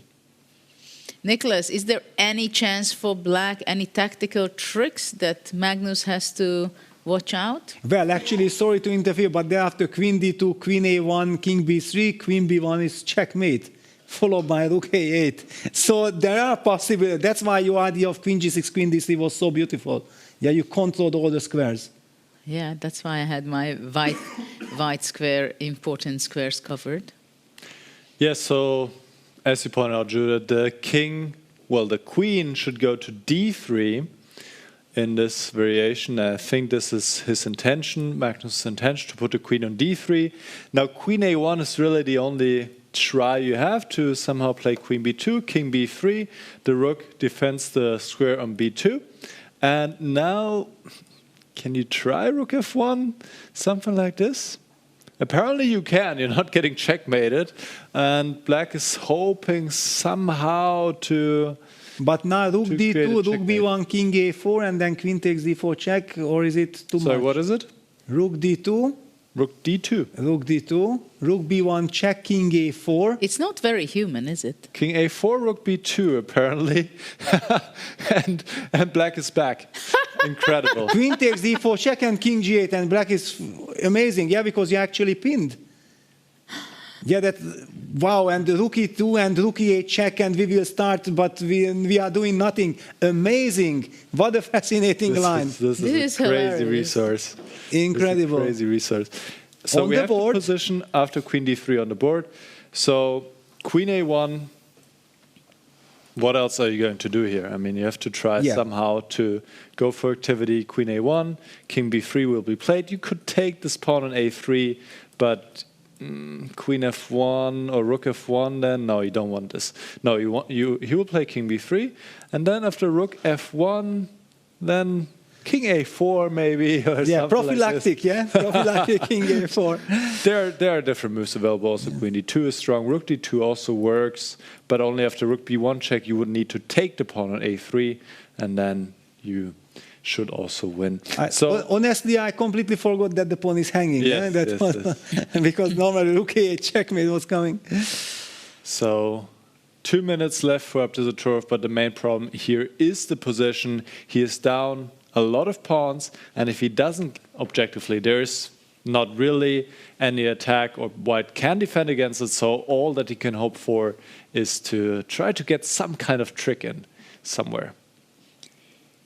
I think maybe we can go back to Hikaru's game, because it's back to equal. It's just going back and forth. The bar, like Nakamura is huge advantage. But wait a second, guys. I don't want to leave this, because we have discussed this King A4 journey, and it could end with this Rook B2, for example, magic. Let's just have the bird's eye view to sink in what really happened. Also, Fabiano is fighting back. It's not an easy position at all. But in the Fabiano game, that will be long. Yeah, that will be long. Yeah, we just. That's why I didn't want to pick that one, because I say, okay, that will be a long end game. And okay, the Hikaru game is an end game. It's not that dramatic. I want to stay on Magnus because also time trouble is there and so on. We should. There is also a turnaround in Praggnanandhaa is suddenly better against Vidit. Yeah, there is so much to talk about, but I just feel like we have to focus on Magnus. And Magnus goes for King B3. He's going along our line. Rook F1 will be played. There is no other move for Nodirbek. And this king walk, this is so fascinating. Yeah, it's nice. And of course, white has to be very focused, concentrated, because now King A3 would be allowing Rook A8. At the same time, black can only look for counter chance with Rook F1. But after Rook F1, we can already take on A3. But actually, first we were discussing this, right? This was my idea to go Queen D3, covering the white important squares. And then the reason is I wanted to change my mind and go from Queen D2 is because it's incredible that black can go Rook F1 and there is no check. While if the queen would be on D2, then it's a checkmate. Queen H6, Queen G6, Rook E8. And why do you think I fall into the trap? Because I wanted Rook D2, Queen K to give a check. I'm collecting the pawn, eliminating this, and then I will go after your king because my king is safe. So actually, it's very easy to fall into this incredible trap, because that Rook B2 is just if you tell me that it's +5, I agree. And if you tell having a great position, winning position, and after that he loosens up and takes it easy. Because it happens with some players that once you have winning positions, okay, winning this way, that way, doesn't matter, and they lose their focus a bit, and then against a very strong player, things can go wrong. But with Magnus, somehow he can sit there with the same curiosity. Throughout, yes. Playing the completely winning position also and calculating like when he played knight d2. I know I have a fantastic position. I know I'm going to win this game. But let's measure. Is it knight c5 that is going to be the fastest? Is it going to be knight d2, which gives the less opportunity and counter chances for the opponent? And quietly plays knight d2, the boring knight d2. Well, the boring knight d2 led to this position, which isn't boring at all. And yeah, Magnus, I'm very curious about his move, because how he will react. I just feel like this rook d1, for example, is irritating me, because then I cannot move my queen due to queen c3 check. So there was a logic behind rook d2, that protecting, threatening queen takes d4 and so on. At the same time, it's also like you have to shift in your mind between the attack and the defense. And you can go rook d2, it's kind of staying defensive, right? Okay, queen d4 is a threat, but you can also do this because you have so many extra pawns. And wait a second, for example, rook e7, going for a mating attack, can be answered by queen b1, and suddenly I'm trading queens, and the d pawn and the a pawn will be super strong. I just realized, because, and Magnus goes rook d2, the cemento approach, correct. This rook e7, queen b1 was amazing. Yeah. Yes. I was shocked, because you are not delivering checkmate, but you are going for an endgame. Wow. Yeah, rook d2, nice. But the real question after rook b1 check of course, we believe he will take on a3, but it's so aesthetically pleasing to play king a4, get up, show the public that, yes, I'm such a maestro, I'm walking away, I don't even touch your pawn. And then to get hit by rook b2, that would be insane. Yeah, but actually after rook b1, king a3, black cannot even get away of not exchanging the queens. Because nothing can stop d4. Yeah, that's the problem. And that's why king a3 is very tempting. Yes, he will not play rook b1. Maybe he will play rook f4. Yeah, but that's sad. Or maybe king g8. But what is rook f4? G3? Yeah, rook f4 on the board. Yeah, Niklas was spot on. What after g3? Well, e3. You want to go e4. back, rook?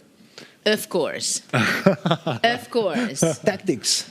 Yeah, this is actually, Judith, your this territory. Is nice, actually. G3, rook e4. You would blitz it out instantly. Beautiful. Yeah, these kind of tricks is what Nodirbek has to hope for. Wow, one game disappeared, and it seems like the game... Which game did disappear? I will tell you which game ended. It is the game between Maxime and Fabiano ended in a draw. Wow. Wow. I thought it would be a long game. That you didn't want to check anymore. No. Yes, Fabiano managed to defend the worst position. And look at, actually, okay, we have to focus here. I just wanted to highlight that by this time already, Ricci has serious winning chances against Gukesh. That's a lovely advantage. But everything is changing because Vidit had the winning position, and now he seems to be more of a losing than winning. Yes, and he needs a miracle. Nakamura at the same time, he also spoiled it to most likely to a draw. Yeah, that game will end in a draw. That's what I assume, that game fizzled out, but no, that game is still on. But all eyes on Magnus because this is the fascinating position. Both kings are weak. The clocks are ticking down. Now Magnus also entering time trouble territory. So it's not anymore the comfortable 10 minutes on the clock and I can chill, I can work things out. And the king on b3, this g3, rook e4 kind of trick is there. And Nodirbek is playing for it. He signals it with his rook f4 move. Magnus showing some sign of nerves. So after rook e2, rook f1, we go to the same position. Exactly. Yeah, and look at Magnus's body. I don't like Magnus's body language. He is frustrated. He's upset with himself. Why did I choose this? King a4. The best move. Yes. Yes. Thank you. Yes. King A4. We love this move, but... Let's hide. We play peekaboo game with the king. We're just hiding. Yeah, and it's not... Yeah, because you step out of rook e4. Yes? Yes. So king a4 steps out of rook e4. This magic idea. Magnus grabs the pawn into his hand. This is also a sign of nervousness. You are sometimes picking the pawn to try to calm yourself down. But I'm sure rook f4 is something was unexpected to Magnus also. Unexpected resource completely. Yeah, I think that he felt like game is over after rook d2 and out of the blue, and that's why he's nervous. Yeah, that's okay. No, this is not easy. Down to 3 minutes. But it's the last move who he has to make, right? It's move 40. No, there is no time control. It's not the classical chess. No 30 minutes more? No, it's just 90 plus 30 seconds. It's You're a brutal. so happy for that. Well, because that's why I cannot play this game anymore. Yeah, give me the 30 seconds extra, and 30 minutes extra, then it's a different story. But like this, it's a brutal time control. I forgot that. Yes. I thought the players... Then they can chill, relax, no chilling and no resting here no chilling in freestyle. Oh. It's just challenge from every angle. Yeah, and look at, Magnus just not happy at all. He's burning all his time. He's down to 2 minutes. He's leaning back forward, but backwards on his chair as well. I'm moving around with Magnus. And he picks up the pawn on a3. But rook e4 anyway. Well, queen c1 check was blitzed out. Was rook e4 a chance? Rook e4 was possible, but also there was rook d1 then, which is a problem. Okay, and the queen is trapped. You have to go into rook in game, which is losing, yeah. Yeah, wow, okay. Then after queen c1 check, Magnus will... Heart rates. We need the heart rates of the players. Can we get access to the heart rates? I want to see how Magnus is enjoying himself or he is still worried or nervous. Maybe he regrets now not going knight c5 earlier. Exactly, for sure. He regrets it for a long time already. No, he's quiet. He's going to play king b3, right? Well. And after rook e4, rook d1. Yes, queen f4, it continues. Rook f1. Yeah, queen e5. Yeah, and then rook is, black stays alive and he still keeps this pawn in time trouble. This is tricky. The pawn, the weak white king, I mean, this is not over by any means. Objectively, yes, white is winning, but... Yeah, but against Nodirbek is a tricky thing. I mean, king a4, you maybe have to reckon with rook f8 again or something like this. From all sides. Yes, all sides. And now Magnus is he's behind on the clock. He's 1 minute behind and he's down to 1 minute. Almost under a minute now. Yeah, should we zoom in on the players? Yeah, maybe? we have to zoom in. Yeah, forget about analysis. It's all about emotions. Magnus is not happy. He's feeling the heat.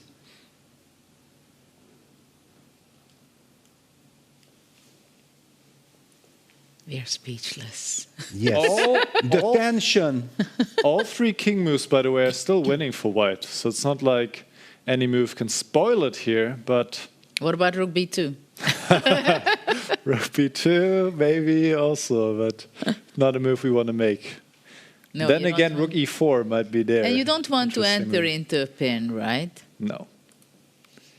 No. He will not very upset. He's down to 20 seconds. Yeah, that's the point. It's suddenly also a 3-result game. If he misses some counterplay, he can even lose.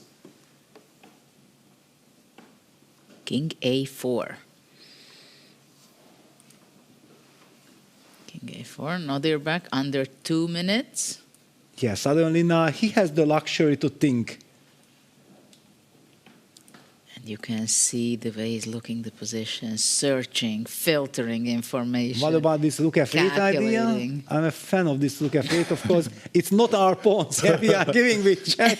Please take with another pleasure. one. It's a fourth pawn. Yes. Rook e4. Okay, rook the style is rook I think he e4. wanted to show, like, rook e4, I have this in the position. I'll try it out. And in time trouble, this is so unpleasant. There's no threat at all. No, there is Rook no e3? threat. No, rook e3 is not a threat. No, maybe it is. It is. Because king goes out after check. Yeah, but then the e3 rook is hanging. Rook f2. And what happens on... Yeah, now on you can rook already e3? play rook e3 because the queen protects. Yeah, Yeah, now rook- that white moved the rook, and look at this. Nodirbek is feeling like, wait a second. You But can also play king g7, actually. But then there might be queen f1. Wow. Wow, but yeah, queen f1 is brutal. That's a tricky move. But rook e3 is tough. Rook e3 is Queen tough. d4, king And g8. king g8. And what, you have to go rook... Rook b2. Rook but b2, only move. Oof. Otherwise you lose. Oof, and you are in total package. Nothing moves. You have I only don't know, 20 queen seconds. e1, queen a5 mate and stuff like that. It looks very scary. Yeah, then queen d2, Queen d2. but yeah, only moves. No. This is crazy. It should not have really come to that to begin with. Yeah, it feels like my game. This is how I was always spoiling, but we are expecting Magnus finally also to be able to control the situation. But it's super tough. Yeah, but black can go wrong with king g8. Rook but he e3 goes will be rook played. e3. Yes. It's there. It's correct. Yeah, you should never give white this queen f1 chance. And of course... Oh, he goes rook c2. Rook c2. Oh. Okay, wow. But now already, whew. What about queen a1? Queen a1, yes, Queen for a1. sure. Queen a1, queen d2, d3. Oof. Black has a lot of activity. Wow. It's and at still one point winning. we may ask who is winning, yeah? Yeah, it's still winning, but it's definitely heading in the wrong direction for Magnus Carlsen here. Yeah, now he's up on the clock. That's the only good news, yeah, that the players are getting 30 seconds increment. So if you have your strategy, you know your next move, and you can blitz it out, then you are winning very important 30 seconds. Queen a1 will be played. Nodirbek. It makes so much sense. 30 seconds.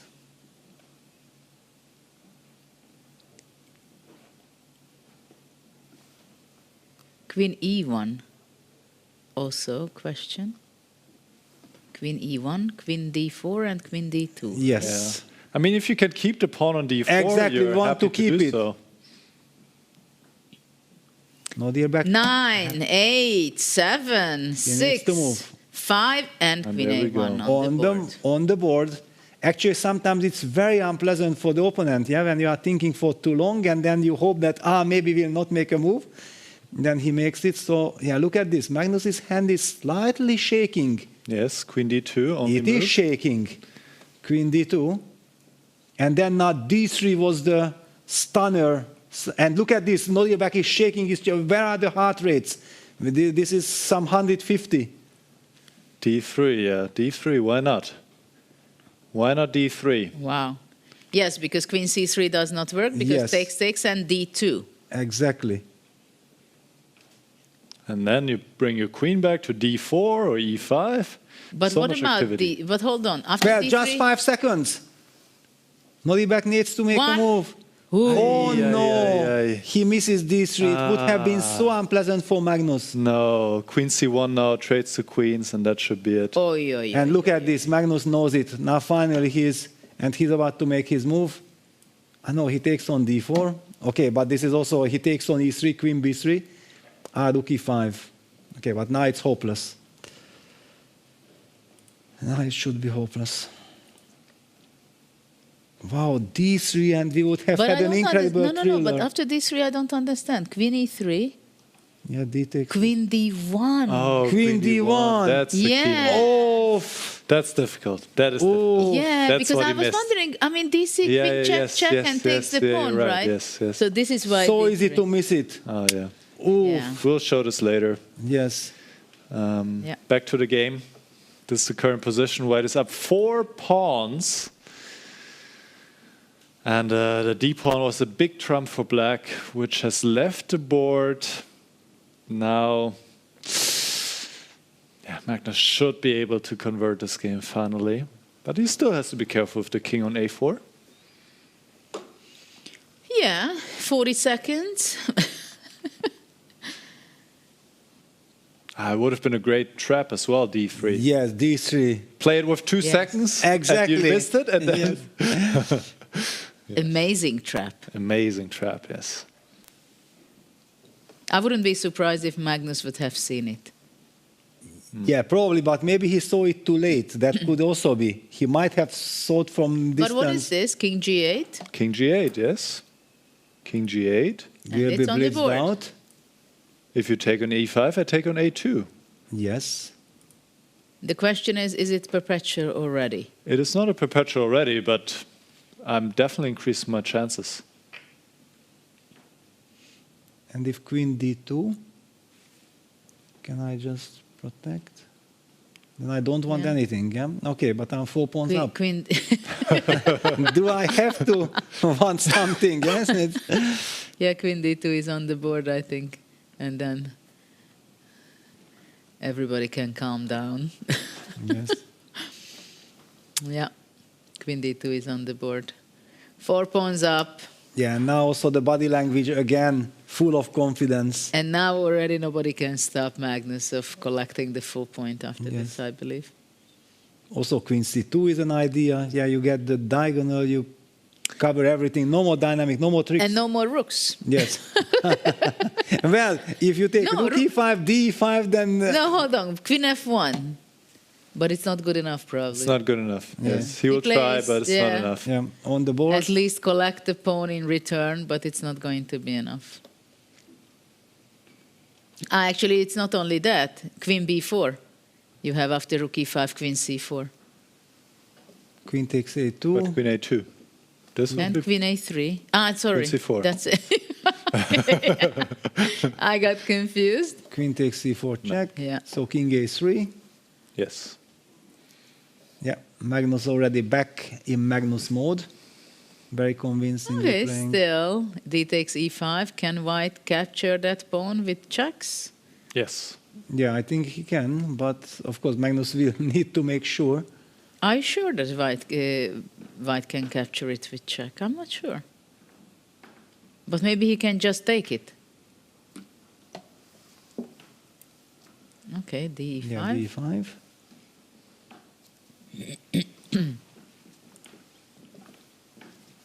I mean, the a3 king is still... And look at this. Magnus is not even thinking and is not even hesitating. He has already foreseen, calculated everything. He maybe includes also some checks, makes sure that Black's king will be in the most vulnerable position, and then he collects the pawn.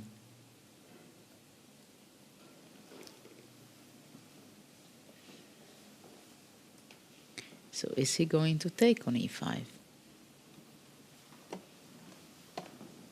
No, queen f5 check first. Well, that's Jadot. for sure to start Yes. with collecting some extra time. And also kicking back the king to g8. Now the question, do you include queen e6 or already it's do. time to, and look at this. You do. Yeah, Magnus first goes queen g6. No, he goes... Professional. Very professional. That's the way how you have to do it. Before collecting pawns, collecting time. Yes. It's already above 2 minutes again. Also very annoying, yeah, when you're on the defensive side and then you see your opponent is getting the 30 seconds, queen e6 check.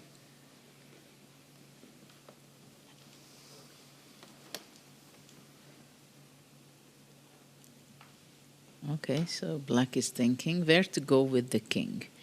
f8 or h7? This is the dilemma.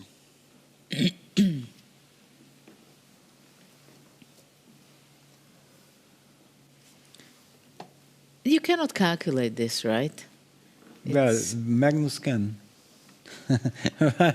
I have seen so many these queen end games by Magnus, yeah, that, and he shocked me by playing also quickly and confidently.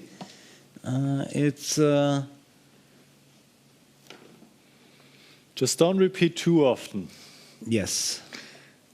Well, that would be a huge surprise, that kind of mistake by Magnus.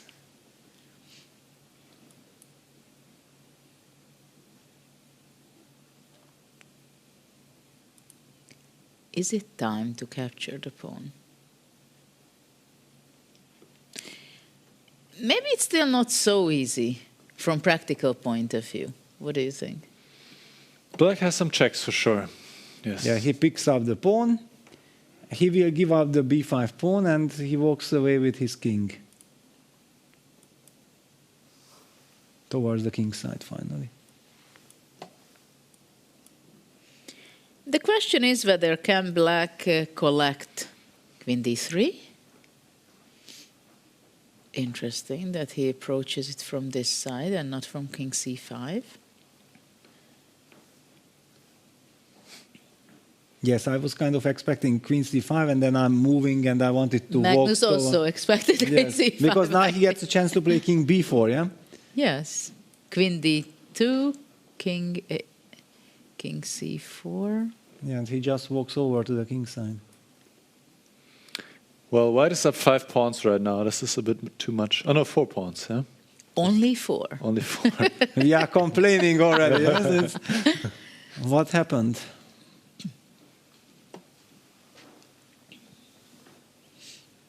King b4 on the board. They raise their time. Nearly 3 minutes for Magnus and 4 minutes for Nodirbek. Queen b1 check, king c4. Not blundering with king c3, queen a1. Yes. Queen endgame, it's useful not to blunder the queen. So king c4. And black will be capturing the pawn with a check. Yes, king d4. Or king d3. Yeah, king d3. And then, okay, I just give all the pawns, I still remain with enough.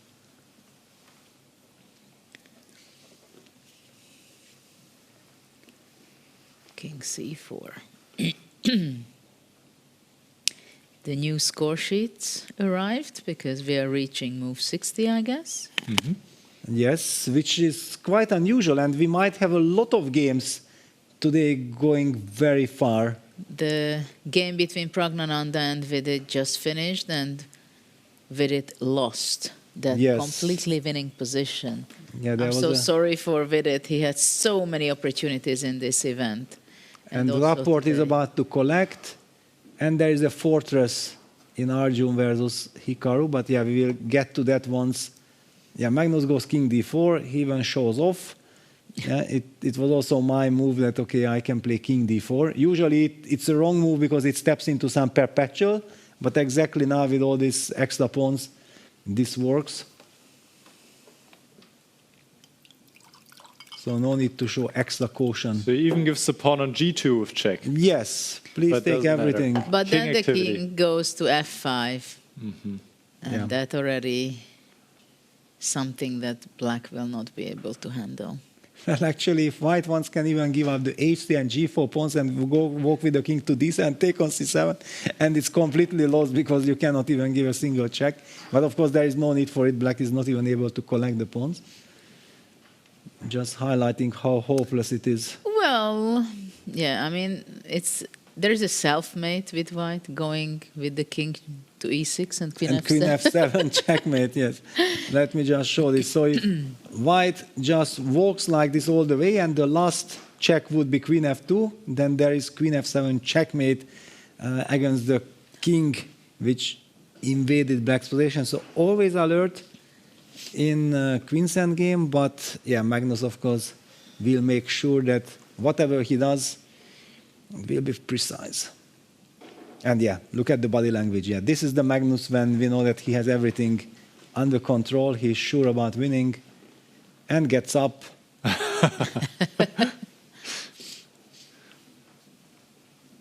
Yeah, that d3 move, yeah? If we would have seen that d3 move, things would have been completely different. Yeah, pity. Yeah, and poor Nodirbek, yeah, he knows it.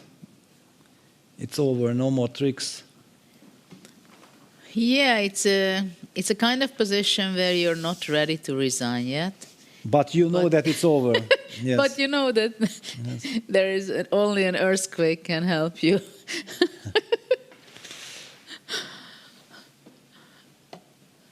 Queen a4. They're trying to stop king e4, king f5. But okay, king e3. And you know what he wants? He wants queen b5. Yeah, and then queen c5 check, protecting the pawn, yeah? No, if queen And c7, queen d5, queen b6, queen g2, draw. Yes. But of course, this is not the intention that Magnus has in mind. So what does he have in mind? Yeah, queen takes F4? c7 would actually... It would be a draw already after queen takes c7 here. So it's still possible to go wrong. But yes, no, Magnus his will strategy is take not this to pawn. take. Yeah, he just wants to evacuate his king and push h4, h5, and his pawn is much faster. Okay, but now there is a pass pawn for black too. Yes, but it's low. Oh, you always have something bad to say on black's pieces. I'm always complaining. Yeah. Also queen e6 check. Yeah. That's what's gonna happen. On the board. Yes, because he wants to take with check. If king f8, then queen... And he can play also queen c6 at some moment. But of course, yeah, because the pawn endgame is completely winning with that advanced c6 pawn. So you can never trade. Maybe he will play queen c6 now. Yeah, it looks tempting. It looks super tempting.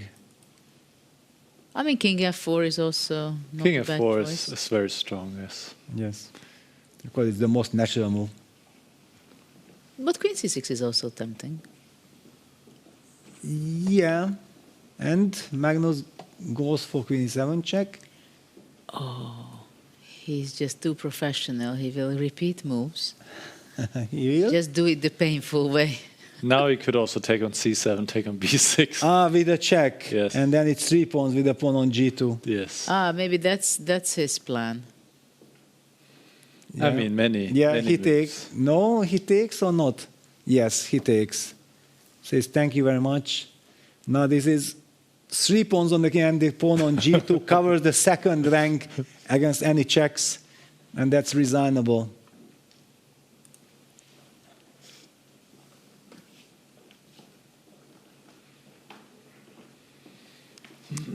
Yeah, poor Nodirbek. He had chances in the opening. Yeah, Magnus messed things up. Fantastic chance. Yeah, fantastic chance there. Yeah, because it felt very shaky for Magnus. Then Magnus got the grip.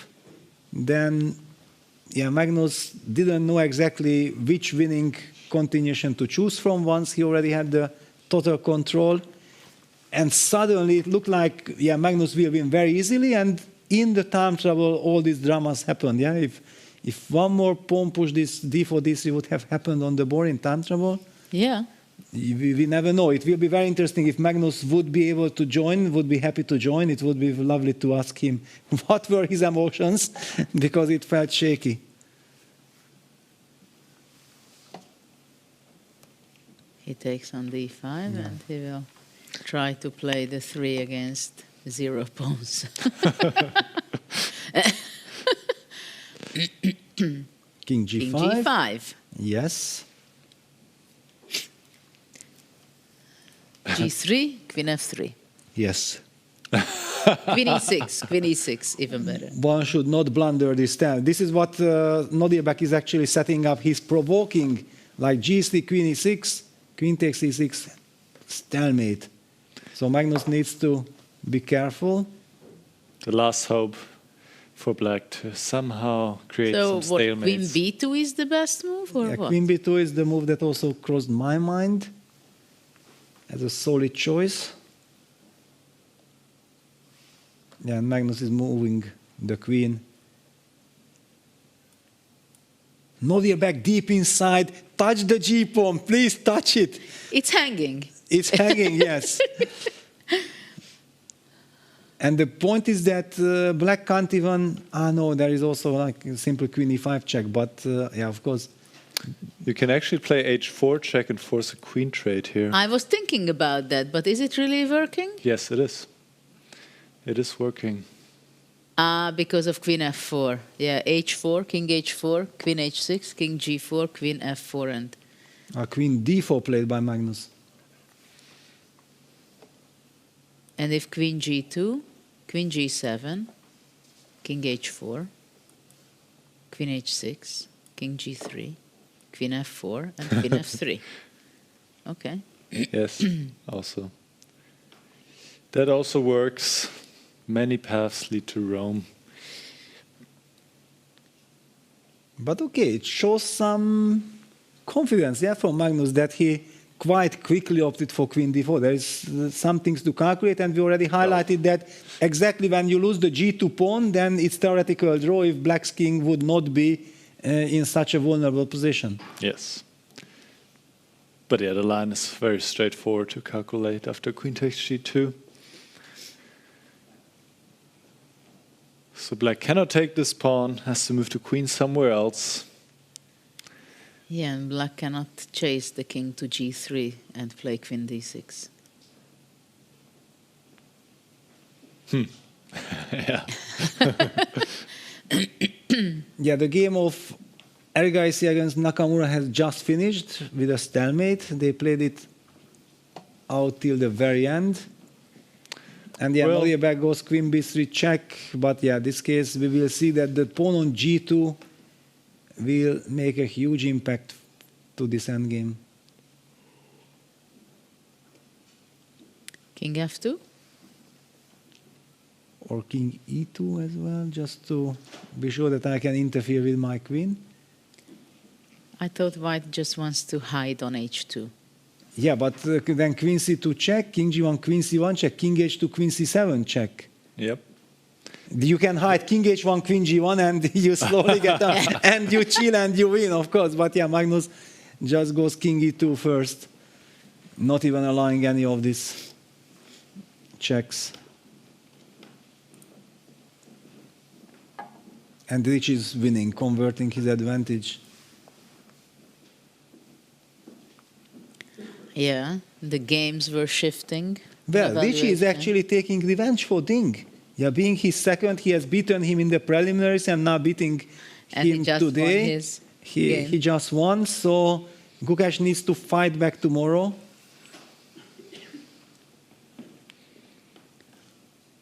Not so easy to make a move for Black. Yeah, this is unfortunately for Nodirbek completely hopeless. There is another nice stalemate. Queen B5. Yes. Queen D3. Wait a second, I will show it with arrows. Yeah, Queen B5, Queen D3. Queen E5. Queen E5. Queen E3, King H4. Yes, and please take the queen. And G3. Yes, but if I take, then it's a stalemate. And Queen H6 is not good because it's impossible. No, it's yes. But anyway, King G3 I would want to play. Queen B5 on the board. Yeah, now he just walks away. King F2. There is no Queen C2 check anymore. Not even Queen D3. I thought that was the point. No, now just King F2 and there is no Queen C2. So there are no checks. But after Queen D3 also you had no check. Yeah, but there were your tricks and like this Magnus sense. No. Judith is saying, find some brilliances. No, I'm not going to give this chance.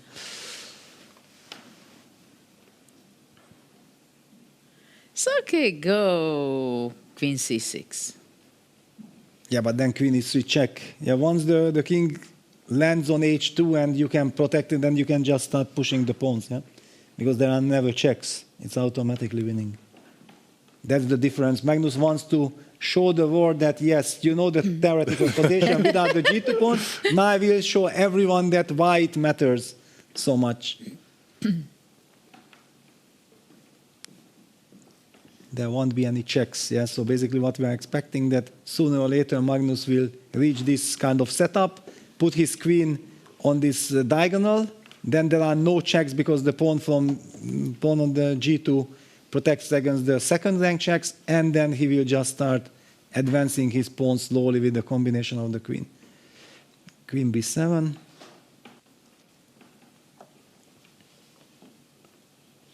Queen E3 check or Queen E5 check. Okay, Queen E5 check. Because then the queen reaches already the diagonal. Queen E5 and King G3? Yes, and it's game over. Look at this. Magnus also signaling that, do we really have to play this out? Yes. Of course, as a player, you feel the frustration. Nodirbek, he knows that actually I had a good opening today. There was no reason for me to lose the game because of the opening. There are still some tricks around. No. No. Don't agree. We had enough tricks so far, but I don't believe. No, I'm not a believer. I cannot sell this anymore. You have tricks with 2 pawns. No, just king g3, king h2, and then you start pushing. Yeah, Magnus like, okay, everything wins. What shall I do first? But I think he will first prioritize to put his king away. But h4 just wins on the spot as well. Doesn't matter. Because black will need to give a check and then you hide the king. Well, basically the only way to give away the win is either if you blunder a pawn or you blunder a stalemate. Or you blunder your queen, but then you lose the game. Yeah, it's not recommended. Yeah. h4. Let's see when Nodirbek will say, I had enough. Let's move on, relax, and tomorrow punch back. Honestly, I think that he already, for a long time, feels like it's enough, but he plays from nerves. Yeah, that he knows that he had a chance in this game. I'm not sure. Look at his body language. He's in the game. He's not just like making moves. I mean, his body language is in the game, but other than that, he's not in the game anymore. Well, it's not very promising what's on the board, right?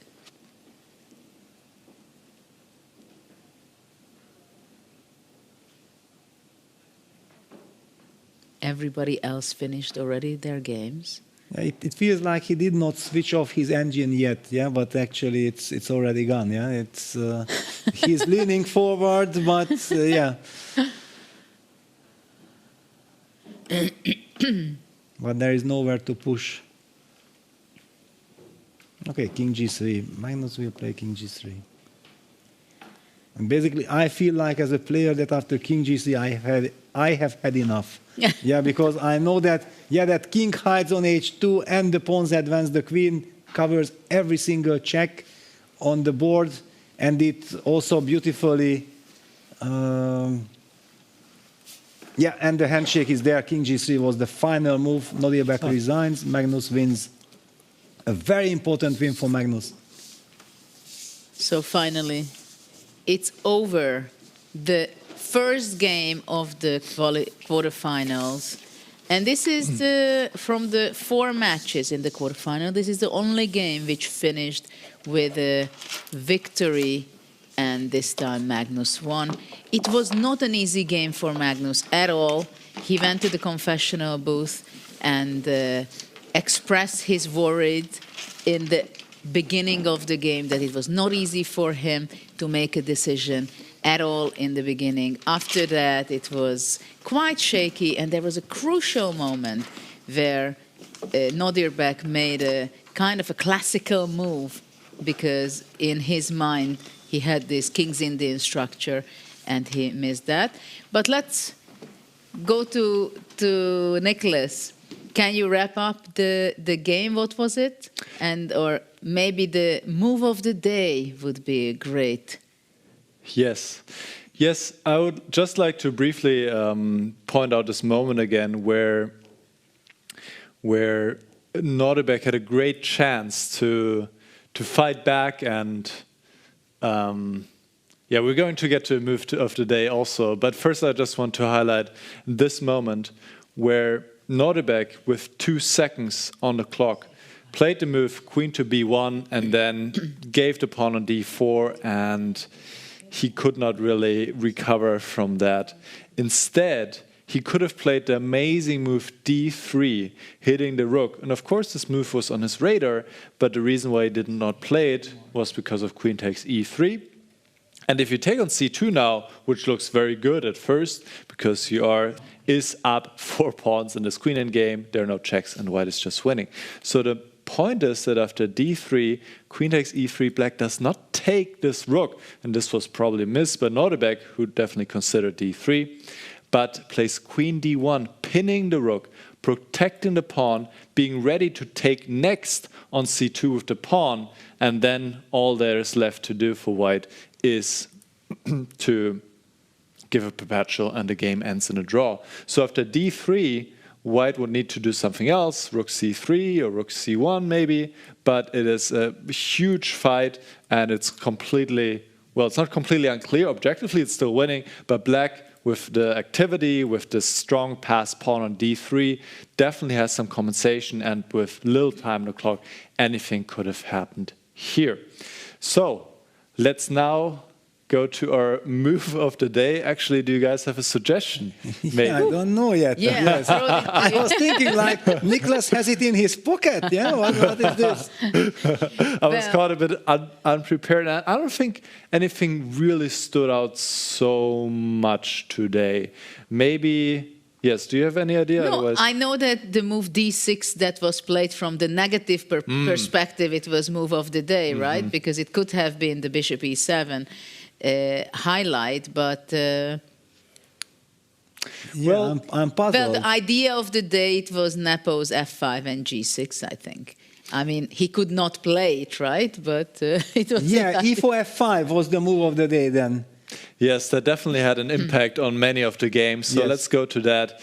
Nepo did not play it, but it did occur in 2 or in 3 of the other games in one variation or another. Then Nepo Gambit, as they call it, after e4, f5, e takes f5, g6, and in the end, it somewhat worked out, at least. Well, Fabi drew, he had a better position actually. Hikaru drew, he had some struggles in the opening, but later on he was actually winning.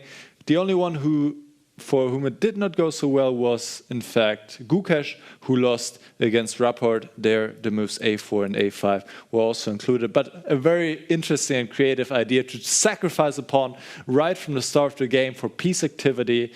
And objectively, it is quite interesting, but also it's difficult to then follow up with the right moves to really prove the compensation. Actually, maybe if we have time, could we see this game, that where did it turn? Because it looked like, okay, there is no way Arjun is not going to win this. At some point, then when we came back, we were completely shocked that actually Hikaru was already back in the game. Then he took over, he was winning, then it ended in a draw.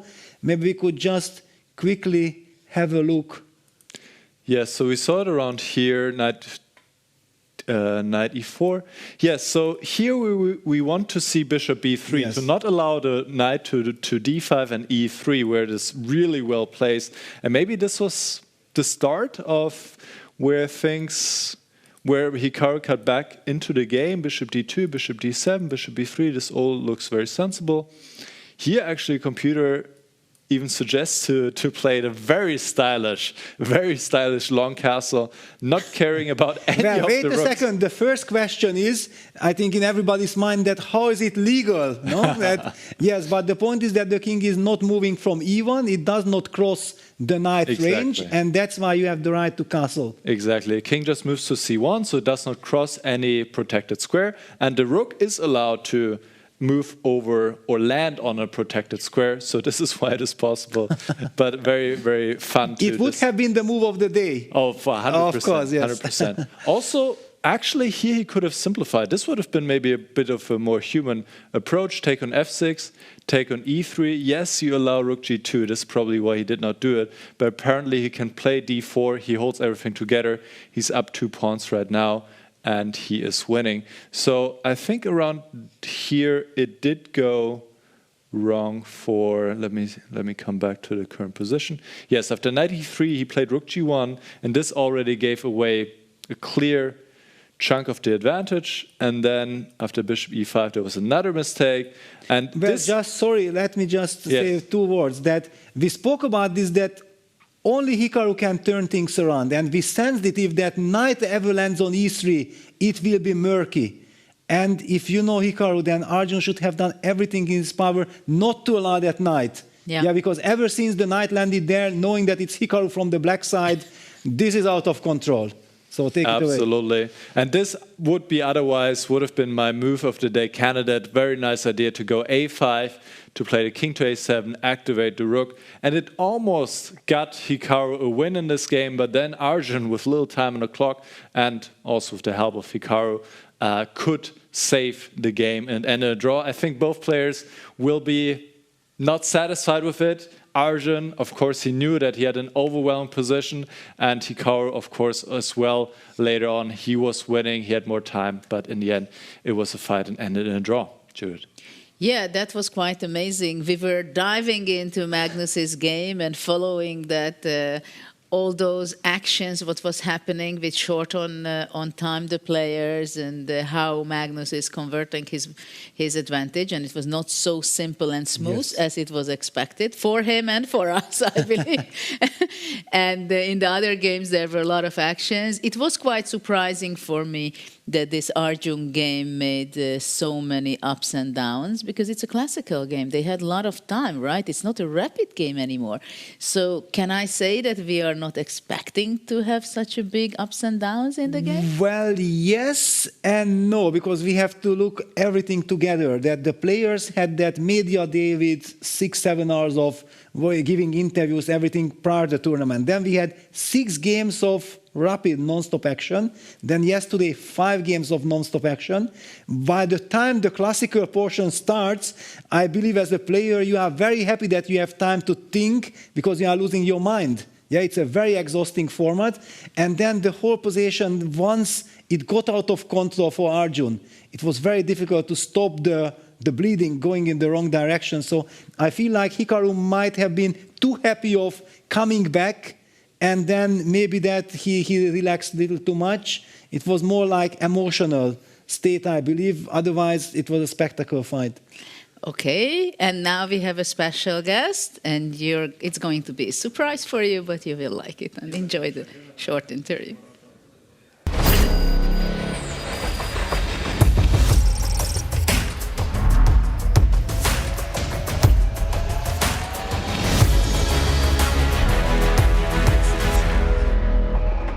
Yes, perfect. Thank you.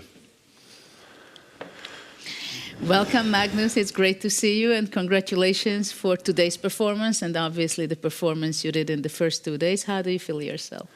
I feel all right. You know, things maybe got a little bit more nervy than they needed to be, but of course, getting off to a win feels fantastic. Of course.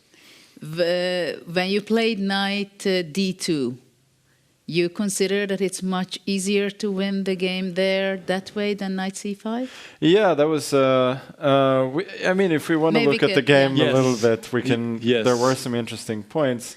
Let's maybe start from the top. Yeah. We can just go through a couple of moments. I mean, first of all, the starting position was, I think, not a fantastic one for White. It didn't seem obvious that there were any very clear targets that you could go for here. And I saw that some people played 1 e4, but it seemed to me that f6 followed by d5 should be all right for black there. So I didn't really love that.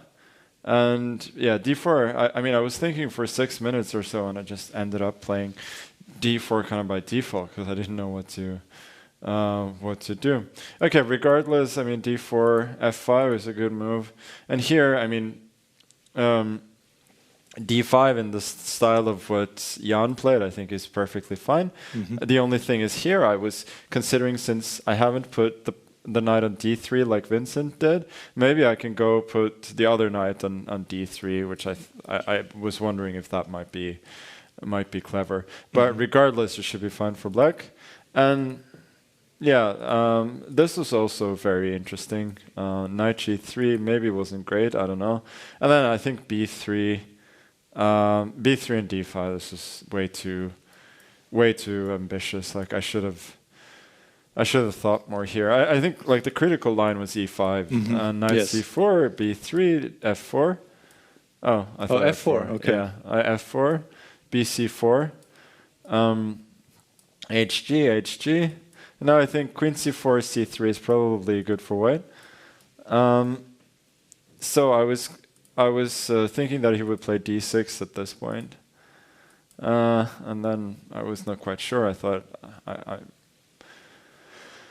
I might be worse here, but yeah, the computer wanted to see something like this. And yeah, but I mean, what I did was bad for sure. Yeah, the d5, and now, I mean, You pointed out in the confession I move cannot, here, if he takes on e4 and goes knight f4. Knight then? f4, I think I'm just in trouble.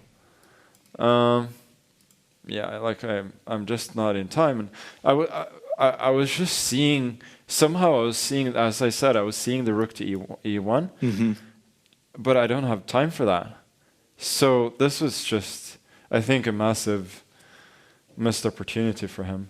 After what he did, h5, then I think h4 is also not great because he loses flexibility. So I think it was better. I think it was better to go fe, knight e4, and then knight f5, and then I think still black is better, if any, because there are possibilities of g4, and even though I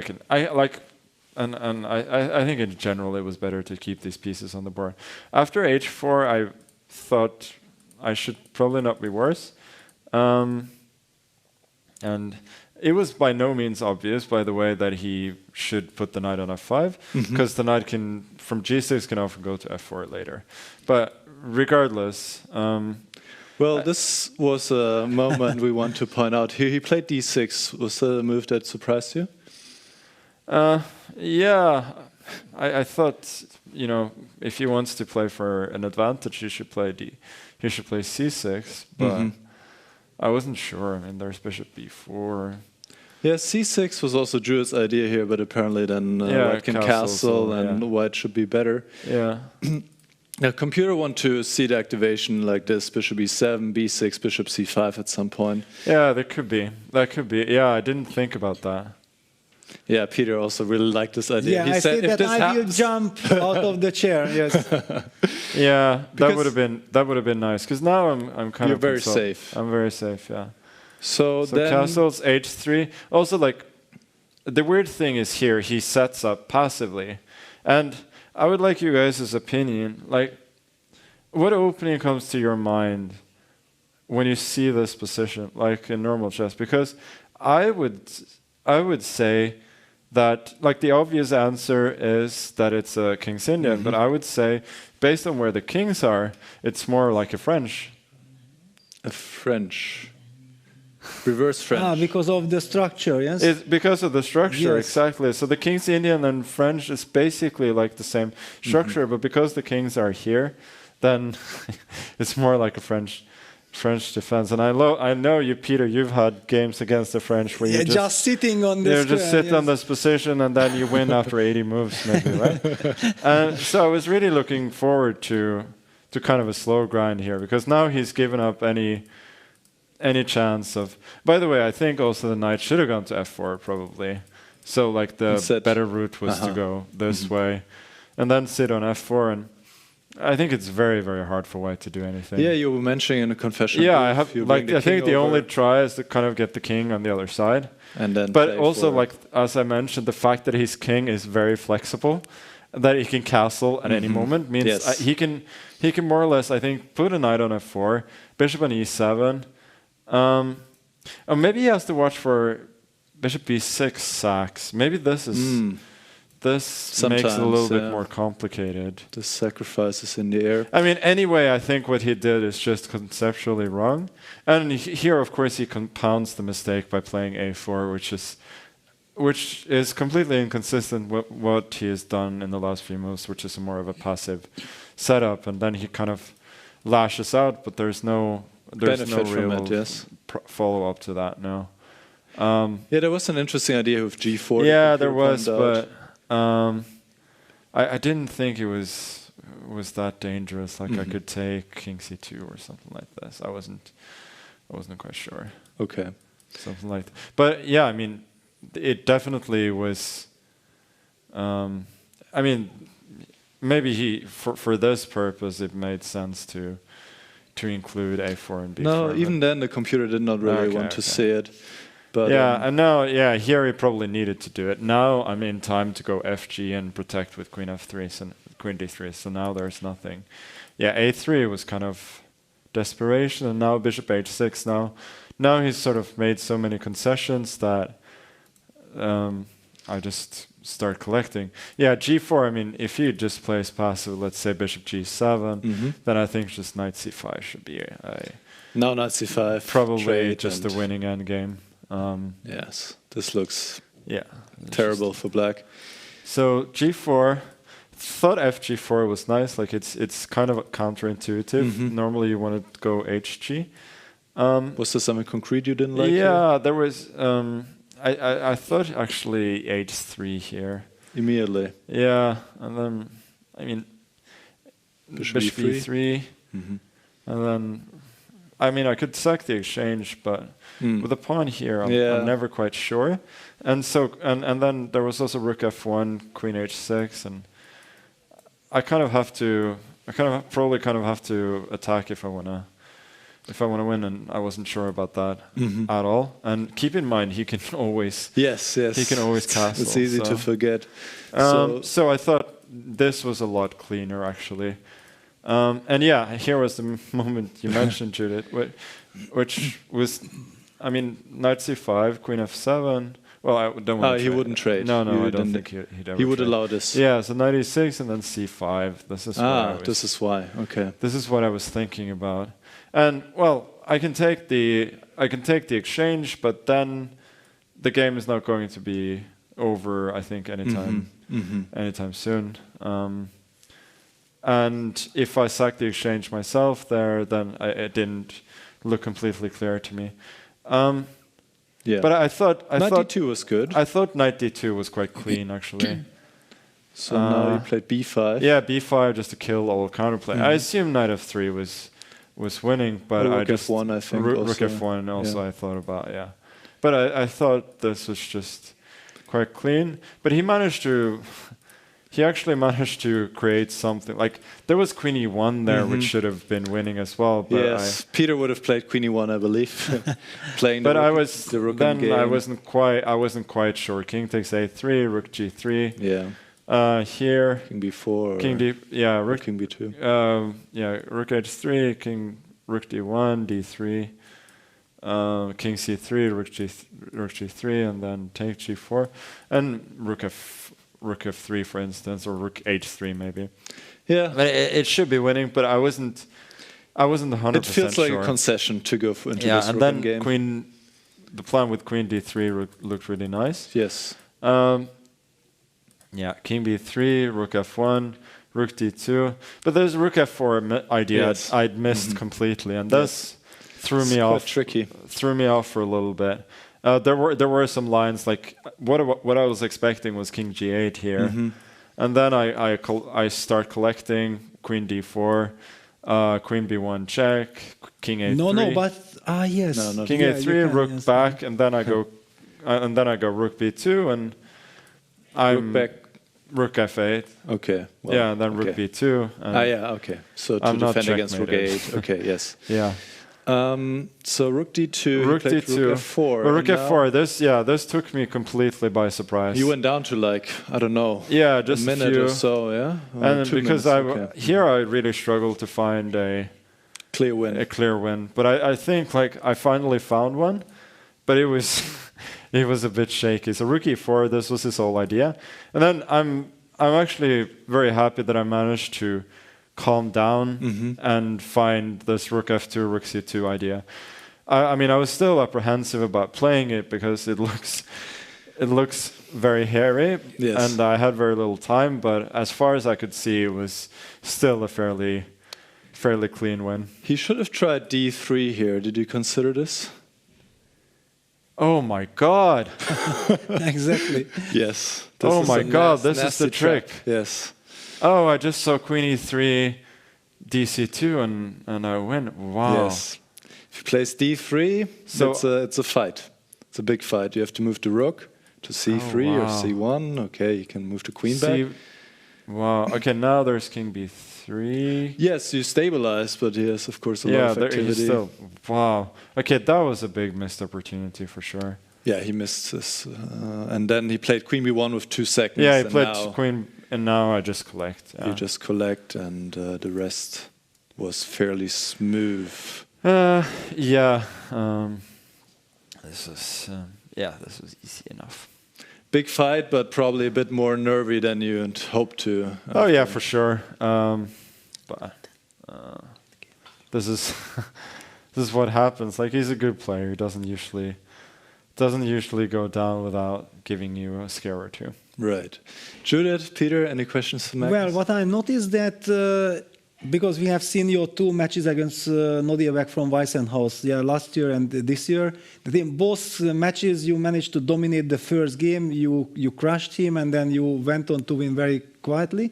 But today, Nodirbek came up with a different strategy. He was playing much slower, making sure that he really gets a good position out of the opening. What were your feelings when you have seen that he plays slowly and very well? Yeah, I didn't like it. I mean, after 5-6 moves, I thought I was in for a very long game, and I would have been extremely happy with the draw at that point. So. Yeah, it was... Because I know that in the very first tournament with Tanya, we have seen you and we have witnessed you. Once the classical portion started, you started to think. And you made always very good moves. And we were saying that this is the way. Then Vincent did it in Weissenhaus. Now Nodirbek is taking over as well in this sense. Do you think that other players will also use this strategy? Yeah, and as you said, like, I definitely spent too little time after the opening, because I was trying to sort of figure it out. It was kind of a 16-17 minute think, right? Because it's first 10 minutes of analysis and then 6-7 minutes on the board, and I still couldn't figure it out. And I made 1 or 2 lackadaisical decisions, and yeah, he was really dialed in from the start. And I don't know why he really should have just kept going there. Maybe at some point he was sort of satisfied with having a good position, but I think, of course, some positions are too difficult for us to solve, but we should, as you can see, it definitely helps to try and solve it as well as you can. And playing fast in certain positions, I think, can be okay, but this one was where there were so many choices, and it was so unclear what to do that we really needed to take our time. Well, Magnus, congratulations again. Good luck for tomorrow, and thanks very much for, after such a long game, you joined us in the studio, and good luck. So now we are moving on to see the brackets, how it looks like, what has happened today, and also see what's going on tomorrow. Okay, so these are the results you see next to the name. With Vincent made a draw with Nepo. None of the players were happy. We've seen the other match between Arjun and Hikaru. Yes. Probably both can say the same, that they are not very satisfied with the quality of the game. Well, the quality of the game was good in Nepo and Vincent. They just both hoped for something more. Yeah, that's true that it was quite a balanced game, but they were somehow both unhappy with the there is outcome, yes. Yeah. And, well, of course, Arjun Nakamura, I think they need some time to go, to walk around, to breathe some fresh air, because there are too many things happen, so they have to push the reset button for tomorrow and go to start again. But, of course, the pressure will be much higher tomorrow. And then we've seen Caruana's game with Maxime. Maxime was not sure of himself, kind of at all, right? He didn't know. He confessed it in the booth that he's not sure what to do. He gave back the pawn, so he was unsure of himself. And we see the lower brackets, and there were also quite some roller coaster stories. And at the end, Richard won against Praggnanandhaa. And for Gukesh, the world champion, somehow he could... actually, he won, right? Gukesh won. No, Rapport beat Gukesh, and Praggnanandhaa beat Vidit after this crazy turnaround, which we missed out, unfortunately. But yeah, there was so much action, and we had to focus on the Magnus Nodirbek dramatic time scramble. Exactly. So it's the end of the day. We had a long day. The players had a long day. Thank you very much. I enjoyed it a lot, commentating with you both, Nicholas and Peter. And I do hope that our audience also enjoyed the excitement of today. And we are looking forward to welcome you back tomorrow in the same place, same time, and Paris. From Paris, we say goodbye for now and see you. Bye-bye. Okay. Are you running dry? Did you realize I was everything you hope on now? I never had it down. And so now, from the moment you came over, I'll be anything you wanted me to be. Now I know that it was only curiosity that led you to me. Show me a way to get lost, to run from all I want. There's too many ways to get hurt, and you're my every thought. It's like I'm invisible. Show me a way to get lost, to run from all I want.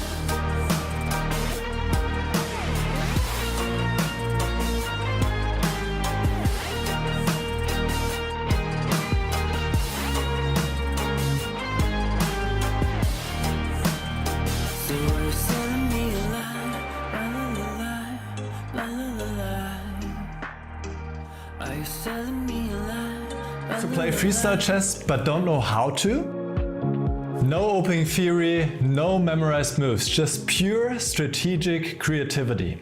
But how do you navigate 960 possible starting positions with confidence? That's exactly what I'll teach you in my Freestyle Chess Masterclass. You'll learn how to develop your pieces effectively, recognize key positional patterns, and avoid early disasters. I'll break down some of the best freestyle chess games ever played, featuring Magnus Carlsen, Alireza Firouzja, and Fabiano Caruana. Freestyle chess is still in its early days. This is your chance to get ahead of the competition. Sign up now and let's take your freestyle game to the next level. Join my Freestyle Chess Masterclass today and save 20% only during the Grand Slam.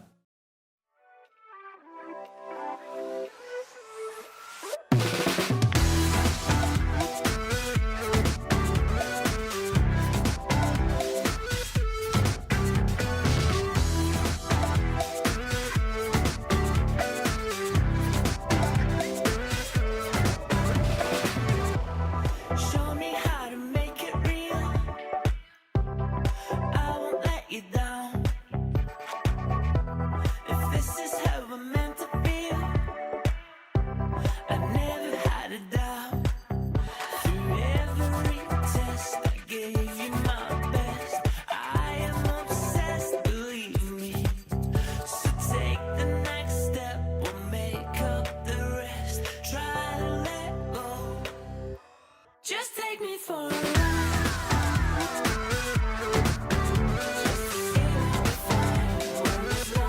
Just take me for a ride.